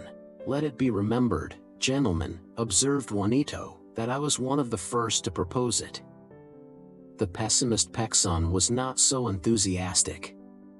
Just so we don't get that decoration on our ankles, he remarked, but fortunately for Pelaez this comment was not heard in the midst of the applause. When they had quieted down a little, Pexon replied, good, very good, but one supposition, if in spite of all that, the general consults and consults and consults, and afterwards refuses the permit? This question fell like a dash of cold water. All turned to Sandoval, who was taken aback. Then, he stammered. Then, he exclaimed in a burst of enthusiasm, still excited by the applause, seeing that in writing and in printing it boasts of desiring your enlightenment, and yet hinders and denies it when called upon to make it a reality, then, gentlemen, your efforts will not have been in vain, you will have accomplished what no one else has been able to do. Make them drop the mask and fling down the gauntlet to you. Bravo, bravo, cried several enthusiastically. Good for Sandoval. Hurrah for the gauntlet, added others. Let them fling down the gauntlet to us, repeated Pexon disdainfully. But afterwards? Sandoval seemed to be cut short in his triumph, but with the vivacity peculiar to his race and his oratorical temperament he had an immediate reply. Afterwards, he asked. Afterwards, if none of the Filipinos dare to accept the challenge, then I, Sandoval, in the name of Spain, will take up the gauntlet, because such a policy would give the lie to the good intentions that she has always cherished toward her provinces, and because he who is thus faithless to the trust reposed in him and abuses his unlimited authority deserves neither the protection of the fatherland nor the support of any Spanish citizen. The enthusiasm of his hearers broke all bounds. Isagani embraced him, the others following his example. They talked of the fatherland, of union, of fraternity, of fidelity. The Filipinos declared that if there were only Sandovals in Spain, all would be Sandovals in the Philippines. His eyes glistened, and it might well be believed that if at that moment any kind of gauntlet had been flung at him, he would have leaped upon any kind of horse to ride to death for the Philippines. The cold water alone replied, "Good, that's very good, Sandoval. I could also say the same if I were a peninsular, but not being one, if I should say one half of what you have, you yourself would take me for a filibuster." Sandoval began a speech in protest, but was interrupted. "Rejoice, friends, rejoice! Victory!" cried a youth who entered at that moment and began to embrace everybody. "Rejoice, friends! Long live the Castilian tongue!" An outburst of applause greeted this announcement. They fell to embracing one another and their eyes filled with tears. Pekson alone preserved his skeptical smile. The bearer of such good news was Macareg, the young man at the head of the movement. This student occupied in that house, by himself, 2 rooms, luxuriously furnished, and had his servant and a cochero to look after his carriage and horses. He was of robust carriage, of refined manners, fastidiously dressed, and very rich. Although studying law only that he might have an academic degree, he enjoyed a reputation for diligence, and as a logician in the scholastic way had no cause to envy the most frenzied quibblers of the university faculty. Nevertheless, he was not very far behind in regard to modern ideas and progress, for his fortune enabled him to have all the books and magazines that a watchful censor was unable to keep out. With these qualifications and his reputation for courage, his fortunate associations in his earlier years, and his refined and delicate courtesy, it was not strange that he should exercise such great influence over his associates and that he should have been chosen to carry out such a difficult undertaking as that of the instruction in Castilian. After the first outburst of enthusiasm, which in youth always takes hold in such exaggerated forms, since youth finds everything beautiful, they wanted to be informed how the affair had been managed. "I saw Padre Irene this morning," said Macareg with a certain air of mystery. "Hurrah for Padre Irene!" cried an enthusiastic student. "Padre Irene," continued Macareg, "has told me about everything that took place at Los Baños. It seems that they disputed for at least a week, he supporting and defending our case against all of them, against Padre Cibola, Padre Fernandez, Padre Salvi, the general, the jeweler Simon." "The jeweler Simon," interrupted one of his listeners. "What has that Jew to do with the affairs of our country? We enrich him by buying." "Keep quiet," admonished another impatiently, anxious to learn how Padre Irene had been able to overcome such formidable opponents. There were even high officials who were opposed to our project, the head secretary, the civil governor, Quiroga the Chinaman. Quiroga the Chinaman? The pimp of the... "Shut up." "At last," resumed Macareg, "they were going to pigeonhole the petition and let it sleep for months and months, when Padre Irene remembered the Superior Commission of Primary Instruction and proposed, since the matter concerned the teaching of the Castilian tongue, that the petition be referred to that body for a report upon it." "But that commission hasn't been in operation for a long time," observed Pekson. "That's exactly what they replied to Padre Irene, and he answered that this was a good opportunity to revive it, and availing himself of the presence of Don Custodio, one of its members, he proposed on the spot that a committee should be appointed.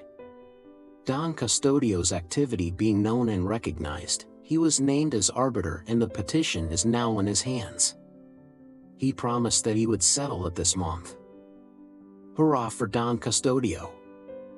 "But suppose Don Custodio should report unfavorably upon it?" inquired the pessimist Pekson. Upon this they had not reckoned, being intoxicated with the thought that the matter would not be pigeonholed, so they all turned to Macareg to learn how it could be arranged.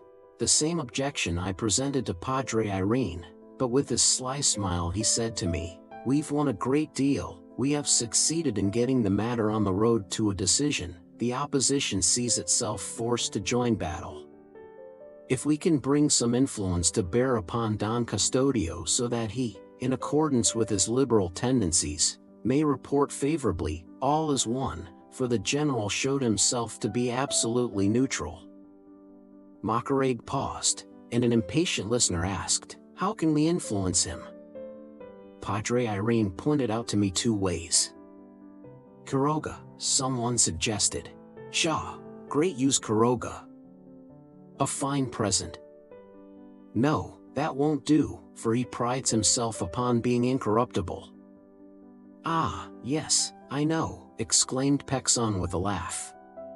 "Pepe the dancing girl." "Ah, yes, Pepe the dancing girl," echoed several. This Pepe was a showy girl, supposed to be a great friend of Don Custodio. To her resorted the contractors, the employees, the intriguers, when they wanted to get something from the celebrated counselor. Juanito Pelaez, who was also a great friend of the dancing girl, offered to look after the matter, but Isagani shook his head, saying that it was sufficient that they had made use of Padre Irene and that it would be going too far to avail themselves of Pepe in such an affair. "Show us the other way."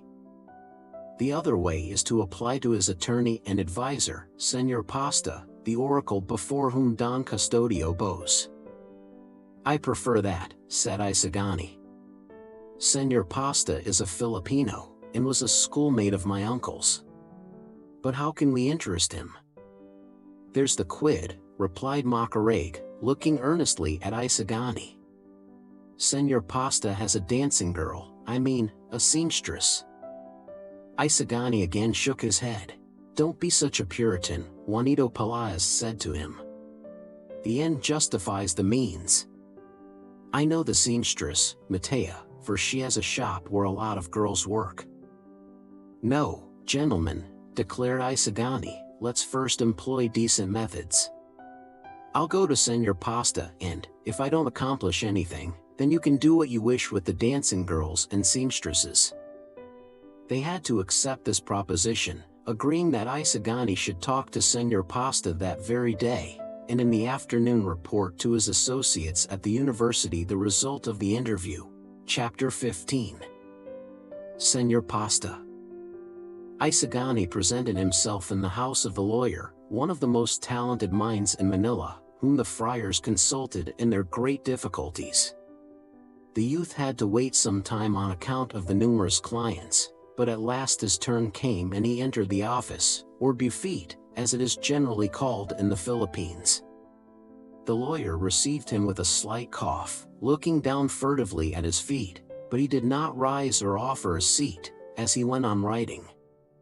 This gave Isagani an opportunity for observation and careful study of the lawyer, who had aged greatly.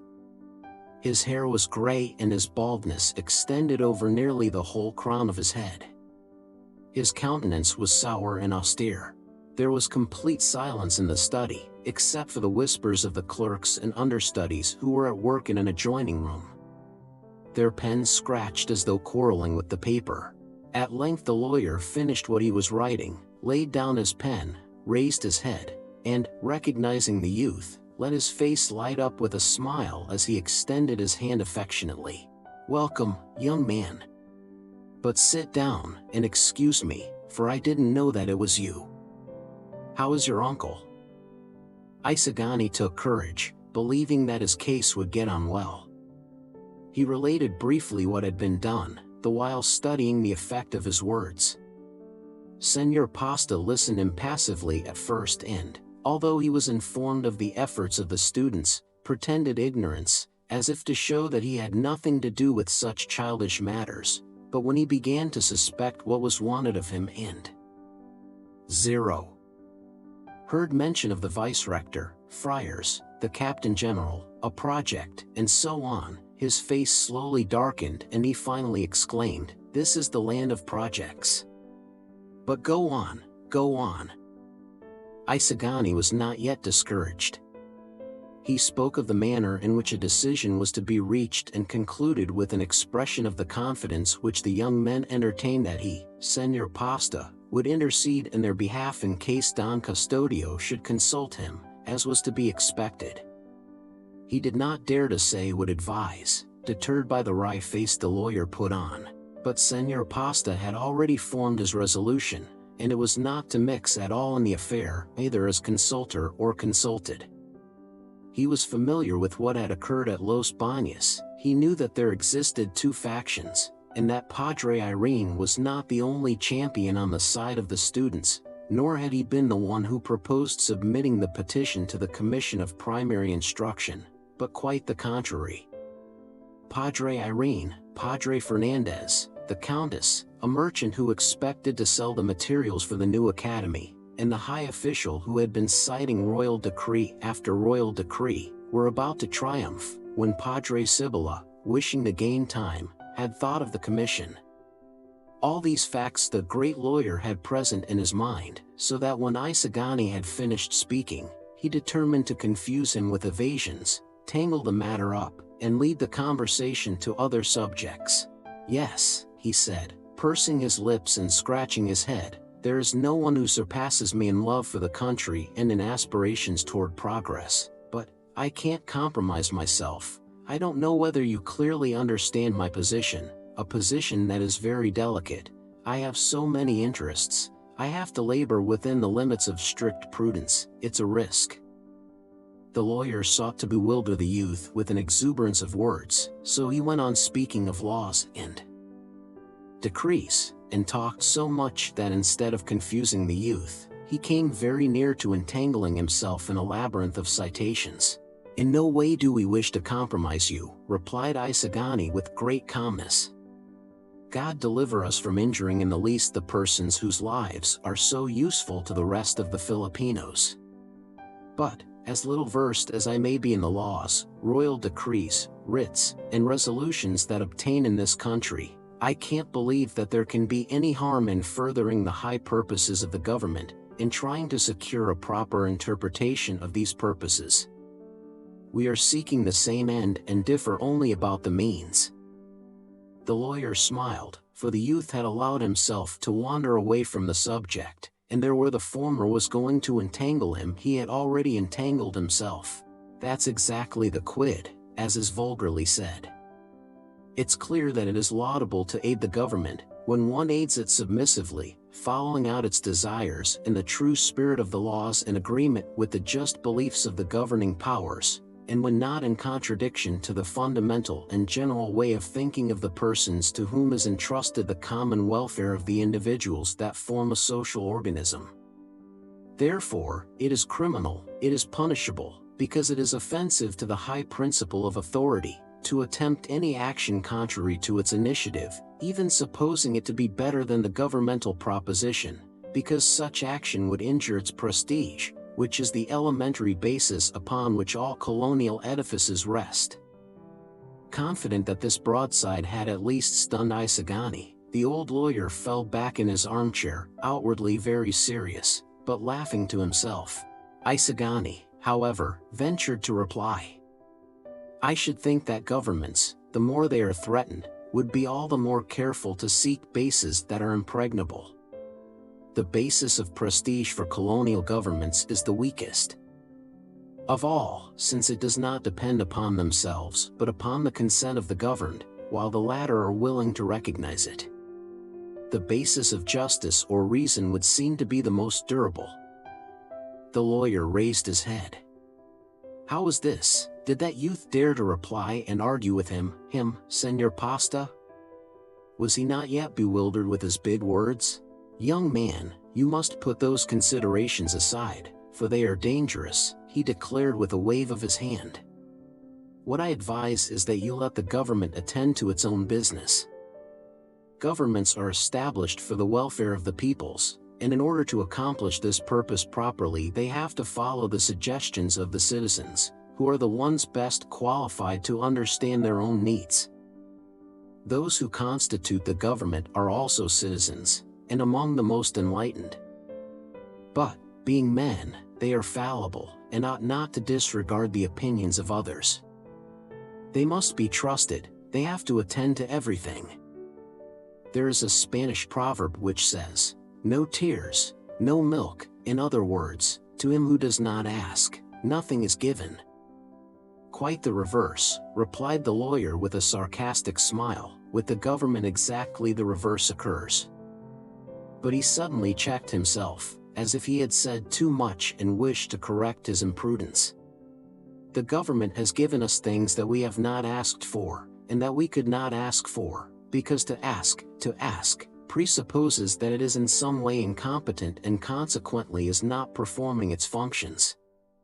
To suggest to it a course of action, to try to guide it, when not really antagonizing it, is to presuppose that it is capable of erring, and as I have already said to you, such suppositions are menaces to the existence of colonial governments.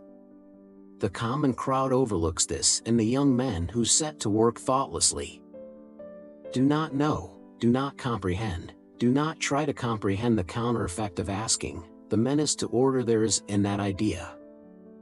Pardon me, interrupted Isagani, offended by the arguments the jurist was using with him. But when by legal methods people ask a government for something, it is because they think it good and disposed to grant a blessing, and such action, instead of irritating it, should flatter it. To the mother one appeals, never to the stepmother.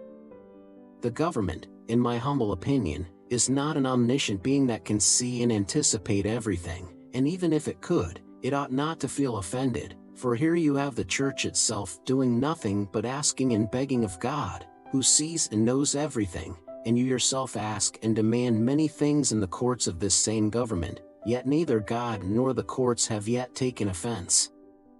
Every one realizes that the government, being the human institution that it is, needs the support of all the people. It needs to be made to see and feel the reality of things. You yourself are not convinced of the truth of your objection. You yourself know that it is a tyrannical and despotic government which, in order to make a display of force and independence, denies everything through fear or distrust, and that the tyrannized and enslaved peoples are the only ones whose duty it is never to ask for anything. A people that hates its government ought to ask for nothing but that it abdicate its power. The old lawyer grimaced and shook his head from side to side, in sign of discontent, while he rubbed his hand over his bald pate and said in a tone of condescending pity, "Ahem. Those are bad doctrines, bad theories, ahem. How plain it is that you are young and inexperienced in life. Look what is happening with the inexperienced young men who in Madrid are asking for so many reforms. They are accused of filibusterism, many of them don't dare return here, and yet, what are they asking for? Things holy, ancient, and recognized as quite harmless. But there are matters that can't be explained, they're so delicate. Let's see. I confess to you that there are other reasons besides those expressed that might lead a sensible government to deny systematically the wishes of the people. No, but it may happen that we find ourselves under rulers so fatuous and ridiculous, but there are always other reasons, even though what is asked be quite just. Different governments encounter different conditions." The old man hesitated, stared fixedly at Isagani, and then with a sudden resolution made a sign with his hand as though he would dispel some idea. "I can guess what you mean," said Isagani, smiling sadly. "You mean that a colonial government, for the very reason that it is imperfectly constituted and that it is based on premises." No, not that, no," quickly interrupted the old lawyer, as he sought for something among his papers. "No, I meant, but where are my spectacles?" "There they are," replied Isagani. The old man put them on and pretended to look over some papers, but seeing that the youth was waiting, he mumbled, "I wanted to tell you something, I wanted to say, but it has slipped from my mind." "You interrupted me in your eagerness, but it was an insignificant matter. If you only knew what a whirl my head is in, I have so much to do." Isagani understood that he was being dismissed. "So," he said, rising, "you will do well to leave the matter in the hands of the government. which will settle it as it sees fit. You say that the vice-rector is opposed to the teaching of Castilian. Perhaps he may be, not as to the fact but as to the form. It is said that the rector who is on his way will bring a project for reform in education. Wait a while, give time a chance, apply yourself to your studies as the examinations are near, and, carambas, you who already speak Castilian and express yourself easily, what are you bothering yourself about? What interest have you in seeing it specially taught? Surely Padre Florentino thinks as I do. Give him my regards. My uncle, replied Isagani, has always admonished me to think of others as much as of myself. I didn't come for myself, I came in the name of those who are in worse condition. What the devil? Let them do as you have done, let them singe their eyebrows studying and come to be bald like myself, stuffing whole paragraphs into their memories. I believe that if you talk Spanish it is because you have studied it, you're not of Manila or of Spanish parents. Then let them learn it as you have, and do as I have done. I've been a servant to all the friars, I've prepared their chocolate, and while with my right hand I stirred it, with the left I held a grammar, I learned, and, thank God, have never needed other teachers or academies or permits from the government. Believe me, he who wishes to learn, learns and becomes wise. But how many among those who wish to learn come to be what you are? 1 in 10,000, and more. Pish! Why any more? Retorted the old man, shrugging his shoulders. There are too many lawyers now, many of them become mere clerks. Doctors? They insult and abuse one another, and even kill each other in competition for a patient. Laborers, sir, laborers, are what we need, for agriculture. Isagani realized that he was losing time, but still could not forbear replying, undoubtedly, there are many doctors and lawyers, but I won't say there are too many, since we have towns that lack them entirely, and if they do abound in quantity, perhaps they are deficient in quality. Since the young men can't be prevented from studying, and no other professions are open to us, why let them waste their time and effort? And if the instruction, deficient as it is, does not keep many from becoming lawyers and doctors, if we must finally have them, why not have good ones? After all, even if the sole wish is to make the country a country of farmers and laborers, and condemn in it all intellectual activity, I don't see any evil in enlightening those same farmers and laborers, in giving them at least an education that will aid them in perfecting themselves and in perfecting their work, in placing them in a condition to understand many things of which they are at present ignorant. Bah, bah, bah, exclaimed the lawyer, drawing circles in the air with his hand to dispel the ideas suggested. To be a good farmer no great amount of rhetoric is needed. Dreams, illusions, fancies. Will you take a piece of advice? He arose and placed his hand affectionately on the youth's shoulder, as he continued, I'm going to give you one, and a very good one, because I see that you are intelligent and the advice will not be wasted. You're going to study medicine? Well, confine yourself to learning how to put on plasters and apply leeches, and don't ever try to improve or impair the condition of your kind. When you become a licentiate, marry a rich and devout girl, try to make cures and charge well, shun everything that has any relation to the general state of the country, attend Mass, confession, and communion when the rest do, and you will see afterwards how you will thank me, and I shall see it, if I am still alive. Always remember that charity begins at home, for man ought not to seek on earth more than the greatest amount of happiness for himself, as Bentham says. If you involve yourself in Quixotisms you will have no career, nor will you get married, nor will you ever amount to anything. All will abandon you, your own countrymen will be the first to laugh at your simplicity. Believe me, you will remember me and see that I am right, when you have gray hairs like myself, gray hairs such as these. Here the old lawyer stroked his scanty white hair, as he smiled sadly and shook his head. "When I have gray hairs like those, sir," replied Isagani with equal sadness, "and turn my gaze back over my past and see that I have worked only for myself, without having done what I plainly could and should have done for the country that has given me everything, for the citizens that have helped me to live, then, sir, every gray hair will be a thorn, and instead of rejoicing, they will shame me." So saying, he took his leave with a profound bow. The lawyer remained motionless in his place, with an amazed look on his face. He listened to the footfalls that gradually died away, then resumed his seat. "Poor boy," he murmured, "similar thoughts also crossed my mind once. What more could anyone desire than to be able to say, 'I have done this for the good of the fatherland, I have consecrated my life to the welfare of others'? A crown of laurel, steeped in aloes, dry leaves that cover thorns and worms.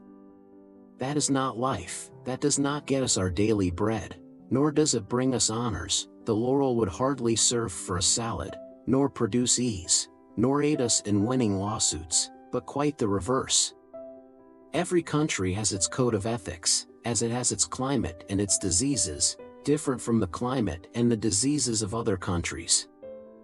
After a pause, he added, "Poor boy. If all should think and act as he does, I don't say but that, poor boy. Poor Florentino." Chapter 16. The Tribulations of a Chinese. In the evening of that same Saturday, Quiroga, the Chinese, who aspired to the creation of a consulate for his nation, gave a dinner in the rooms over his bazaar, located in the Escalta. His feast was well attended. Friars, government employees, soldiers, merchants, all of them his customers, partners or patrons, were to be seen there, for his store supplied the curates and the conventos with all their necessities. He accepted the chits of all the employees, and he had servants who were discreet, prompt, and complaisant. The friars themselves did not disdain to pass whole hours in his store, sometimes in view of the public, sometimes in the chambers with agreeable company. That night, then, the sala presented a curious aspect, being filled with friars and clerks seated on Vienna chairs, stools of black wood, and marble benches of Cantonese origin, before little square tables, playing cards or conversing among themselves, under the brilliant glare of the gilt chandeliers or the subdued light of the Chinese lanterns, which were brilliantly decorated with long silken tassels. On the walls there was a lamentable medley of landscapes in dim and gaudy colors, painted in Canton or Hong Kong, mingled with tawdry chromos of odalisks, half-nude women, effeminate lithographs of Christ, the deaths of the just and of the sinners, made by Jewish houses in Germany to be sold in the Catholic countries. Nor were there lacking the Chinese prints on red paper representing a man seated, of venerable aspect, with a calm, smiling face, behind whom stood a servant, ugly, horrible, diabolical, threatening, armed with a lance having a wide, keen blade. Among the Indians some call this figure Muhammad, others Santiago. We do not know why, nor do the Chinese themselves give a very clear explanation of this popular pair. The pop of champagne corks, the rattle of glasses, laughter, cigar smoke, and that odor peculiar to a Chinese habitation, a mixture of punk, opium, and dried fruits, completed the collection. Dressed as a Chinese mandarin in a blue tasseled cap, Quiroga moved from room to room, stiff and straight, but casting watchful glances here and there as though to assure himself that nothing was being stolen. Yet in spite of this natural distrust, he exchanged handshakes with each guest, greeted some with a smile sagacious and humble, others with a patronizing air, and still others with a certain shrewd look that seemed to say, "I know. You didn't come on my account, you came for the dinner." And Quiroga was right. That fat gentleman who was now praising him and speaking of the advisability of a Chinese consulate in Manila, intimating that to manage it there could be no one but Quiroga, is the Senor Gonzalez who hides behind the pseudonym Pitilai when he attacks Chinese immigration through the columns of the newspapers. That other, an elderly man who closely examines the lamps, pictures, and other furnishings with grimaces and ejaculations of disdain, is Don Timoteo Pelaez, Juanito's father, a merchant who inveighs against the Chinese competition that is ruining his business. The one over there, that thin, brown individual with a sharp look and a pale smile, is the celebrated originator of the dispute over Mexican pesos, which so troubled one of Quiroga's protégés. That government clerk is regarded in Manila as very clever. That one farther on, he of the frowning look and unkempt mustache, is a government official who passes for a most meritorious fellow because he has the courage to speak ill of the business and lottery tickets carried on between Quiroga 0 and an exalted dame in Manila society. The fact is that 2/3 of the tickets go to China, and the few that are left in Manila are sold at a premium of a half real. The honorable gentleman entertains the conviction that someday he will draw the first prize, and is in a rage at finding himself confronted with such tricks. The dinner, meanwhile, was drawing to an end. From the dining room floated into the sala snatches of toasts, interruptions, bursts and ripples of laughter. The name of Quiroga was often heard mingled with the words consul, equality, justice. The amphitryon himself did not eat European dishes, so he contented himself with drinking a glass of wine with his guests from time to time, promising to dine with those who were not seated at the first table. Simoun, who was present, having already dined, was in the sala talking with some merchants, who were complaining of business conditions. Everything was going wrong, trade was paralyzed, the European exchanges were exorbitantly high. They sought information from the jeweler or insinuated to him a few ideas, with the hope that these would be communicated to the Captain General. To all the remedies suggested, Simoun responded with a sarcastic and unfeeling exclamation about nonsense, until one of them in exasperation asked him for his opinion. "My opinion," he retorted. "Study how other nations prosper, and then do as they do." "And why do they prosper, Senor Simoun?" Simoun replied with a shrug of his shoulders. "The port works, which weigh so heavily upon commerce, and the port not yet completed," sighed Don Timoteo Pelaez. "A Penelope's web, as my son says, that is spun and unspun." "The taxes." "You complaining," exclaimed another. "Just as the general has decreed the destruction of houses of light materials." "And you with a shipment of galvanized iron." "Yes," rejoined Don Timoteo, "but look what that decree cost me." "Then, the destruction will not be carried out for a month, not until Lent begins, and other shipments may arrive. I would have wished them destroyed right away, but, besides, what are the owners of those houses going to buy from me if they are all poor, all equally beggars? You can always buy up their shacks for a trifle, and afterwards have the decree revoked and sell them back at double the price. That's business." Simoun smiled his frigid smile. Seeing Quiroga approach, he left the querulous merchants to greet the future consul, who on catching sight of him lost his satisfied expression and assigned a countenance like those of the merchants, while he bent almost double. Quiroga respected the jeweler greatly, not only because he knew him to be very wealthy, but also on account of his rumored influence with the Captain General. It was reported that Simoun favored Quiroga's ambitions, that he was an advocate for the consulate, and a certain newspaper hostile to the Chinese had alluded to him in many paraphrases, veiled allusions, and suspension points, in the celebrated controversy with another sheet that was favorable to the queued folk. Some prudent persons added with winks and half-uttered words that His Black Eminence was advising the general to avail himself of the Chinese in order to humble the tenacious pride of the natives, to hold the people in subjection. He was reported to have said, "There's nothing like humiliating them and humbling them in their own eyes." To this end an opportunity had soon presented itself.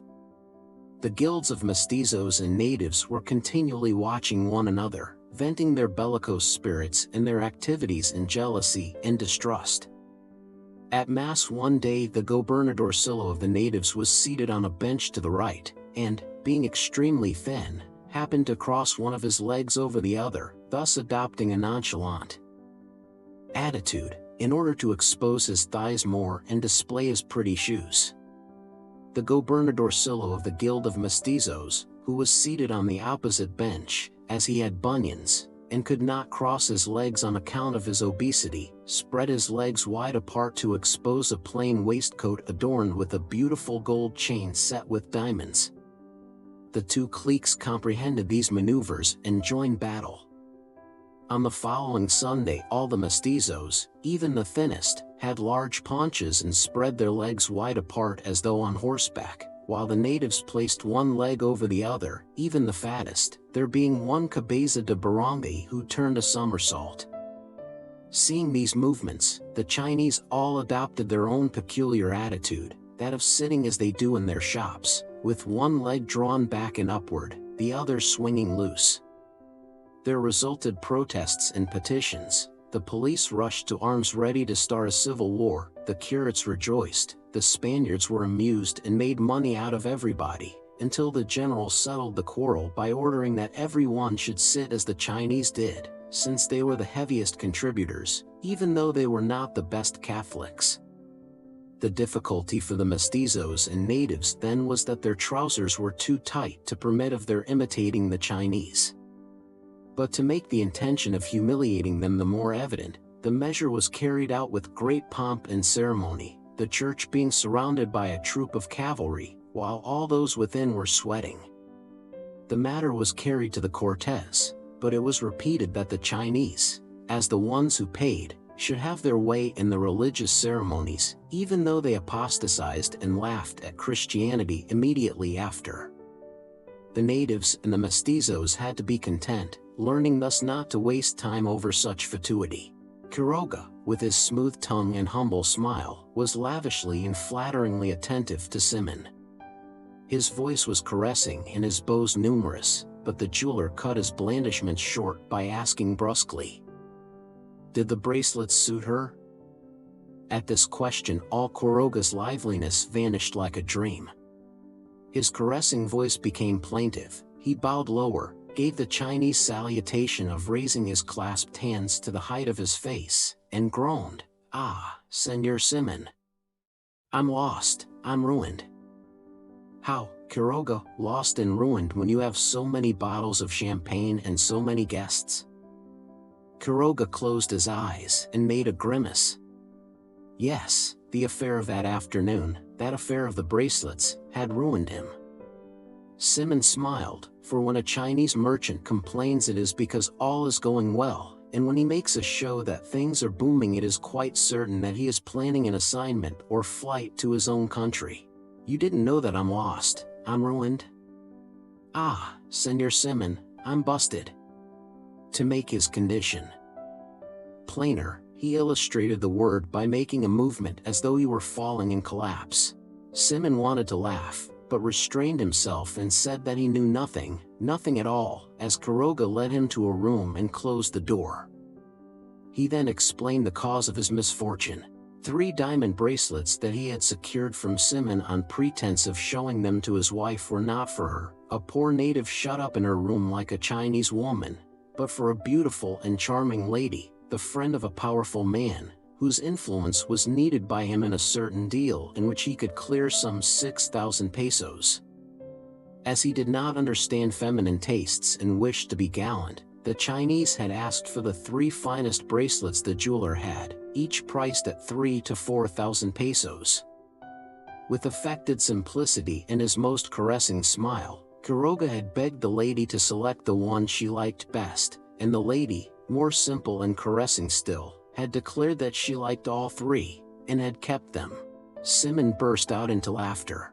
"Ah, sir, I'm lost, I'm ruined," cried the Chinese, slapping himself lightly with his delicate hands, but the jeweler continued his laughter. "Ugh, bad people, surely not a real lady," went on the Chinaman, shaking his head in disgust. "What? She has no decency, while me, a Chinaman, me always polite. Ah, surely she not a real lady, a cigarera has more decency." They've caught you," exclaimed Simoun, poking him in the chest. And everybody's asking for loans and never pays. What about that?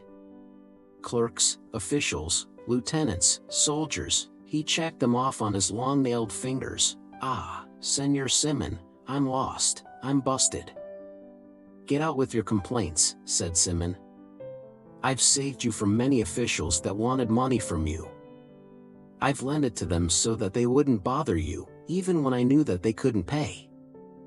But, Senor Simoun, you lend to officials, I lend to women, sailors, everybody. I bet you get your money back. Me, money back?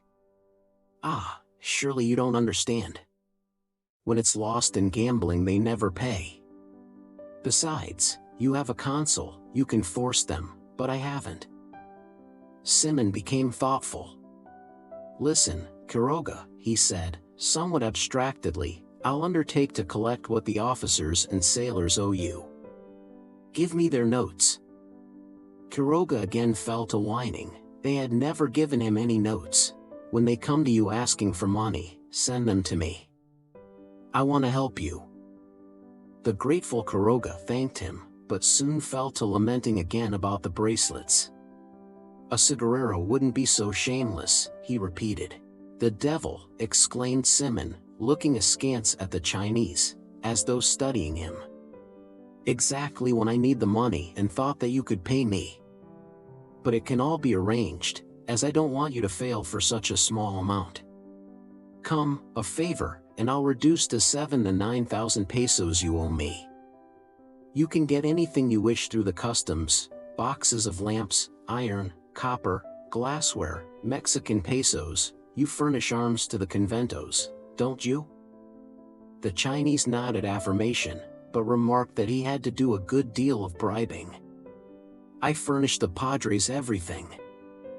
Well, then, added Simoun in a low voice, I need you to get in for me some boxes of rifles that arrived this evening.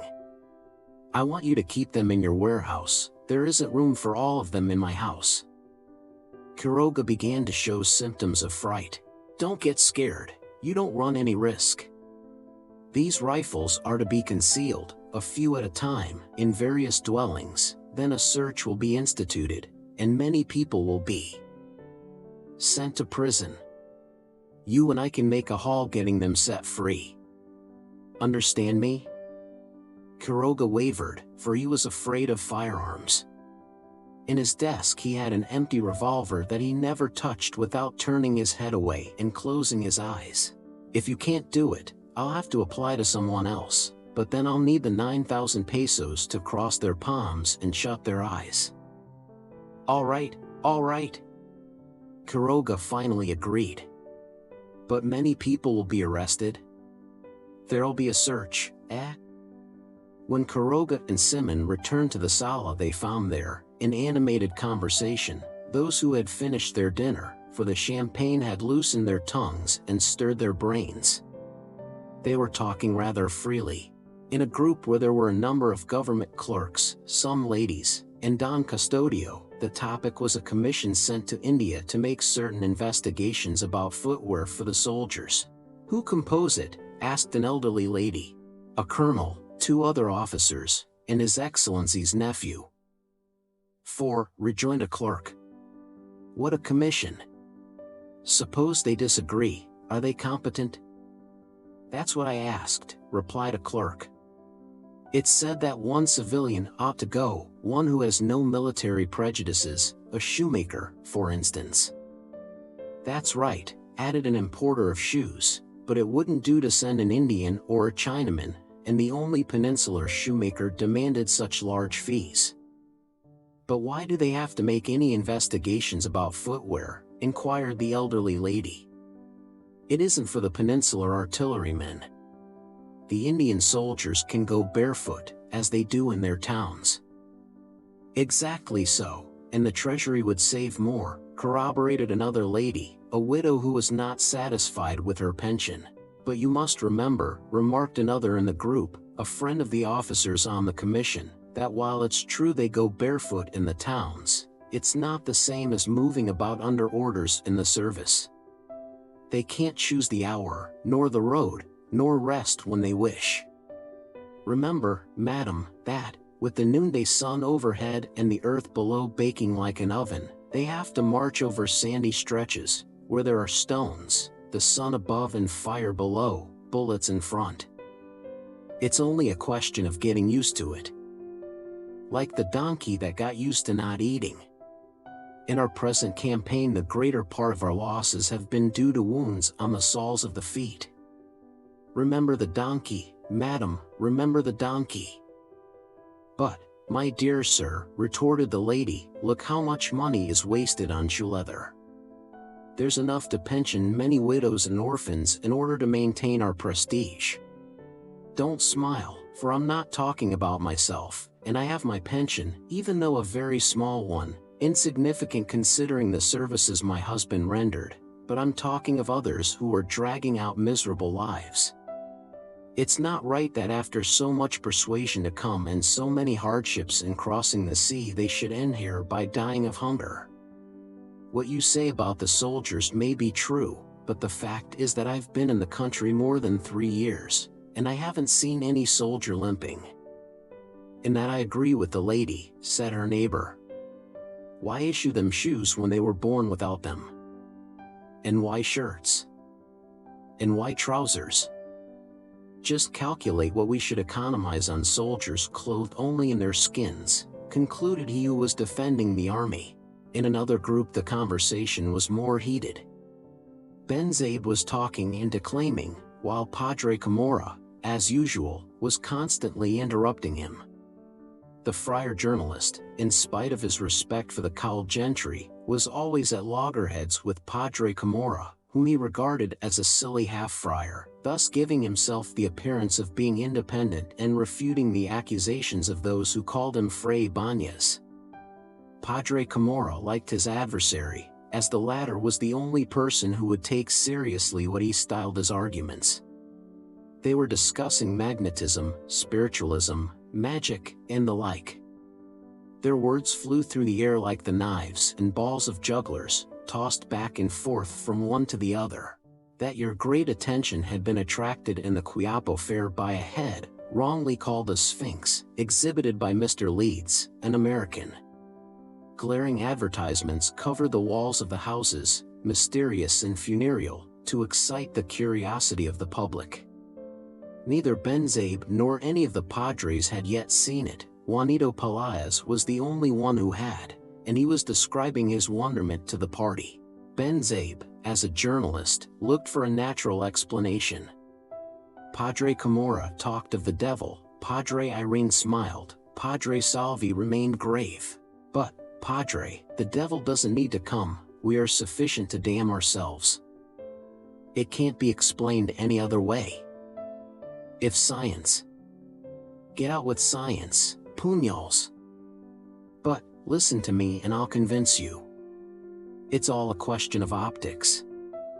I haven't yet seen the head nor do I know how it looks, but this gentleman, indicating Juanito Pelaez, tells us that it does not look like the talking heads that are usually exhibited. So be it. But the principle is the same, it's all a question of optics. Wait. A mirror is placed thus, another mirror behind it. The image is reflected, I say, it is purely a problem in physics. Taking down from the walls several mirrors, he arranged them, turned them round and round, but, not getting the desired result, concluded, as I say, it's nothing more or less than a question of optics. But what do you want mirrors for, if Juanito tells us that the head is inside a box placed on the table? I see in it spiritualism, because the spiritualists always make use of tables, and I think that Padre Salvi, as the ecclesiastical governor, ought to prohibit the exhibition. Padre Salvi remained silent, saying neither yes nor no. In order to learn if there are devils or mirrors inside it, suggested Simon, the best thing would be for you to go and see the famous Sphinx. The proposal was a good one, so it was accepted, although Padre Salvi and Don Custodio showed some repugnance. They had a fair, to rub shoulders with the public, to see sphinxes and talking heads. What would the natives say? These might take them for mere men, endowed with the same passions and weaknesses as others. But Benzabe, with his journalistic ingenuity, promised to request Mr. Leeds not to admit the public while they were inside.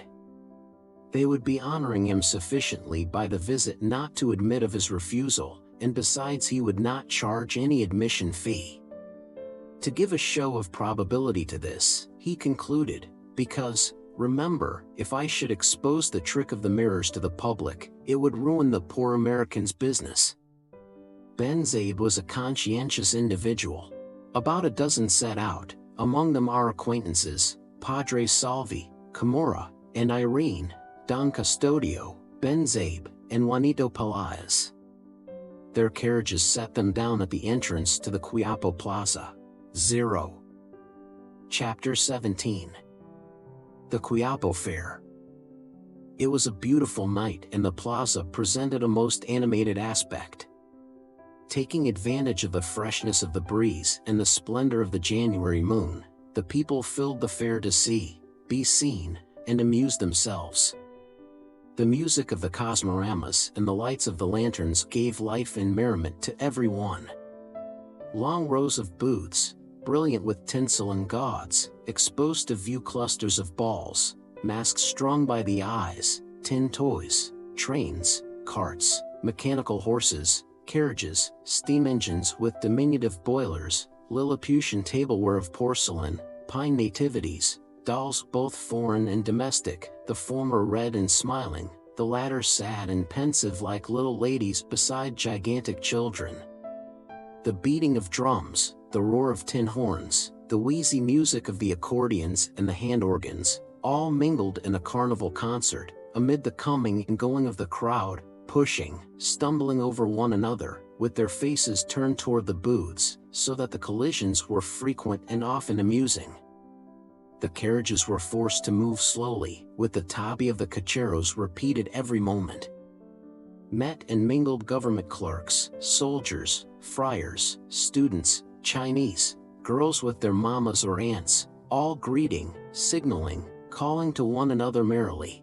Padre Camorra was in the seventh heaven at the sight of so many pretty girls. He stopped, looked back, nudged Benzabe, chuckled and swore, saying, and that one, my inkslinger? And that one over there, what say you? In his contentment he even fell to using the familiar tu toward his friend and adversary. Padre Salvi stared at him from time to time, but he took little note of Padre Salvi. On the contrary, he pretended to stumble so that he might brush against the girls. He winked and made eyes at them. Puñals, he kept saying to himself. When shall I be the curate of Quiapo? Suddenly Benzabe let go an oath, jumped aside, and slapped his hand on his arm. Padre Camorra in his excess of enthusiasm had pinched him. They were approaching a dazzling señorita who was attracting the attention of the whole plaza, and Padre Camorra, unable to restrain his delight, had taken Benzabe's arm as a substitute for the girls. It was Paulita Gomez, the prettiest of the pretty, in company with Isagani, followed by Dona Victorina. The young woman was resplendent in her beauty. All stopped and craned their necks, while they ceased their conversation and followed her with their eyes. Even Dona Victorina was respectfully saluted. Paulita was arrayed in a rich camisa and pañuelo of embroidered piña, different from those she had worn that morning to the church. The gauzy texture of the piña set off her shapely head, and the Indians who saw her compared her to the moon surrounded by fleecy clouds. A silk rose-colored skirt, caught up in rich and graceful folds by her little hand, gave majesty to her erect figure, the movement of which, harmonizing with her curving neck, displayed all the triumphs of vanity and satisfied coquetry. Isagani appeared to be rather disgusted, for so many curious eyes fixed upon the beauty of his sweetheart annoyed him. The stares seemed to him robbery and the girl's smiles faithlessness. Juanito saw her and his hump increased when he spoke to her. Paulita replied negligently, while Dona Victorina called to him, for Juanito was her favorite, she preferring him to Isagani. What a girl, muttered the entranced Padre Camorra. "Come, Padre, pinch yourself and let me alone," said Benzabe fretfully. What a girl," repeated the friar. "And she has for a sweetheart a pupil of mine, the boy I had the quarrel with. Just my luck that she's not of my town," he added, after turning his head several times to follow her with his looks. He was even tempted to leave his companions to follow the girl, and Benzabe had difficulty in dissuading him. Paulita's beautiful figure moved on, her graceful little head nodding with inborn coquetry. Our promenaders kept on their way, not without sighs on the part of the friar artilleryman, until they reached a booth surrounded by sightseers, who quickly made way for them. It was a shop of little wooden figures, of local manufacture, representing in all shapes and sizes the costumes, races, and occupations of the country: Indians, Spaniards, Chinese, mestizos, friars, clergymen, government clerks, gobernadorcillos, students, soldiers, and so on. Whether the artists had more affection for the priests, the folds of whose habits were better suited to their aesthetic purposes, or whether the friars, holding such an important place in Philippine life, engaged the attention of the sculptor more, the fact was that, for one cause or another, images of them abounded, well turned and finished, representing them in the sublimest moments of their lives, the opposite of what is done in Europe, where they are pictured as sleeping on casks of wine, playing cards, emptying tankards, rousing themselves to gaiety, or patting the cheeks of a buxom girl. No, the friars of the Philippines were different, elegant, handsome, well-dressed, their tonsures neatly shaven, their features symmetrical and serene, their gaze meditative, their expression saintly, somewhat rosy-cheeked, cane in hand and patent leather shoes on their feet, inviting adoration and a place in a glass case, instead of the symbols of gluttony and incontinence of their brethren in Europe. Those of Manila carried the book, the crucifix, and the palm of martyrdom, instead of kissing the simple country lasses. Those of Manila gravely extended the hand to be kissed by children and grown men doubled over almost to kneeling, instead of the full refectory and dining hall, their stage in Europe. In Manila they had the oratory, the study table, instead of the mendicant friar who goes from door to door with his donkey and sack, begging alms. The friars of the Philippines scattered gold from full hands among the miserable Indians. "Look, here's Padre Camorra," exclaimed Benzabe, upon whom the effect of the champagne still lingered. He pointed to a picture of a lean friar of thoughtful mien who was seated at a table with his head resting on the palm of his hand, apparently writing a sermon by the light of a lamp. The contrast suggested drew laughter from the crowd. Padre Camorra, who had already forgotten about Paulita, saw what was meant and, laughing his clownish laugh, asked in turn, "Whom does this other figure resemble, Benzabe?"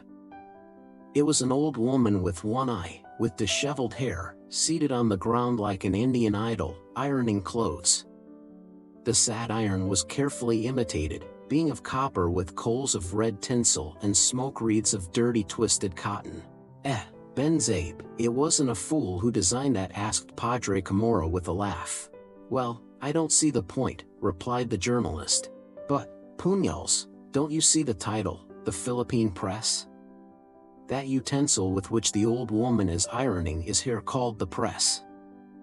All laughed at this, Benzabe himself joining in good-naturedly. Two soldiers of the civil guard, appropriately labeled, were placed behind a man who was tightly bound and had his face covered by his hat. It was entitled "The Country of Abaca," and from appearances they were going to shoot him. Many of our visitors were displeased with the exhibition. They talked of rules of art, they sought proportion. One said that this figure did not have 7 heads, that the face lacked a nose, having only 3, all of which made Padre Camorra somewhat thoughtful, for he did not comprehend how a figure, to be correct, need have 4 noses and 7 heads. Others said, if they were muscular, that they could not be Indians. Still others remarked that it was not sculpture, but mere carpentry. Each added his spoonful of criticism, until Padre Camorra, not to be outdone, ventured to ask for at least 30 legs for each doll, because, if the others wanted noses, couldn't he require feet? So they fell to discussing whether the Indian had or had not any aptitude for sculpture, and whether it would be advisable to encourage that art, until there arose a general dispute, which was cut short by Don Custodio's declaration that the Indians had the aptitude, but that they should devote themselves exclusively to the manufacture of saints. One would say, observed Benzabe, who was full of bright ideas that night, that this Chinaman is Quiroga, but on close examination it looks like Padre Irene. And what do you say about that British Indian? He looks like Simoun. Fresh peals of laughter resounded, while Padre Irene rubbed his nose. That's right. It's the very image of him. But where is Simoun?